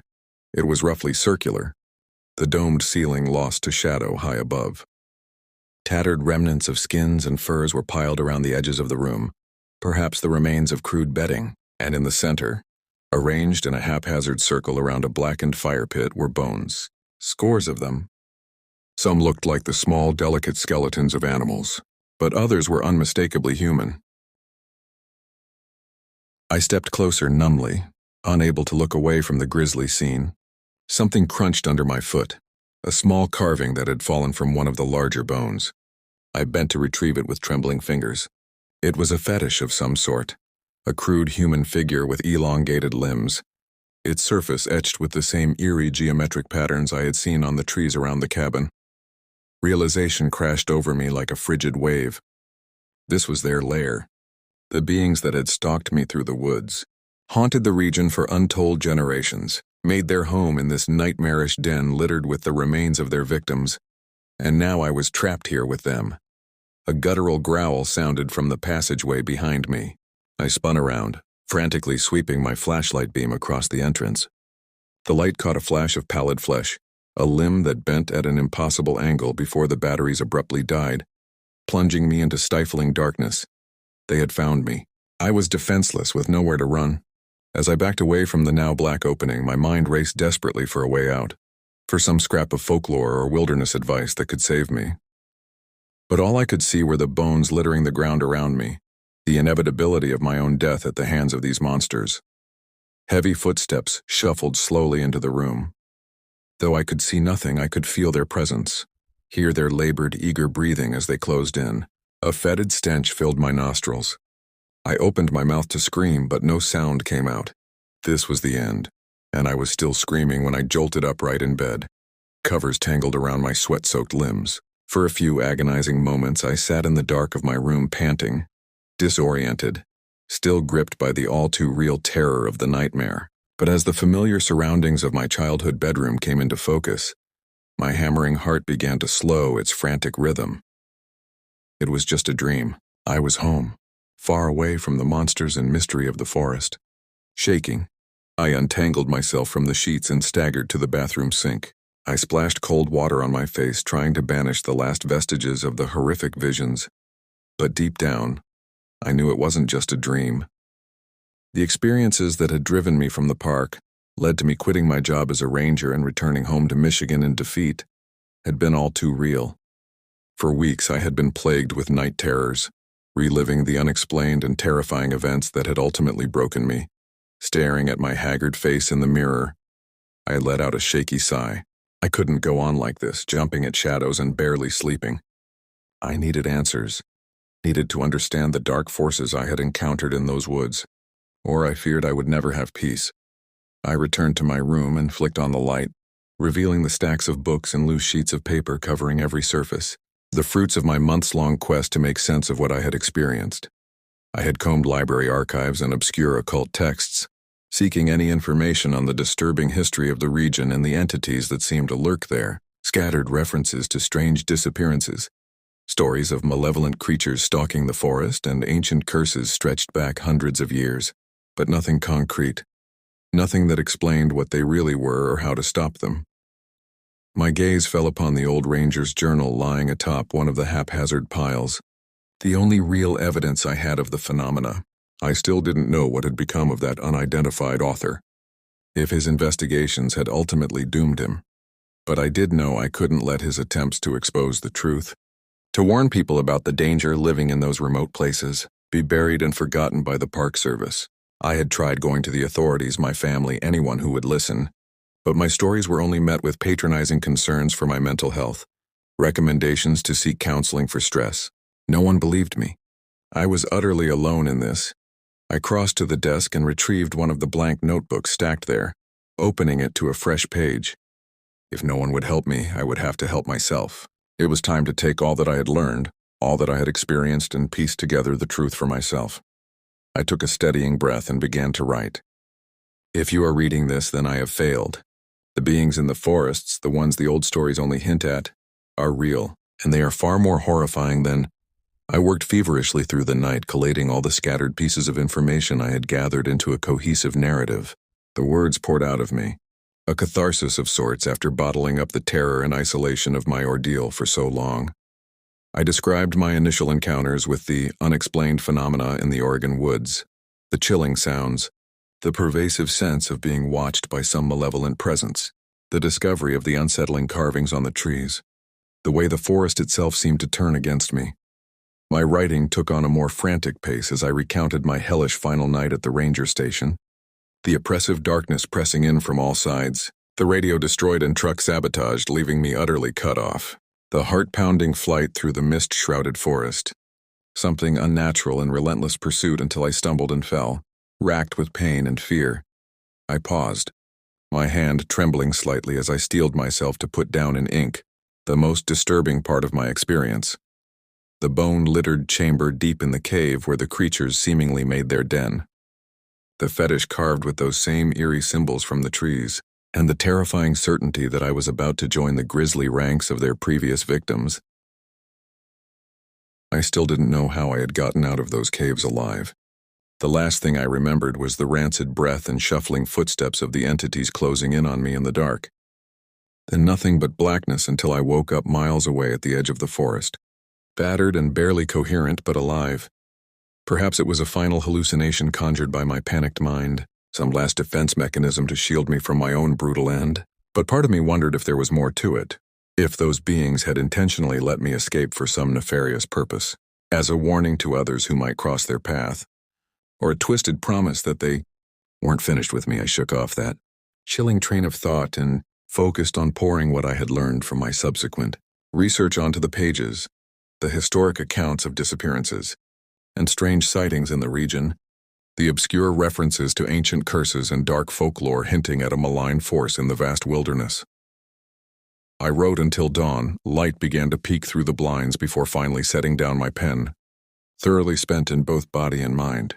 The notebook in front of me contained the sum total of my harrowing experience and desperate search for answers, the truth behind the sinister happenings in one of the country's most isolated regions. But now that it was all down on paper, the question remained, what was I going to do with it? How could I warn others of the danger lurking in our protected lands when my story was so unbelievable? Who would even listen to the ravings of a broken-down ex-ranger? As I stared blearily at the stack of pages before me, an idea began to take shape through the fog of exhaustion. What if I reworked my account slightly, presented it as a fictional horror novel, used the conventions of suspense and supernatural genre fiction to couch the all-too-real events? People might dismiss a blatant telling of my story as delusion or fabrication, but perhaps they'd accept those same truths in the form of an atmospheric horror tale. Let the eerie similarities to real-life events and locations penetrate their subconscious. The more I considered it, the more it felt like the only way to get my message out to the world, to make people think twice about what might be lurking in the dark corners of our country's wildest places. I could change names and identifying details to avoid the scrutiny and suppression of the Park Service, but the core of my terrifying experience would remain intact. Resolved, I picked up my pen once more. I would use the power of storytelling to shed light on the very real horrors I had faced. And maybe, just maybe, prevent some other unsuspecting soul from venturing into those haunted woods and meeting a fate far worse than I could imagine. I took a deep breath and began my story anew. My name is Ethan Miller. I'm 34 years old and live in a small town in northern Michigan. I've always loved the outdoors, camping, hiking, fishing, you name it. But a few years ago, I found myself in a tough spot financially. Wearily, I stretched and hit save on the document before me. The final chapter of the novel I had poured my heart and sanity into for the past 3 months. Since that sleepless night filled with dark epiphanies, I had reworked my raw, rambling account into something that could pass as a fictional thriller, albeit one more truthful than most would ever know. I had changed names, compressed timelines, taken some creative liberties with the setting and my own background, but the core of the story remained authentic to my own experience. The slow build of paranormal dread, the isolation and helplessness, the all-too-real monstrosities lurking in the primordial depths of the forest. I could only pray that it would resonate with readers, make them question what horrors might be concealed in the wilderness we thought we knew. The writing process itself had been a strange sort of therapy, a way of confronting and processing the trauma that continued to haunt my dreams. With each scene I put to paper, each memory I transmuted into prose, I could feel a bit of the crushing weight on my psyche lifting. The night terrors came less frequently now, and when they did, I found I could face my phantasmal tormentors with slightly more courage, knowing their fictive forms could no longer hurt me. But I held no illusion that I was healed, that this literary exorcism could erase the scars on my mind or the certain knowledge of the malevolence that dwelled in the Oregon forest. I still woke some nights drenched in icy sweat, my heart galloping like a terrified rabbit, certain I could hear unnatural shuffling steps in the hall beyond my bedroom door. I still could not set foot in the woods without my nerves singing with panic, without the sensation of unseen eyes tracking my every move. I knew I would never again be the man I was before I first set foot in that remote wilderness, looked into that abyss of primal horror and felt it look back into me. But perhaps in sharing my story, even in the guise of fiction, I could regain some sense of power, of control over the narrative of my own life. I saved a copy of the completed manuscript to my hard drive and stared at the blinking cursor for a long moment, an odd mix of trepidation and relief warring in my gut. I knew the odds of getting an unknown author's work published were slim to none, let alone a tale as outlandish and macabre as mine. But I had to try. I owed it to myself, to that unnamed ranger who had tried to warn of the danger all those decades ago, to anyone who might stumble unknowingly into that primeval heart of darkness. Resolute, I began drafting an email to the first literary agent on my painstakingly compiled list. Perhaps they would take a chance on my debut novel of supernatural suspense and regional terror. The query letter might end up dismissed as the ravings of a disturbed mind, or filed away and forgotten like so many warnings about the forest before. But I had to believe that there was one person out there who would see the truth peeking through the veil of fiction, the reality of the nightmares that walked among us in the loneliest corners of our world. That for all the horror and dread I had faced in those remote woods, I might yet wrest some shred of light from the darkness. I took a deep breath, steadying my hands over the keys. I could only pray that in sending this story out into the world, I wasn't setting its horrors loose to take on a life of their own. That the desperate warning within its pages would be heard before it was too late. With a last whispered plea to any force of good that might be listening, I hit send, and so my story and the truth contained therein ventured out into the shadows to either shed a light or be swallowed whole. I could only hope the world was ready for it. That I was ready.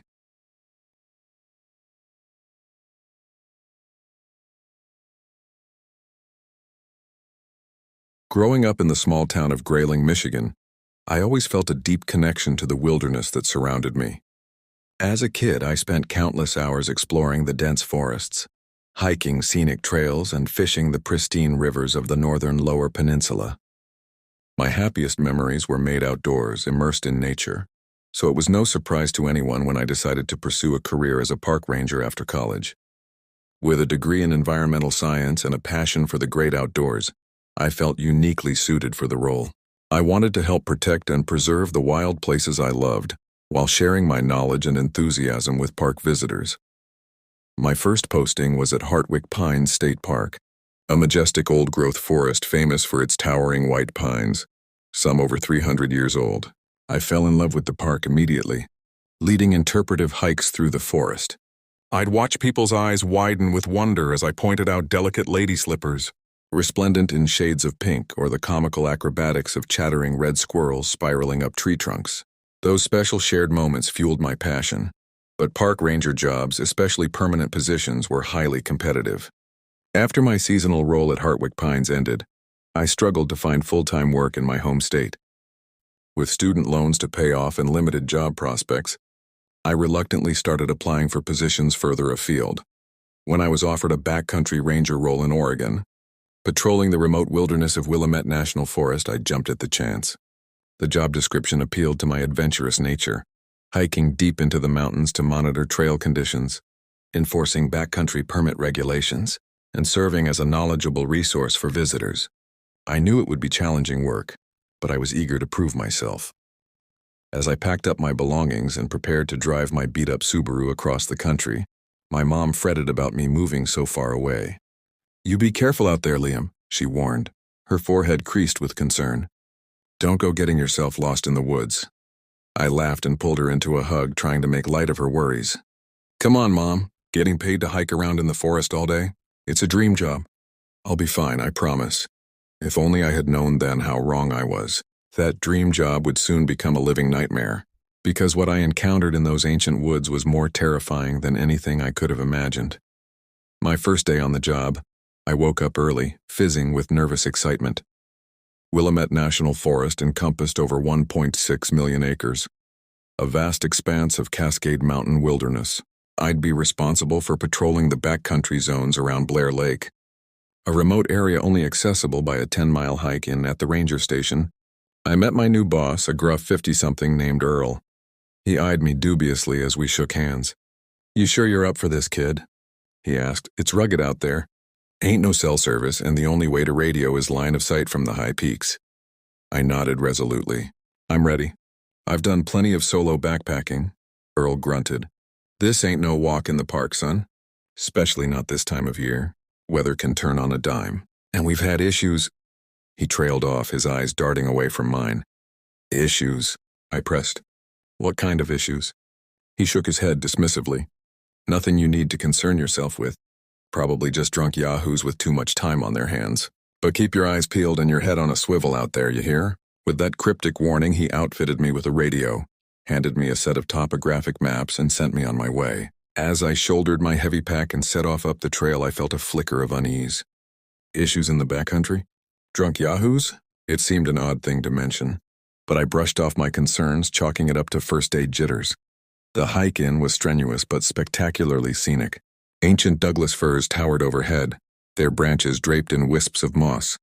Riotous rhododendrons burst with clouds of pink blossoms. The trail wound past burbling creeks and sheer rock faces adorned with clinging ferns. I caught an occasional glimpse of Mount Jefferson's snowy peak rising above the forest. It was achingly beautiful. Around midday, I reached Blair Lake, my home base for the next 8 days. The glacial lake was a sheet of turquoise glass ringed by jagged peaks. I made camp in the designated site, a clearing sheltered by towering firs. As I set up my tent and filtered water, I basked in the tranquil solitude. No other hikers around, no engine noise, just birdsong, breeze, and the lap of waves on the lakeshore.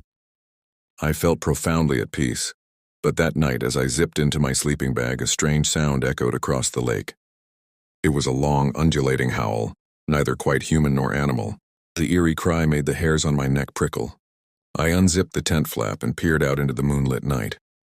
The forest stood silent, no sign of movement beyond the silvered trees. I listened, straining to hear past the thump of my own heartbeat. But the howl did not come again. Must have been a coyote, I told myself, trying to slow my racing pulse. Nothing to worry about. Eventually, I drifted into an uneasy sleep. If I had known then what that howl foretold, I would have packed up and hiked out of those woods that very night. But in my naivete, I had no inkling of the horrors to come. I woke the next morning to a forest shrouded in mist, tendrils of vapor curling through the evergreens. Though the sun had risen, the day retained an unsettling gloom. Shaking off my unease, I started my daily patrol. My job was to hike the network of trails around the lake, checking for hazards and illegal camping. As I walked, I meticulously cataloged my observations in my notebook. Fallen trees to clear, trail washouts to report, scat and prints to identify. Gradually, I relaxed into the familiar rhythms of fieldwork.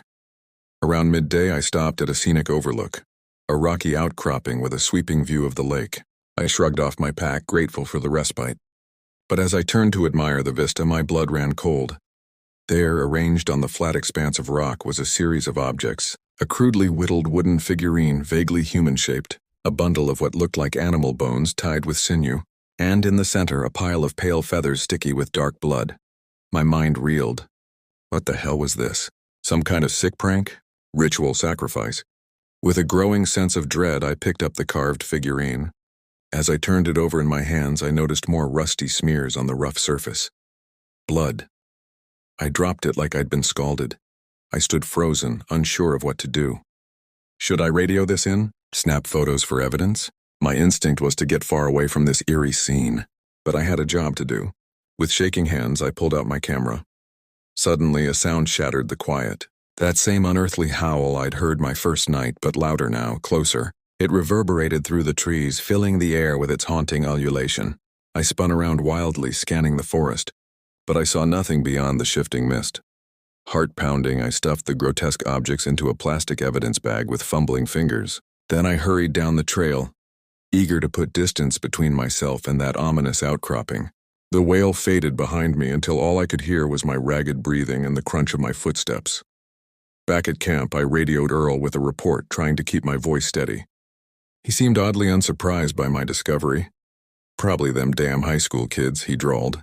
Think it's funny to scare folks. The blood's likely deer or some other critter. I wouldn't fret too hard. Document it and move on. I wanted to believe him, wanted to dismiss it as a tasteless teenage prank, but something felt off, wrong in a way I couldn't articulate. That howl, those grisly remains, they evoked a visceral primal fear I'd never experienced before. Against my better judgment, I zipped the evidence bag inside my tent. I wouldn't hike out to hand it off to Earl for 5 more days. That night I barely slept, jolting awake at every errant sound. And when I did drift off, my dreams were dark and twisted, filled with shadowy figures darting between the trees, sibilant whispers in a language I could not comprehend. I woke before dawn in a cold sweat, the night terrors lingering. Little did I know, those dark dreams were a mere shadow of the waking nightmare to come. The next few days passed without incident, though an uneasy tension had settled over the forest. The mist persisted, muffling sound and limiting visibility to a claustrophobic shroud of gray. Each rustle in the understory made me flinch. I tried to lose myself in the routine of my work, the meticulous documentation, the muscle ache of miles hiked. But that macabre scene at the overlook haunted me. The bone-handled knife, the feathers matted with gore. They lurked at the edges of my thoughts, a sinister specter. On my 4th morning, I followed the lakeshore trail to the far edge of my patrol zone. The path there was faint, choked with dense undergrowth that caught at my clothes. I cursed as my pack snagged on a tangle of devil's club, its barbed leaves scratching my skin. As I yanked myself free, I stumbled into a small clearing, a pocket of space in the claustrophobic green. In the center stood a wizened huckleberry bush, gnarled branches twisting toward the canopy. But it was the object suspended from one of those branches that made my heart seize. A dream catcher, woven from bent twigs, shreds of fabric, brittle leaves, and in its center, a tangle of hair, no fur, matted with a substance that glistened darkly in the wan light. I reeled back, bile rising in my throat. This was no teenage prank. This felt ancient, imbued with a savage intent that sent fear skittering down my spine. With trembling hands, I raised my camera, zooming in on that ghastly charm. As the lens focused, I saw that dark substance for what it was. A seeping, gelatinous mass of decomposition, studded with jagged bits of bone. I stumbled back, my head spinning. What the hell was happening in this forest? I fumbled for my radio, depressing the call button with a clammy finger. Earl, come in. My voice shook. I found something disturbing. A hiss of static, then Earl's gravelly drawl. What's your location? Fingers shaking, I squinted at my GPS. Northwest shore of the lake. There's some kind of effigy, with rotting remains. Christ almighty. Earl's voice was sharp with alarm. Okay, listen carefully. I need you to get out of there quick as you can. Hike back to base camp and stay put. I'm calling in backup. What? Why? What's going on? No time to explain. Just haul ass, you hear? And for God's sake, don't touch anything. The line went dead, his warning ringing in my ears. An icy rivulet of fear trickled down my back. If unflappable Earl was this spooked, that was reason enough to run. I turned to bolt back up the trail, but froze at a sound that made my blood crystallize. That same undulating howl, rising in an uncanny crescendo, but layered beneath it a cacophony of other noises. Yips, screeches, a guttural roar that should not exist outside of nightmares. The medley of unnatural cries echoed off the hillsides, reverberating from every direction. I ran, crashed through the undergrowth, heedless of snagging thorns. My heart hammered a staccato beat in my ears, every rasping breath searing my lungs. That hellish chorus grew louder, spurring my terror-fueled flight. At last I burst into the clearing of base camp, chest heaving.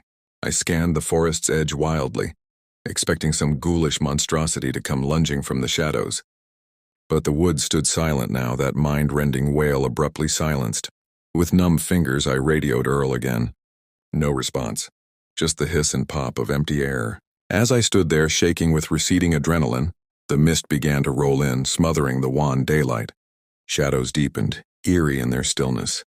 I retreated to my tent and zipped myself in with a false sense of security. Looking back, how laughably naive that was to think nylon and mesh could protect me from the malign forces gathering beyond the tree line.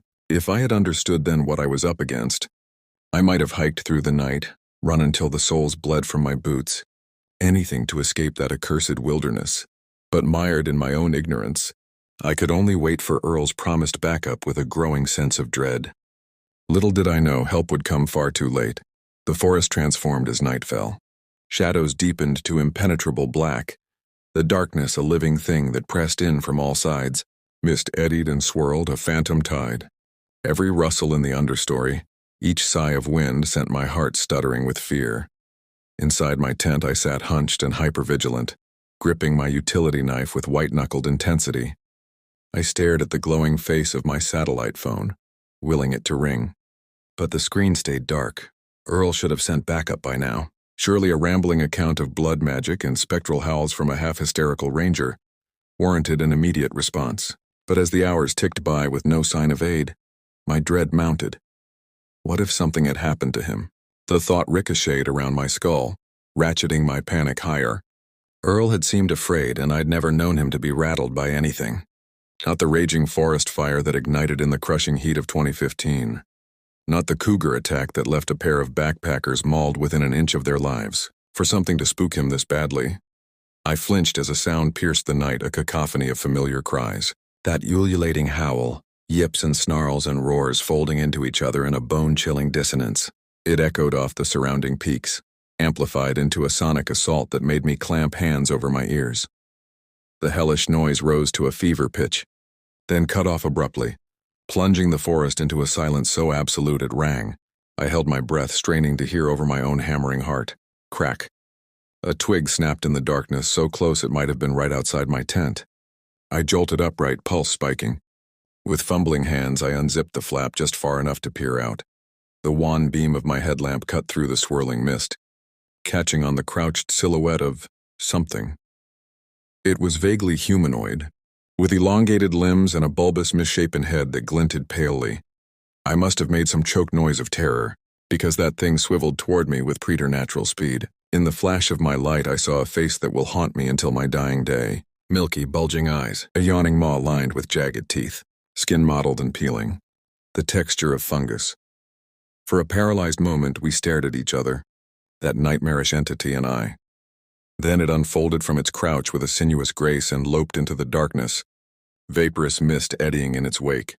I scrabbled back from the tent flap, a scream lodged in my throat. My mind reeled, trying to process the sheer wrongness of what I'd seen. Some gibbering part of my brain, still clinging to rationality, insisted it must be a trick of the mist and moonlight, an illusion born of fear. But I knew with grim certainty that the horror lurking in these woods was all too real. With shaking hands, I fumbled for my satellite phone, desperate to call for help.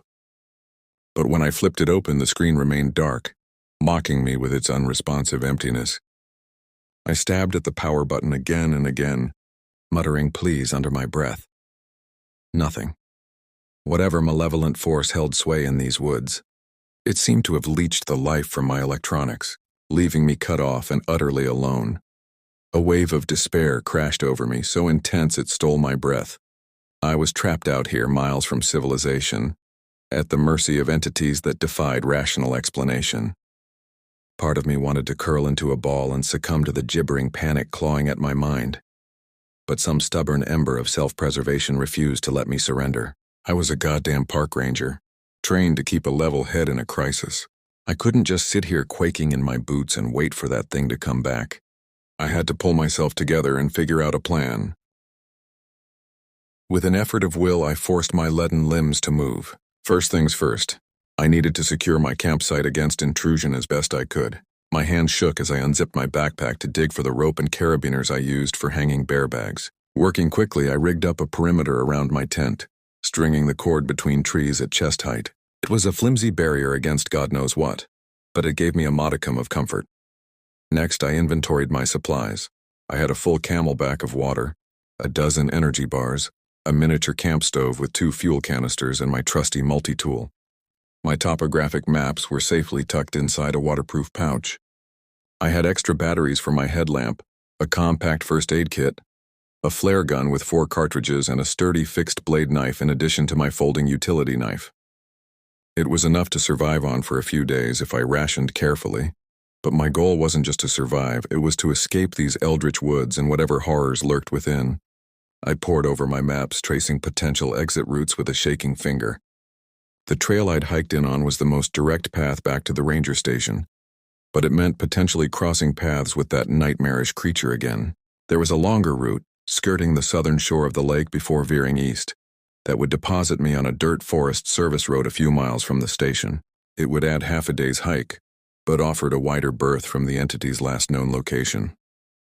Decided, I plotted my course, memorizing the contours and landmarks I'd need to navigate by. I'd set out at first light, moving as quickly and quietly as I could. With luck, I could steal a march on the malevolent forces stalking me and slip away undetected.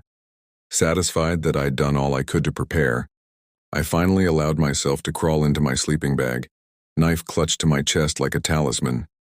Despite my exhaustion, sleep remained elusive, my mind conjuring twisted visions every time I closed my eyes, phantasmagoric abominations with grasping claws and dripping teeth. I tossed and turned, the night stretching on in a seeming eternity. When the eastern sky finally began to pale with pre-dawn light, I had never been so grateful to see the end of darkness. But that relief curdled into dread as an unearthly keening split the still air. The wail of something ancient and insatiable. It echoed off the peaks, the sound somehow colder and crueler in the wan light of dawn. Cursing, I scrambled out of my bag, hastily cramming gear into my backpack. That blood-chilling howl had sounded just as close as the night before, maybe closer. I no longer had the luxury of a careful, strategic exit. I needed to run now, while I still could. Slinging my pack onto my shoulders, I snatched up my trekking poles and plunged into the misty understory, muffling a yelp as a branch sliced across my cheek. Behind me, the keening rose to a fever pitch, spurring me into a panicked sprint. The forest blurred, my focus narrowing to the thud of my heartbeat and the burn of my lungs. I crashed through the brush, rationality subsumed by animal terror. In my blind flight, the landscape warped into a disorienting tangle, my mental map dissolving. It wasn't until I burst into a small clearing that I realized, with dawning horror, that I'd veered off course.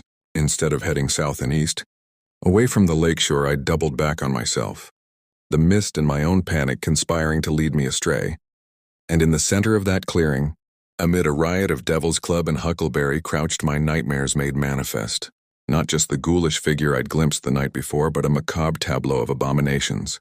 Gaunt, long-limbed entities with skin like lichen, hulking shaggy forms with toothy maws, sinuous reptilian creatures with eyes that glinted with malice. They hunched around some kind of crude altar, a slab of stone stained with the unmistakable rust brown of long-dried blood. For a moment, I stood frozen, shock and revulsion rendering me immobile. Then, as one, those ghastly heads swiveled toward me, pinning me with predatory gazes. A sibilant hiss rose from their midst, ancient and rasping, the syllables coiling with menace. Interloper, they seemed to say. You do not belong here. Choking on a scream, I turned and fled into the mist-choked trees. But this time there was no reprieve. An ululating cry went up behind me and the forest shuddered into unholy motion. I could feel the pounding of my pursuers' strides, hear the snap and rustle as they gained on me with preternatural speed. The twisted folklore that had terrified me since childhood crashed through my mind in a kaleidoscopic frenzy. Wendigos, skinwalkers, the wild hunt incarnate. For all my rationality, all my modern sensibilities, I suddenly knew with absolute certainty that those primal fears were rooted in hideous truth, and now that truth was breathing down my neck, ravenous and relentless. I ran until my lungs seared and my muscles screamed, but it wasn't enough. My strength was flagging, the forest seeming to contort itself around me, a malevolent labyrinth with no escape. Each gasping breath felt like my last, my body shuddering with fatigue. When the grasping claws finally seized me from behind, I almost welcomed the relief of surrender. Anything to be free of this all-consuming terror. As I was dragged into the writhing mass of nightmares, their fetid breath hot on my face, I sent up a silent prayer that my end would be swift. But a darker fate awaited me in the bowels of that primordial wilderness. The horrors I endured in their abominable clutches defy the depths of human language. There are no words for such atrocity, only the fractured screams of a mind shattered beyond hope of redemption. Perhaps if they had granted me the mercy of death, my torment would have ended there. But the cruelest twist was yet to come. I drifted in and out of consciousness, surfacing from the black depths of oblivion into a haze of agony. Every nerve ending screamed, my body a raw wound shredded by tooth and claw. But the pain of my mutilated flesh was nothing compared to the searing anguish within my skull. They had done something to my mind, those abhorrent entities, pried open the delicate folds of my psyche and deposited a malignant seed, a nightmarish presence that burrowed and festered. It whispered to me in the non-language of madness, a sibilant murmur promising only despair. With each flickering moment of lucidity, I prayed for the release of oblivion, to sink back into that merciful darkness where I would feel nothing ever again. But even that cold comfort was denied me. I don't know how long I lay there, broken and forsaken. Time lost all meaning. My existence reduced to the endless cycle of torment, fractured consciousness, and the insidious whispers in my mind. But eventually even my captors seemed to tire of their sport. I was peripherally aware of movement around me, harsh syllables exchanged in guttural tones. Then clawed hands seized me, roughly dragging my limp body across the fetid earth. The jolting movement sent fresh waves of agony radiating through my shattered limbs. After an interminable interval, I was hoisted upright and slammed against the gnarled trunk of an ancient tree. The impact forced a choked sob from my ravaged throat. Dimly I registered the bite of rope as I was lashed in place, my head lolling on my chest. Hot, fetid breath gusted across my face as one of the entities loomed close. A gnarled claw seized my chin, wrenching my head up. I blinked blood from my eyes to find myself face to face with a visage that made my gorge rise. Leprous skin, milky eyes wide and staring, a lipless maw gaping in a rictus of malice. Warn them, it hissed, its voice like nails scraping bone. Warn them all to stay away. This is our domain now, and soon we will be free to feast as we did in the old times. When your kind trembled to speak our names, it released me with a shove, and the things melted away into the mist, their parting howls a promise of horrors to come. I sagged against my bonds, a broken marionette with its strings cut. That's where they found me 2 days later, the search and rescue team Earl had sent after all. By then I was more dead than alive, delirium and blood loss eroding my frail grasp on sanity. At first they thought I was raving, my fractured whispers of abominations in the mist dismissed as the fevered imaginings of a traumatized mind. But when they discovered my injuries, the inhuman claw marks gouged into my flesh, the impossible contortions of my shattered limbs, their doubts metastasized into the first tendrils of dread.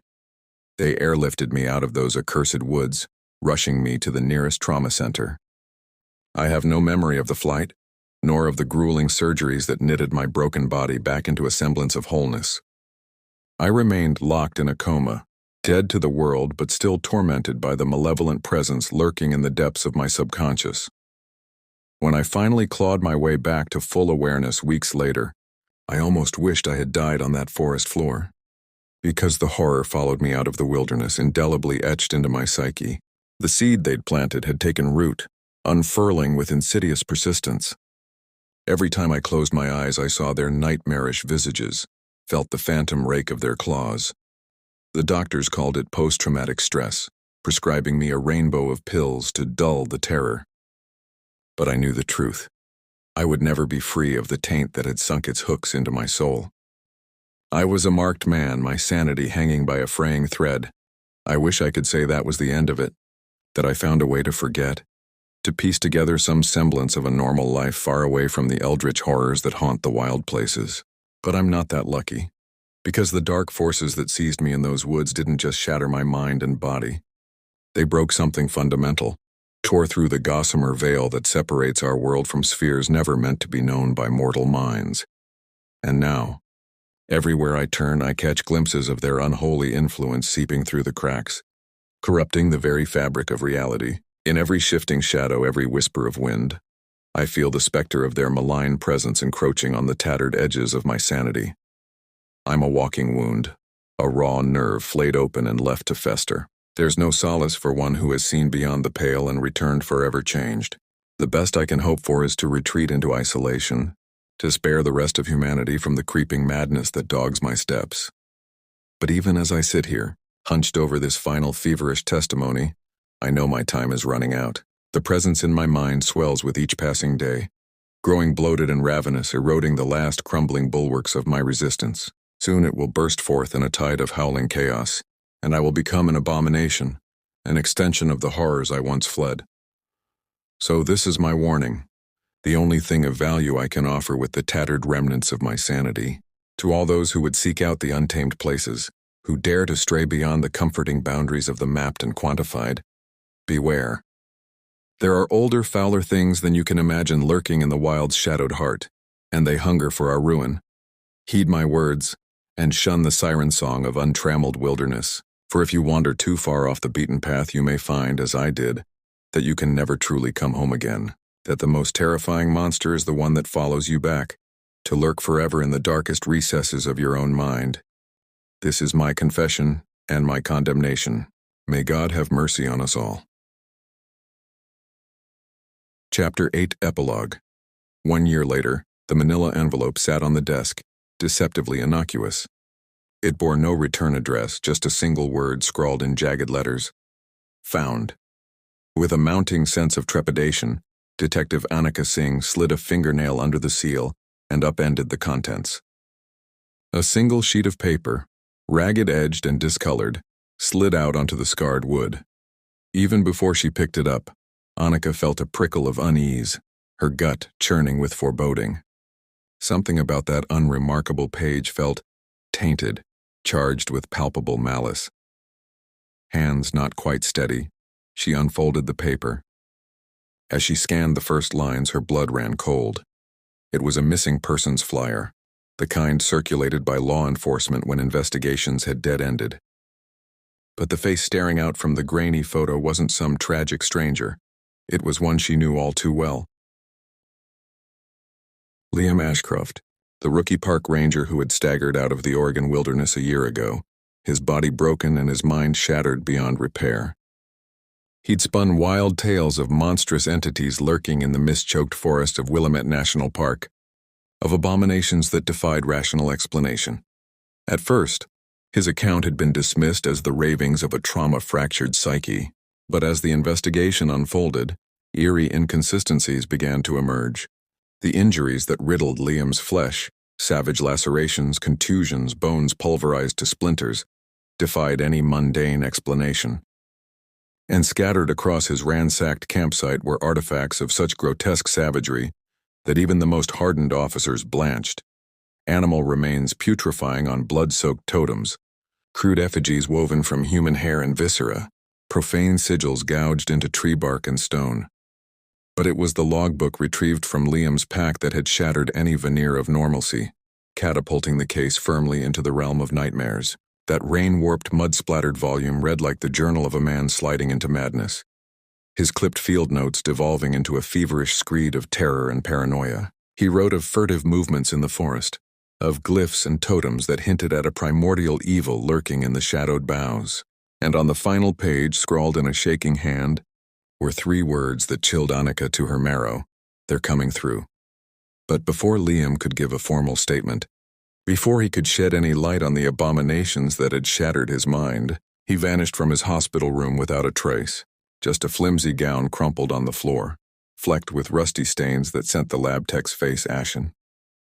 The official explanation was that he must have slipped out in a moment of confusion, that the combination of trauma and heavy sedation had left him irrational.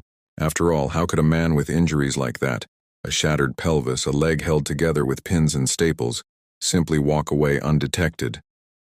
But Annika had never been able to shake the conviction that his disappearance portended something far more sinister. She'd pored over his logbook until she could recite it verbatim, trying to wring some sense from its elusive horrors. Now, staring down at that fluttering page, dread tightened around her throat like phantom fingers, because below Liam's haunt of the manila envelope sat on the desk, deceptively innocuous. It bore no return address, just a single word scrawled in jagged letters: found. With a mounting sense of trepidation, Detective Annika Singh slid a fingernail under the seal and upended the contents. A single sheet of paper, ragged-edged and discolored, slid out onto the scarred wood. Even before she picked it up, Annika felt a prickle of unease, her gut churning with foreboding. Something about that unremarkable page felt tainted, charged with palpable malice. Hands not quite steady, she unfolded the paper. As she scanned the first lines, her blood ran cold. It was a missing persons flyer, the kind circulated by law enforcement when investigations had dead-ended. But the face staring out from the grainy photo wasn't some tragic stranger. It was one she knew all too well: Liam Ashcroft. The rookie park ranger who had staggered out of the Oregon wilderness a year ago, his body broken and his mind shattered beyond repair. He'd spun wild tales of monstrous entities lurking in the mist-choked forest of Willamette National Park, of abominations that defied rational explanation. At first, his account had been dismissed as the ravings of a trauma-fractured psyche, but as the investigation unfolded, eerie inconsistencies began to emerge. The injuries that riddled Liam's flesh, savage lacerations, contusions, bones pulverized to splinters, defied any mundane explanation. And scattered across his ransacked campsite were artifacts of such grotesque savagery that even the most hardened officers blanched. Animal remains putrefying on blood-soaked totems, crude effigies woven from human hair and viscera, profane sigils gouged into tree bark and stone. But it was the logbook retrieved from Liam's pack that had shattered any veneer of normalcy, catapulting the case firmly into the realm of nightmares. That rain-warped, mud-splattered volume read like the journal of a man sliding into madness, his clipped field notes devolving into a feverish screed of terror and paranoia. He wrote of furtive movements in the forest, of glyphs and totems that hinted at a primordial evil lurking in the shadowed boughs. And on the final page, scrawled in a shaking hand, were 3 words that chilled Annika to her marrow: they're coming through. But before Liam could give a formal statement, before he could shed any light on the abominations that had shattered his mind, he vanished from his hospital room without a trace. Just a flimsy gown crumpled on the floor, flecked with rusty stains that sent the lab tech's face ashen. The official explanation was that he must have slipped out in a moment of confusion, that the combination of trauma and heavy sedation had left him irrational. After all, how could a man with injuries like that, a shattered pelvis, a leg held together with pins and staples, simply walk away undetected? But Annika had never been able to shake the conviction that his disappearance portended something far more sinister. She'd pored over his logbook until she could recite it verbatim, trying to wring some sense from its elusive horrors. Now, staring down at that fluttering page, dread tightened around her throat like phantom fingers, because below Liam's haunted visage were words that stopped her heart. "Have you seen this man? Wanted for questioning in multiple homicides." Annika's eyes raced over the text below, her pulse hammering in her ears. A string of gruesome slayings scattered across the Pacific Northwest, from the remote wilderness of Cascadia to the rain-slicked streets of Seattle. Victims brutalized in ways that defied all reason, their mutilated remains arranged in grotesque tableaus that hinted at an inhuman savagery, and at each blood-soaked scene the same message gouged into yielding flesh: they hunger. This couldn't be real. It had to be some kind of sick joke. a twisted prank preying on her darkest fears. Because the alternative, that Liam Ashcroft, that affable, fresh-faced kid, had somehow metamorphosed into a deranged killer, was too horrific to contemplate. But even as her rational mind rebelled, Annika felt the cold tendrils of certainty unfurling in her gut.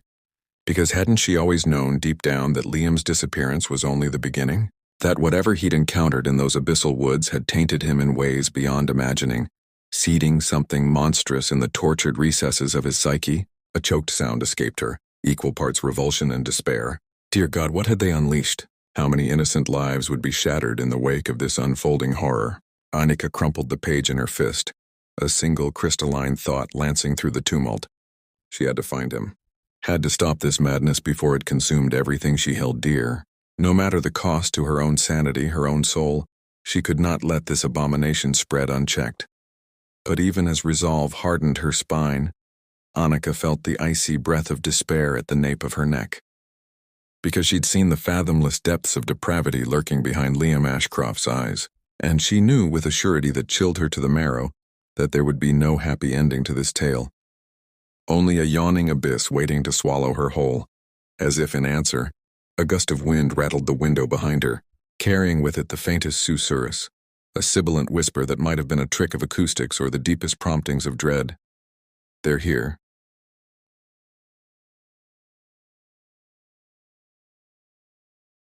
I never should have taken this job. But desperation has a way of clouding one's judgment. At 32, living paycheck to paycheck in a tiny studio apartment in Asheville, North Carolina, I was barely scraping by. My meager income as a bookstore clerk couldn't keep up with the rising costs of, well, everything. Something had to change. That's when I saw the listing. Seasonal park ranger wanted for remote wilderness area in the Appalachian Mountains. Housing provided. I'd always loved the outdoors, spending countless hours as a kid exploring the woods of my native Wisconsin. And while I knew being a ranger could be dangerous at times, the promise of a steady paycheck and a roof over my head was too tempting to pass up. Within a week, I had packed up my few belongings, said goodbye to Asheville, and headed into the mountains. The drive to the ranger station took the better part of a day, the road growing narrower and more treacherous with each passing mile. By the time I pulled into the gravel lot, dusk was falling, the looming trees casting long shadows across the weathered building. Smoke curled from the chimney, a deceptively cozy touch. With a deep breath, I grabbed my duffel from the passenger seat and headed for the door. "You must be Easton," a gruff voice called out. A man emerged from the woods to my left, his green uniform blending into the foliage. "Ron Blevins. I'm the head ranger around these parts."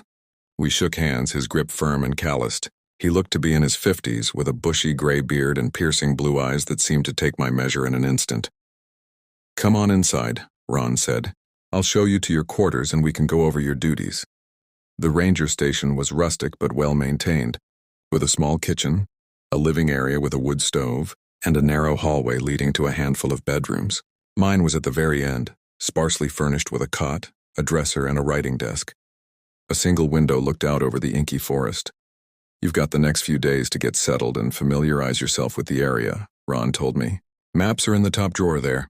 Your primary job will be patrolling the trails, keeping an eye out for lost hikers or any signs of trouble. Weather can turn fast up here, so always carry your radio. Any questions so far?" I shook my head, trying to ignore the unease trickling down my spine. There was something in his tone, an unspoken warning. "One more thing," Ron said, his voice low.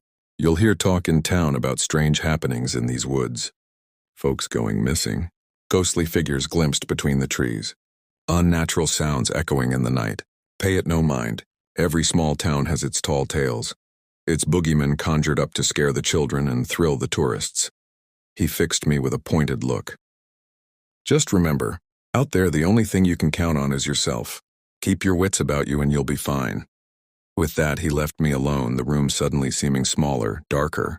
I didn't unpack, opting instead to sit on the edge of the cot and gaze out the window at the night-cloaked forest. What had I gotten myself into? My first week as a ranger passed uneventfully. I spent my days hiking the winding trails, familiarizing myself with the terrain. Towering oaks and shaggy pines stretched in every direction, broken only by the occasional rushing stream or rocky outcropping. It was beautiful in a wild, untamed sort of way. Yet even in the warm light of day, I couldn't shake the sense of being watched. An icy prickle on the back of my neck. I found myself checking over my shoulder constantly, scanning the underbrush for any sign of movement. But there was never anything there. Just the wind whispering through the leaves and my own growing paranoia. Each night I huddled by the wood stove in the ranger station, poring over old logbooks and faded newspaper clippings. Reports of missing hikers dated back decades. Their stories all eerily similar. Experienced outdoorsmen vanishing without a trace. Search parties finding only abandoned campsites and trails that went nowhere. And woven throughout, whispers of something lurking in the forest, something ancient and hungry. I rubbed my bleary eyes and tried to focus on the crackling flames. The isolation must be getting to me, my mind conjuring phantoms from the shadows. I needed to get a grip. Heavy footsteps sounded in the hall and Ron appeared in the doorway, his face lined with concern. "You okay, kid? You look spooked." "Fine," I said too quickly. "Just tired." He studied me for a long moment before nodding. "Get some rest. I need you sharp out there." As he turned to go, I blurted out the question that had been gnawing at me. "Is it true? The stories about people going missing in these woods?" Ron stilled his back to me. "I told you not to worry about, please. I need to know what I'm up against." He sighed heavily and sank into the chair across from me. "Yes, it's true." His gaze cut to the window, to the pressing darkness beyond. "Something out there has been taking people for a long, long time." My blood ran cold. "What is it?" "No one knows for sure. Some say it's the vengeful spirits of the Cherokee who were driven from this land. Others believe it's something older. Something that's always been here, watching and waiting." Ron shook his head. "All I know is that every few years someone wanders off that trail and is never seen again. And the only clue they ever find is a single word carved into a tree at the spot where the trail vanished." I swallowed hard. "What does it say?"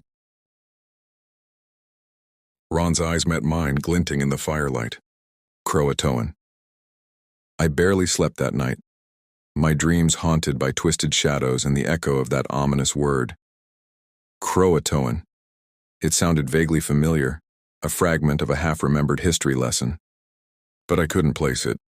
Groggy and unsettled, I set out at first light to patrol the northwestern quadrant of the forest. The trail was an old one, overgrown and seldom used. Ancient hemlocks loomed on either side, their branches knitted together into a dense canopy that blocked out the sun. Even at midday, the woods were dim and silent. I had just stopped to consult my map when a twig snapped behind me. I spun around, my hand dropping to the bear spray on my belt. But again, there was nothing there. Just the trees and the thick carpet of dead leaves. "Get it together, Easton." I shook off the eerie feeling and continued down the trail, my boots crunching softly. The air grew colder as I walked, an unseasonable chill that seeped through my jacket. My breath plumed out in white clouds. Up ahead, something caught my eye. A flash of color amid the browns and grays. As I drew closer, I realized it was a scrap of fabric snagged on a broken branch, a bright blue windbreaker torn and stained with something dark. My scalp prickled. This was no casual hiker's litter.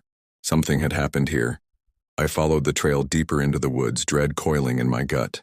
The trees pressed closer, their limbs twisting together into an impenetrable wall. The path grew fainter, the undergrowth thicker. And then, without warning, the trail simply vanished. I stared at the spot where the path should have been, a creeping horror stealing over me. It was as if the forest had swallowed it whole. My eyes darted wildly, searching for any sign of the trail, any indication of which way to go, but there was nothing. Just a sea of trees in every direction. I fumbled for my radio with shaking hands. "Ron, come in. I've got a situation out here." Static crackled back at me. "Ron, do you read me?" My voice pitched higher. Still nothing. I looked back the way I'd come, but the trail had vanished behind me too. It was as if the forest itself had shifted, rewriting its own geography, trapping me. Panic clawed at my throat. I picked a direction at random and started walking, praying it would lead me back to the path. But with each step the woods grew darker, the air heavier. Soon I could barely see my own hand in front of my face. Something moved in the shadows to my left, a blacker shade in the darkness. A twig snapped to my right. Leaves rustled behind me. I was surrounded, the forest alive with malevolent whispers. I started to run, heedless of direction. Branches tore at my face and clothes. Roots twisted underfoot, sending me sprawling. But still I ran, my ragged breaths loud in my ears, and then I saw it. Carved into the trunk of a massive oak, the letters seeming to glow in the gloom. Croatone. A terrified sob tore from my throat. The shadows surged closer, taking form. Pale figures with hollow eyes and gaping mouths, their bony fingers reaching for me. I opened my mouth to scream, but no sound came out. The last thing I saw before the darkness took me was the endless black of the forest and the triumphant gleam of teeth. I woke with a strangled gasp, my heart slamming against my ribs.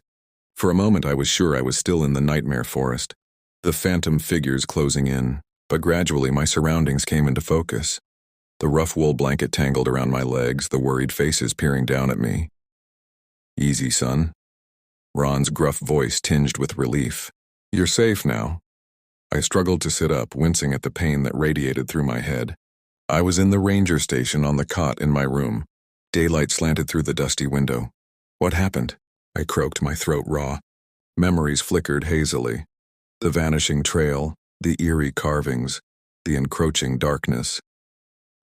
Ron exchanged a glance with another ranger, a woman with short gray hair and a hawk-like stare. She gave a curt nod. "You've been missing for 2 days," Ron said carefully. "We found you early this morning, unconscious in a ravine about 15 miles from your last known location." I gaped at him, trying to process this information. 2 days, how was that possible? I don't remember. I managed finally. "What's the last thing you do remember?" the other ranger asked, not unkindly. I closed my eyes, trying to piece together the fragmented images. I was on the northwestern trail. I found a piece of a jacket caught in some branches. I kept going, and then a shudder racked me. The trail disappeared, and there were these things in the shadows, coming for me. When I opened my eyes again, Ron and the other ranger were looking at each other, a silent communication passing between them. "What?" I asked, my voice shaking. "You know something. Tell me." Ron sighed heavily and dragged a hand over his beard. "You're not the first, kid. Every few years one of us goes missing out there in the northwestern quadrant. Some wander out days later with no memory of what happened. Others never come back." The woman finished grimly. "We find traces sometimes, fragments of gear, a broken compass, and always that same word carved into a tree.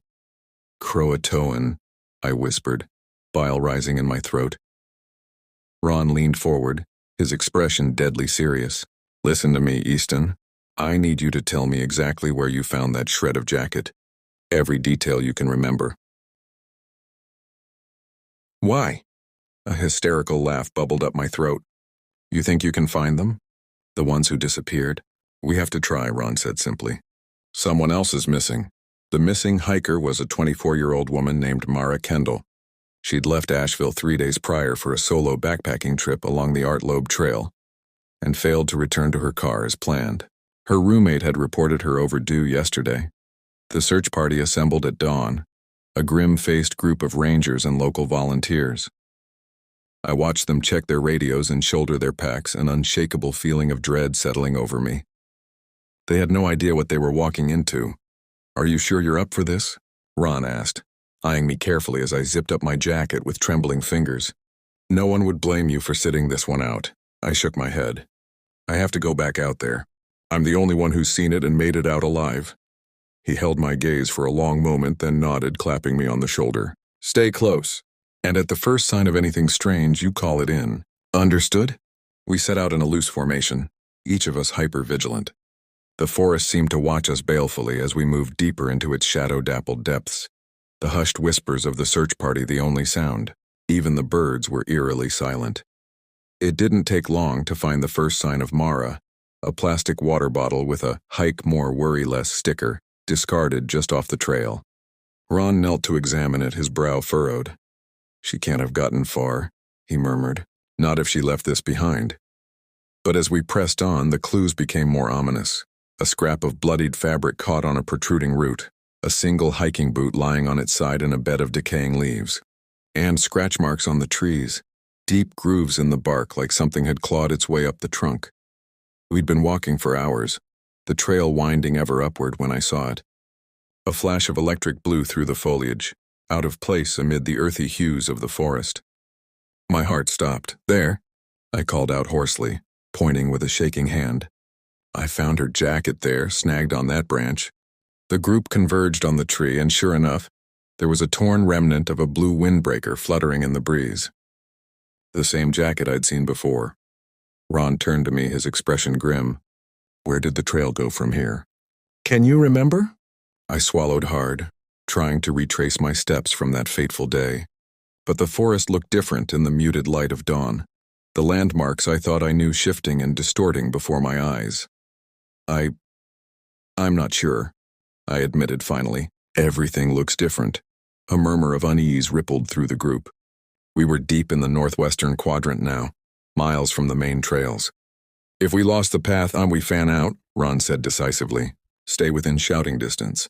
Look for any sign of Mara or the trail. We've got maybe an hour of good light left. I plunged into the underbrush, my heart pounding. The forest closed in around me, the trees seeming to shudder and twist, the shadows deepening.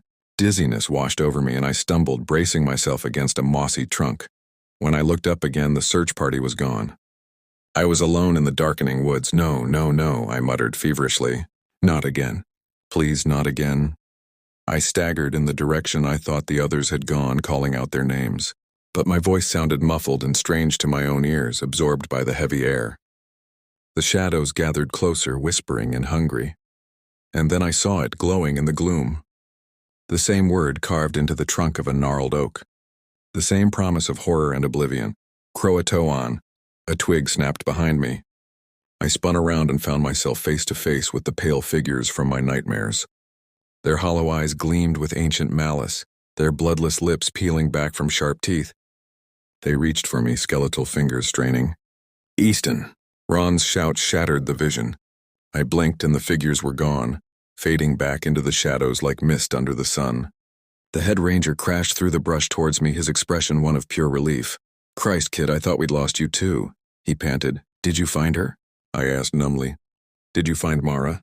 He shook his head, his face lined with sorrow and exhaustion. No sign. We have to call off the search for the night. It's too dangerous in the dark. I looked back at the tree where I had seen the carving. The trunk was smooth and unblemished. Had it been another hallucination, a trick of the fading light and my own crumbling sanity? Or was something in these? The night passed in a haze of fitful sleep and gnawing dread. Every time I closed my eyes, I saw their faces. Mara Kendall, the countless other hikers who had vanished, the pale figures lurking in the shadows. The weight of all those lost souls pressed down on me, smothering and relentless. I sat on the edge of my cot, watching the gray light of dawn creep through the window. The search would resume soon, another desperate sweep of the forest for any hint of the missing woman. But I knew with a bone-deep certainty that we wouldn't find her. Not alive. The forest had claimed her, just as it had claimed all the others. A soft knock at the door startled me from my spiraling thoughts. Come in, I called, my voice raspy. Ron ducked into the room, his face haggard and eyes bloodshot. He looked as if he'd aged a decade overnight. Easton, I need to show you something. He led me out to the front porch of the ranger station, where a topographic map of the area was spread out on a weathered picnic table. The other rangers huddled around it, murmuring urgently to each other. This is where we found Mara's water bottle yesterday, Ron said, tapping a spot on the map. And this is where you found her jacket snagged on that branch. I followed the line of his finger, a cold knot forming in my gut. The 2 points were connected by a narrow ridge, an old game trail that snaked through a particularly dense and treacherous section of the forest. That's not a marked trail, I said slowly. It's not on any of the official maps. Ron nodded grimly. It's not. But look at this. He placed a finger on another spot, just a few miles north of the ridge. This is where we found Curtis Beale. The name hit me like a punch to the stomach. Curtis Beale had been a ranger back in the early 2000s, a skilled outdoorsman who knew the area like the back of his hand. He'd gone out on a routine patrol one autumn morning and never returned. The largest search in the county's history had turned up no trace of him. He'd simply vanished into the forest, never to be seen again, until now. Ron smoothed out a faded, hand-drawn map next to the modern one. This is a map Curtis made, years before he disappeared. He was obsessed with the old stories, the folklore about the things that lived in these woods. He spent months out there, tracking down every whisper and tale. I leaned closer, my heart pounding. The map was a spiderweb of lines and cryptic notations converging on that same narrow ridge, and there in Curtis's neat handwriting a single word that made my blood run cold: Croatoan. He found something out there, I whispered. Something he couldn't explain. And it got him killed, Ron said flatly. He rolled up the maps, his jaw set. I'm not going to let that happen to Mara, or anyone else. He turned to face the group, his eyes hard as flint. We're going back out there. We're going to follow that game trail and see where it leads. And if we find what's been taking our people, we're going to put an end to it, once and for all. A grim silence met his words. I could see the fear in their faces, the unspoken knowledge that we were heading into the heart of darkness, that some of us might not make it back. But what choice did we have? The forest had declared war, and we were the only ones who could fight it. For Curtis, for Mara, for all the lost and the taken. I met Ron's gaze and gave a small nod. Let's finish this. The hike to the ridge was a grueling, nerve-wracking slog. The game trail was overgrown and treacherous, choked with thorny underbrush and half-hidden snares of exposed roots. More than once I nearly lost my footing on the loose shale, sending cascades of pebbles clattering into the ravines below. But it wasn't the terrain that set my teeth on edge and my heart slamming against my ribs. It was the pervasive sense of being watched, of malevolent eyes tracking our every move from the shadows. The forest had gone preternaturally still, not even a breath of wind stirring the leaves. It felt like the calm before a storm, a heaving tension poised to snap. We moved in tight formation, never more than an arm's length apart. Ron took point, his rifle at the ready. I brought up the rear, constantly scanning the tree line for any flicker of movement. But the only motion came from the shifting patterns of light and shadow through the canopy. It was mid-afternoon when we finally reached the spot Curtis had marked on his map.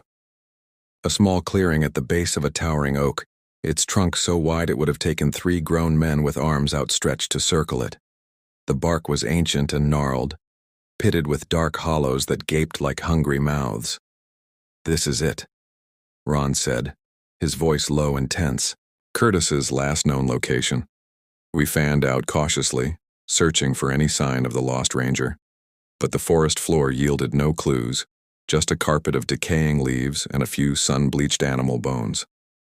I circled the great oak, trailing my fingers over the rough bark. Up close I could see the marks carved into the trunk, dozens of them, layered and overlapping like the tallies of a prisoner marking time. And in the center, gouged more deeply than the rest. Croatoan, I breathed. Ron materialized at my shoulder, his face grim. Curtis wasn't the first to leave that message. I shot him a sharp glance. What do you mean?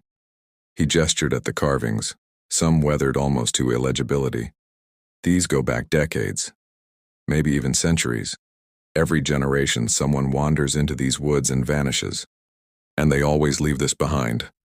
A chill skittered down my spine. But what does it mean? It's a warning, a voice said behind us. We spun around. At the edge of the clearing stood an old woman, her lined face as brown and furrowed as a walnut shell. She wore a tattered dress of homespun cloth, her white hair twined with bits of bone and feathers. Ron raised his rifle. Who are you? What are you doing out here? The woman smiled, revealing a mouthful of yellowed teeth. I am the keeper of the stories, the guardian of the lost. Her ancient eyes found mine, piercing and knowing. And you, Easton Bennett. You have heard the whispers. You have seen the shadows. My mouth went dry. How do you know my name? She laughed, a sound like dry leaves skittering over stone. The forest tells me many things. It has been waiting for you. Ron's finger tightened on the trigger. Enough riddles, old woman. Do you know what happened to Curtis Beale and Mara Kendall? Do you know where they are? The crone shook her head slowly. Gone. Taken by the old ones. The hungry ones that lurk in the dark places, The forgotten gods of root and stone. You're crazy, Ron snarled. There's no such thing. Her smile widened, sharp and feral. Isn't there? The proof surrounds you carved in bark and bone. Your people are not the first to be lost to the Croatoan, and you will not be the last. And with that, she melted back into the trees. So suddenly it was as if she had never been there at all. In the ringing silence that followed, Ron turned to stare at me, his expression unreadable. What the hell was that? I swallowed hard, my mind racing. The stories. The carvings. The ancient primal terror that hung over these woods like a shroud. It all led back to this one word, this one warning from the past. Croatoan. And I knew, with a sudden sinking certainty, that the old woman had been right. The forest had been waiting. Waiting for me to uncover its darkest secret. Waiting for me to face the nightmare that lurked at its rotten heart. The only question was, would any of us survive to tell the tale? Night fell swiftly, draping the forest in impenetrable shadow. We made camp in the clearing, huddled around a guttering fire that seemed to push back the darkness no more than a hand's breadth. Eyes glinted from the tree line, furtive and hungry. It took every ounce of will I had not to imagine pale figures crouched just beyond the flickering light, waiting for us to lower our guard. Ron paced the perimeter like a caged animal, his rifle never leaving his hands. The other rangers set up watches in uneasy pairs, jumping at every snap of a twig and hoot of a faraway owl. No one slept. No one even pretended to try.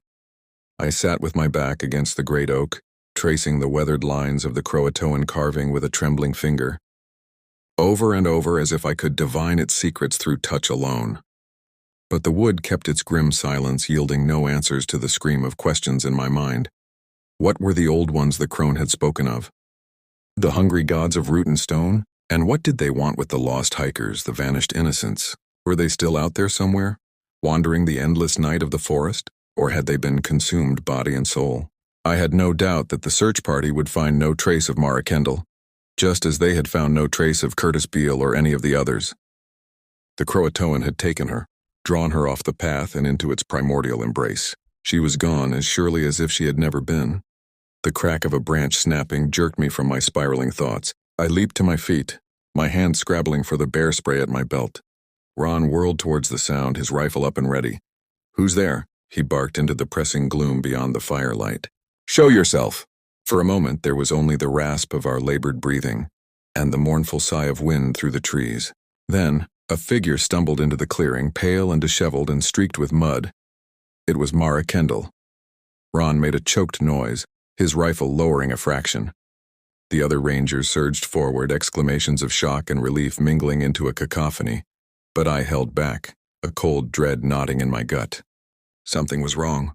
Something was terribly, terribly wrong. Mara swayed on her feet, her eyes wide and glassy in the dancing firelight. She wore the same clothes she'd had on when she vanished. Jeans, hiking boots, a blue windbreaker torn and filthy. But it was her face that stopped my heart dead in my chest. It was wrong in some deep and fundamental way. Her features were slack and expressionless, her skin as pale and translucent as wax, and her eyes, dear God, her eyes, they were empty, hollow. Two twin abysses that swallowed the light and gave back nothing but void. This wasn't Mara. Not anymore. Whatever had come stumbling out of the forest wearing her face, it was no longer human. "Ron," I said, my voice shaking. "Ron, get away from her." But it was too late. Mara, the thing that had once been Mara, lunged forward, her hands curved into claws. She slammed into Ron, knocking him off his feet with inhuman strength. They rolled across the forest floor in a thrashing tangle of limbs. The other rangers shouted in alarm, fumbling for their weapons. But before they could act, a chilling howl rose from the depths of the woods. Answering cries echoed from every direction, a chorus of hunters scenting blood. All around the edges of the clearing, pale figures slipped from the shadows on silent feet. Their movements were jerky and boneless, their limbs bending at impossible angles. And their faces, oh God, their faces, gaunt and sharp-boned, with gaping black holes for eyes and mouths that split their heads in ghastly grimaces. The Croatoan had come to collect its due. They fell on us in a writhing wave of teeth and claws and unimaginable hunger. I saw one of the rangers go down, his scream cut short as a dozen fleshless hands tore him asunder.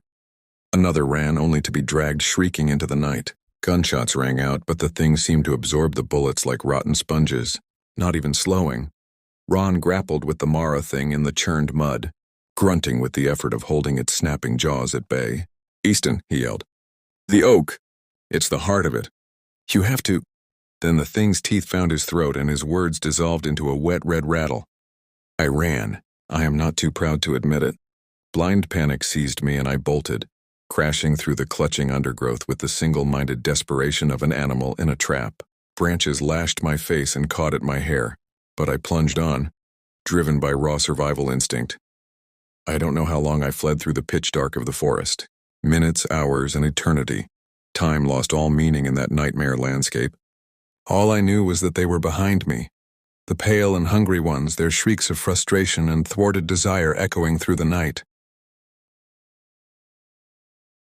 At last, my foot caught on a root and I sprawled headlong, the breath leaving my body in a painful rush. For a moment I simply lay there sobbing in terror and exhaustion. Tears blurred my vision, but I could still see their shadows gathering around me, moving in for the kill.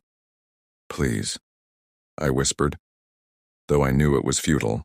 There was no mercy in those soulless voids that passed for eyes, no flicker of humanity left to appeal to. I closed my eyes and waited for the end, for the cold embrace of oblivion. But it never came. Slowly, hardly daring to hope, I opened my eyes. I was alone. The clearing was empty. The fire burned down to faintly glowing embers. There was no sign of Ron or the other rangers or the Croatoan. No sign, except for the bodies. They lay where they had fallen, torn and broken and empty, discarded husks, gnawed clean of marrow and meat. Ron sprawled at the base of the oak in a spreading pool of crimson, his silver-shot hair black with blood. A broken sob tore from my raw throat.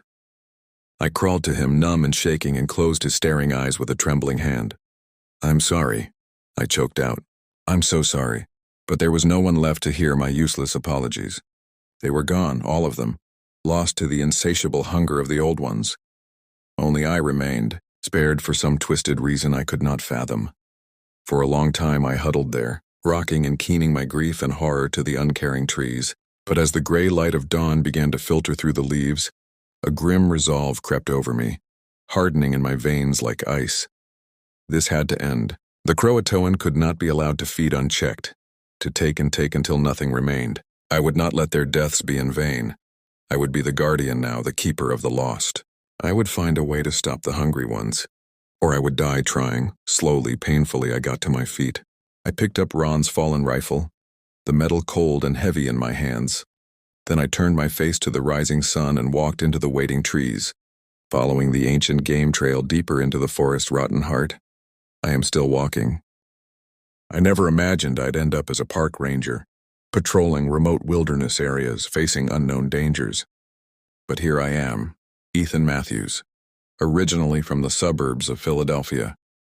Growing up, I was your typical city kid, more interested in video games than the great outdoors. But I always had a curiosity about the natural world. In school, science was my favorite subject. I'd watch documentaries about wildlife in faraway places. Something in me longed to explore. After high school, unsure what to do with my life, I bounced around to different jobs. Retail, food service, manual labor. Nothing felt right. I was dissatisfied, yearning for more adventure, more purpose. And to be frank, I needed money. Student loans, credit card debt, and the high cost of living were drowning me. That's when I saw the job posting that would change everything. Park ranger wanted for remote wilderness areas. Must be willing to work in isolated locations for extended periods. Survival and first aid skills a plus. Something about it called to me. A chance to escape the grind of everyday life. To challenge myself in a totally new environment. And the pay, while modest, would help dig me out of debt. I applied immediately. To my surprise, I got an interview, then an offer contingent on completing months of intensive training. Orienteering, wildlife identification, search and rescue, emergency medicine. It was physically and mentally draining, but I was determined, and gradually the soft city boy began transforming into someone new, still me, but changed. Tougher, more capable and confident. Before I knew it, I was packing up my old sedan and pointing it toward my first assignment. A vast state forest in the Upper Peninsula of Michigan. Boreal woodland stretching endlessly in all directions. The nearest town was an hour away, just a sleepy hamlet with one general store. My base was a small cabin with a wood stove and generator, miles from anything resembling civilization. Those first few months were challenging as I learned the practicalities of living in the backwoods, rationing fuel for the generator, treating water from the creek to make it potable, maintaining an array of gear in all weather conditions. But I also discovered a peace in the solitude and self-reliance. It felt good to be exploring the hidden corners of the wild, keeping watch over this tract of pristine forest. There were occasional incidents, as expected. Injured hikers to help, campfires left burning, even a bear entering an occupied campsite. Nothing I couldn't handle. Overall, life was simple, quiet. I thought I was settling into my new role. Little did I know that I was about to face something that would shake me to my core. A mystery from the deepest shadows of these ancient woods where folklore and reality intertwine. It started small, with reports trickling in from campers about strange sounds in the night. Whispers on the wind, almost like voices coming from the darkest groves of old-growth timber. I didn't think much of it at first. Wild animals can make an astonishing array of noises, and sounds play tricks when muffled by dense forest. It was likely coyotes yipping and howling, or branches creaking and knocking together in the breeze. The woods have a way of spooking people, especially city folk unaccustomed to being far from civilization. Imaginations run wild. I'd seen it before, so I made a mental note, but remained focused on my usual duties of trail maintenance and visitor assistance. But the reports kept coming, and intensified. Campers claimed the eerie voices were drifting into camp from all directions surrounding them. One swore the whispering followed him down the trail, darting between trees, always just out of sight. He said it sounded almost human, but not quite. The words unintelligible. Then, people began abandoning campsites in the middle of the night, hiking miles through the dark to the ranger station, wide-eyed and jittery. They spoke of shadows slinking between the pines too tall to be animals, of glimpsing pale figures in the undergrowth, and most unsettling of all, of seeing eyes, saucer-wide and glinting with otherworldly luminescence, peering out from the inky forest. Something was very wrong. This was beyond the occasional wildlife encounter or camper's jitters. A palpable sense of dread now hung over the forest. Even I had begun to feel it, the hairs on my neck prickling as I made my solitary patrols. I radioed the regional park office, reporting the disturbances, requesting backup, but help was distant in these isolated hinterlands. "You're the authority out there," my superintendent reminded me. "Trust your training. Get to the bottom of this." So I began investigating in earnest, interviewing rattled campers, scouring the forest for signs of anything unusual. But the physical evidence was maddeningly scant. Snapped twigs, faint impressions in the loam that could be tracks or could be nothing. The whispering voices never revealed themselves to me directly. I pored over topographic maps and old records, trying to understand what could be happening. As I did, a chilling pattern emerged.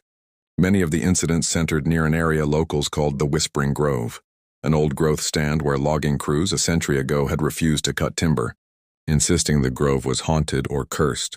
Native legends, I discovered, told of the grove being a place where the barrier between worlds grew thin, where dark forces could slip through. But that was folklore, myth, surely not connected to the here and now, or was it? I'm a rational man, but something was stalking these forests that defied explanation, and it was growing bolder, more aggressive. I had to act before something terrible occurred. The tipping point came on a misty autumn morning. I was jolted awake by the sound of screams echoing through the hazy half-light, primal shrieks of absolute terror resonating from somewhere out in the pines. I threw on clothes, my heart hammering against my sternum as I dashed out of the cabin into the pale dawn. Pausing briefly to listen, I pinpointed the direction of the screams and took off at a run, crashing through the dewy underbrush toward their source. The wails grew louder, more desperate. As I neared a campsite about a half-mile from the ranger station, I burst into the clearing ready to confront any threat, adrenaline surging through my veins. What I found stopped me dead in my tracks. A woman, a camper I recognized from the day before, was on her knees in the center of the site, hands upraised imploringly to the heavens. Rocking back and forth, keening like a lost soul. "My son," she cried in anguish. "It took my son." My eyes darted around the campsite and surrounding forest, scanning for any sign of the boy or the threat. But other than the woman's hysteria, all was still. Silent. The mist coiled lazily among the pines, draping everything in an otherworldly haze. I approached the woman cautiously, speaking in low, soothing tones. "Ma'am, I'm Ranger Matthews. I'm here to help. What happened to your son?" She turned to me, her eyes wild with panic and tears streaming down her face. "The whispers," she choked out between sobs. "They came in the night, surrounding our tent, calling to him. He walked out into the woods, following them. I tried to stop him, but something held me back. Wouldn't let me follow." She dissolved into incomprehensible anguish again, her body racked by shudders of grief. I felt a chill run up my spine that had nothing to do with the morning's damp chill.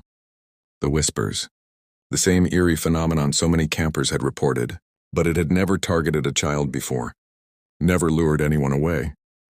I called in the disappearance to the park headquarters and local authorities, urging them to send all available personnel for a search.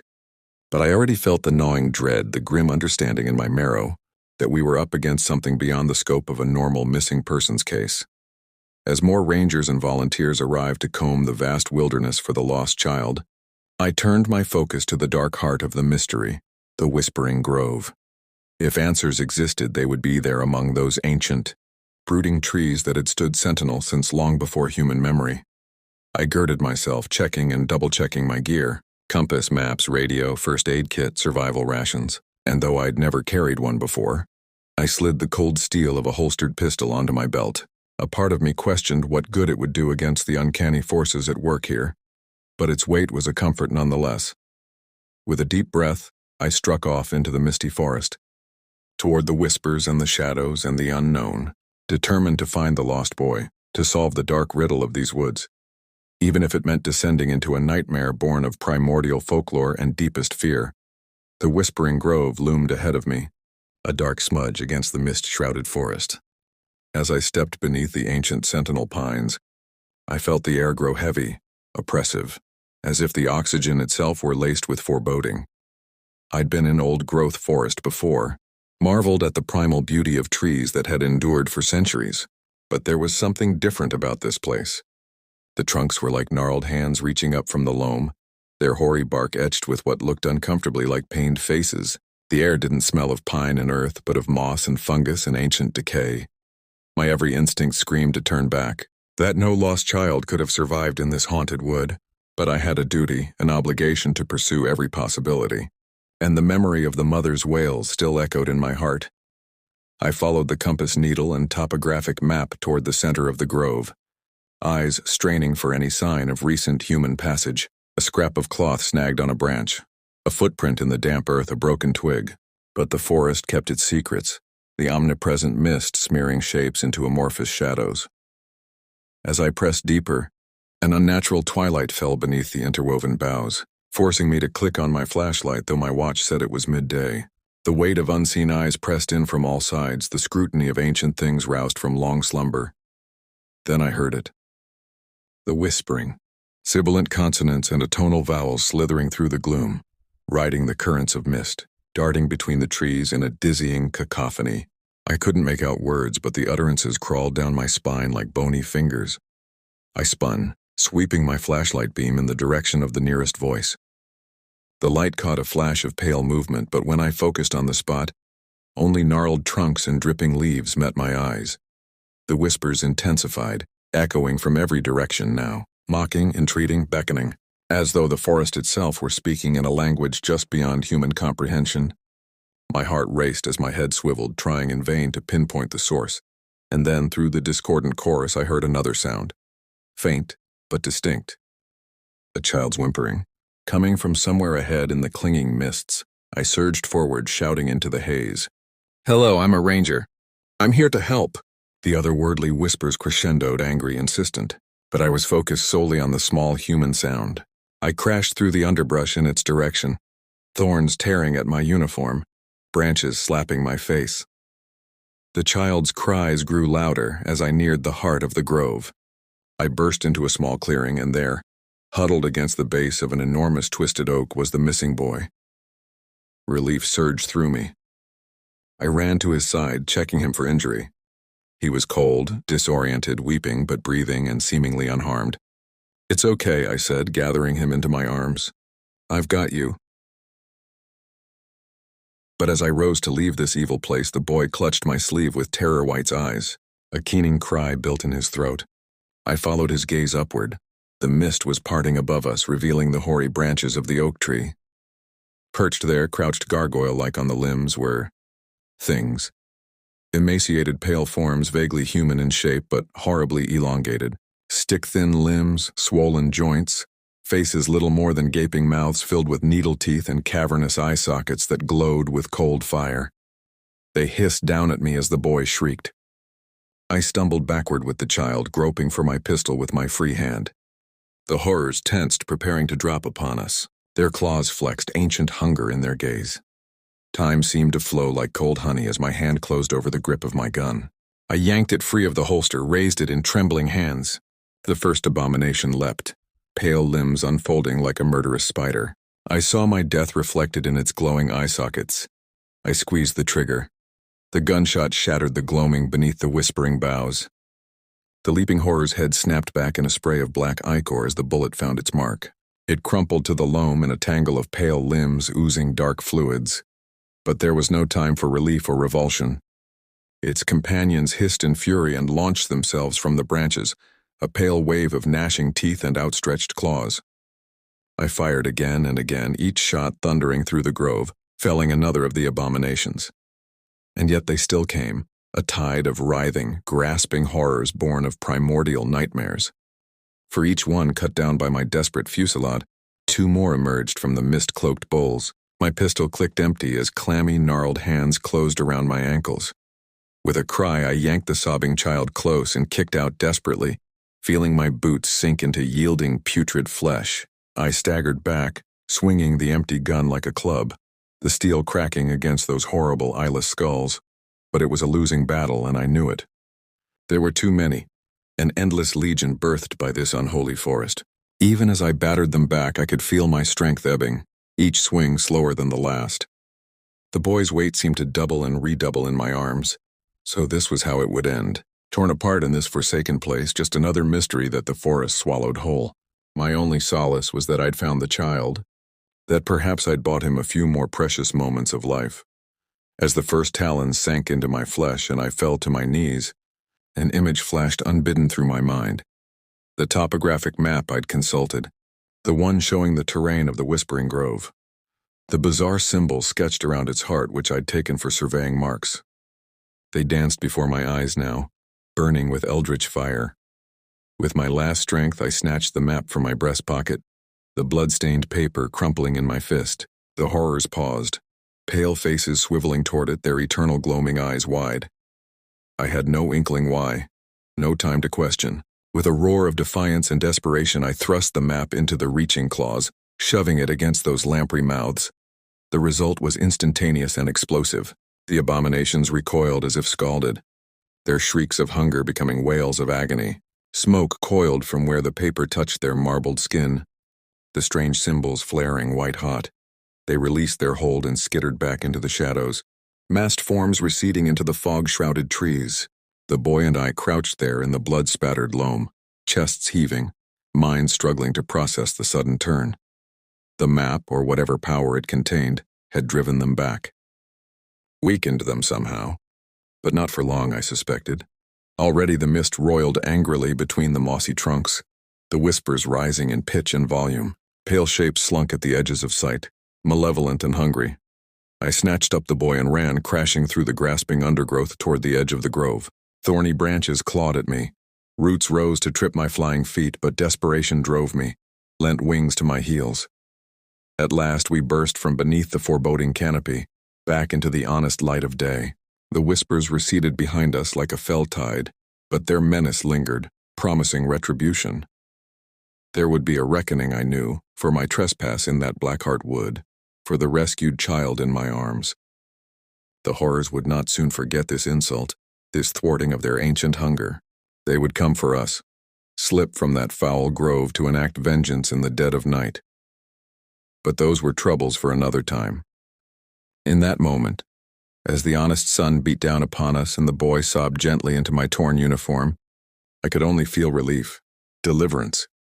We had emerged from the Whispering Grove alive, if not unscathed. I carried the child out of the forest. Murmuring reassurances, I scarcely believed myself. His mother's cries of joy as I handed him into her trembling arms were the only balm I needed for my battered soul. But even as the tearful reunion unfolded, I couldn't shake the sense of dread coiled around my heart. I had seen beyond the veil, glimpsed the horrors lurking in the shadows of our world. And in doing so, I had drawn their ire. The authorities asked their questions, of course. Park management, local police, even some stone-faced men from the government with badges I didn't recognize. I told them what I could, a sanitized version, free of whispering groves and eldritch abominations. A lost boy found in the deep woods. Case closed. They didn't need to know the truth. Couldn't know. Even if I laid it all bare, spilled every impossible detail, they'd deem me mad. And perhaps I was. Perhaps the Whispering Grove had taken some integral part of my sanity as payment for our escape. In the days that followed, I tried to lose myself in the routine of my duties. Check trails, assist campers, file reports. But my heart was no longer in it. Each rustle of leaves, each shadow between the pines set my nerves to jangling. Sleep became a rare luxury, my nights haunted by visions of pale flesh and clouded eyes. And always, at the edges of slumber, the sibilant whispers crawled. I took to studying the map in my off hours, poring over those strange symbols that had driven the horrors back. The ink seemed to writhe on the parchment, forming sigils that made my eyes ache. There was power there, primal and ancient, but wielding it, if I even could, felt akin to clutching a double-edged blade. Still, I memorized each eldritch curve and line, carved them into the stock of my pistol, the leather of my boots, stitched them into the brim of my hat. If the abominations came for me, I would not be defenseless. A week passed, then two. I began to wonder if the denizens of the Whispering Grove had forgotten me, if I had imagined the promise of retribution in those simian skulls. Perhaps they had slunk back to the pit that spawned them, to slumber another epoch. I should have known better, should have trusted that first warning prickle along my scalp, that primordial dread that had kept our ancestors alive in the night-black forests of Eld. It happened on a moonless night, the forest cloaked in impenetrable shadow. I sat in my cabin oiling my pistol when a scream pierced the dark. But not a human cry, something throatier, more visceral. An animal's dying shriek. I was out the door in an instant, flashlight in hand, unholstered gun gleaming with forbidden sigils. I swept the beam across the tree line, heart pounding against my ribs. The cry had come from nearby, just within the forest's edge. Swallowing hard, I ventured into the woods, each step leaden with dread. The darkness pressed in, suffocating, alive.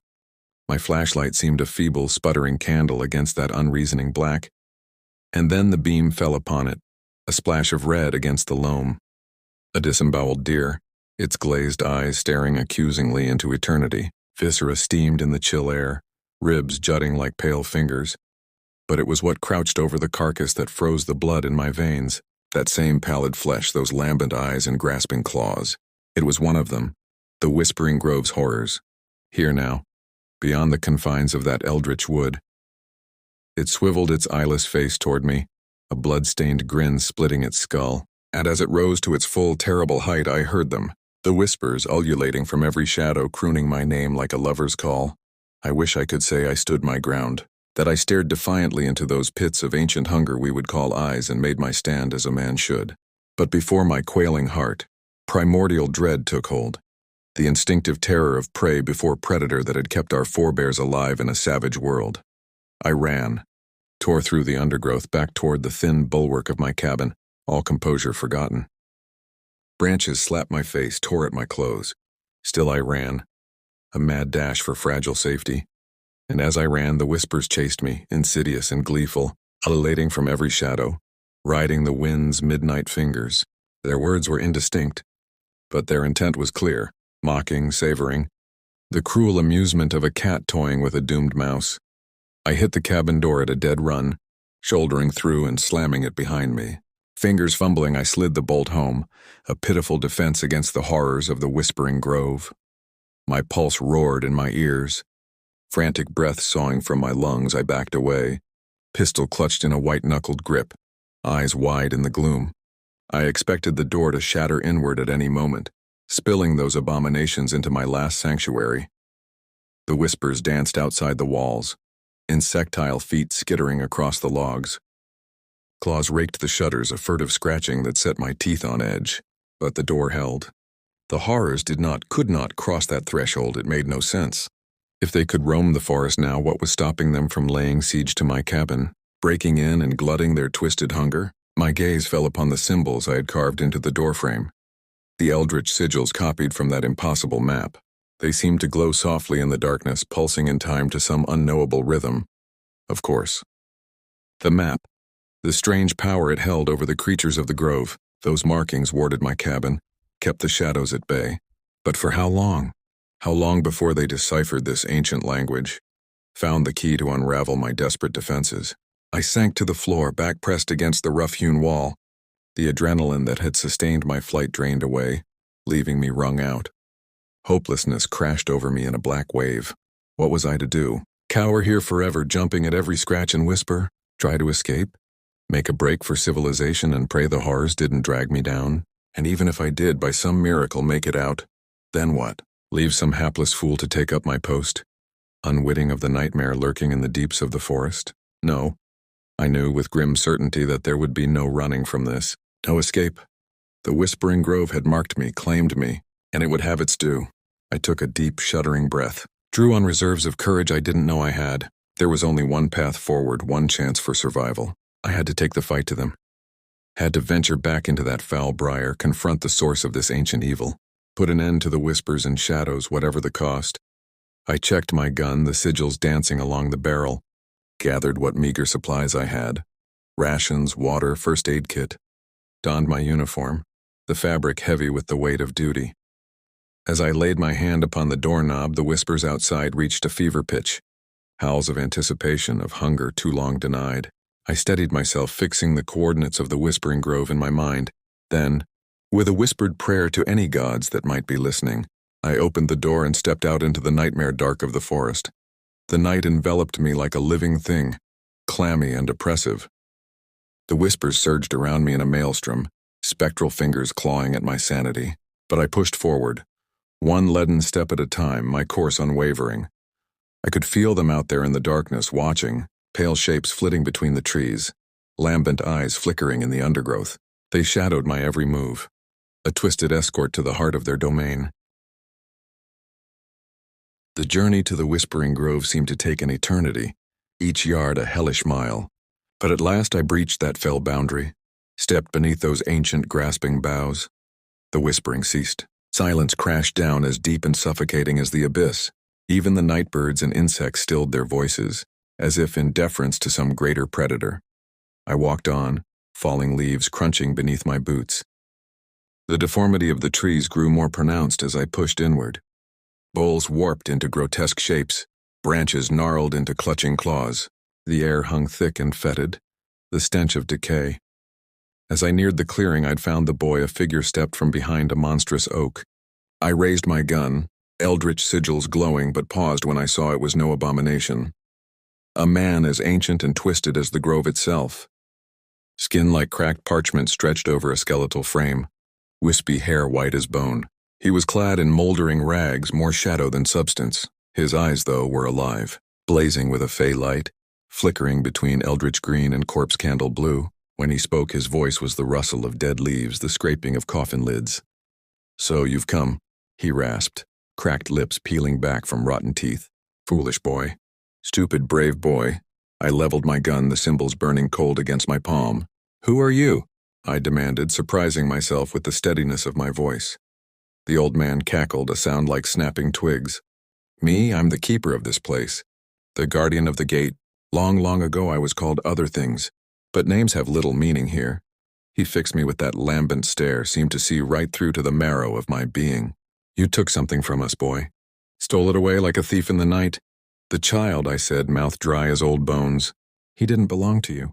"To this place. Belong?" The keeper shook his head, dust sifting from his hair.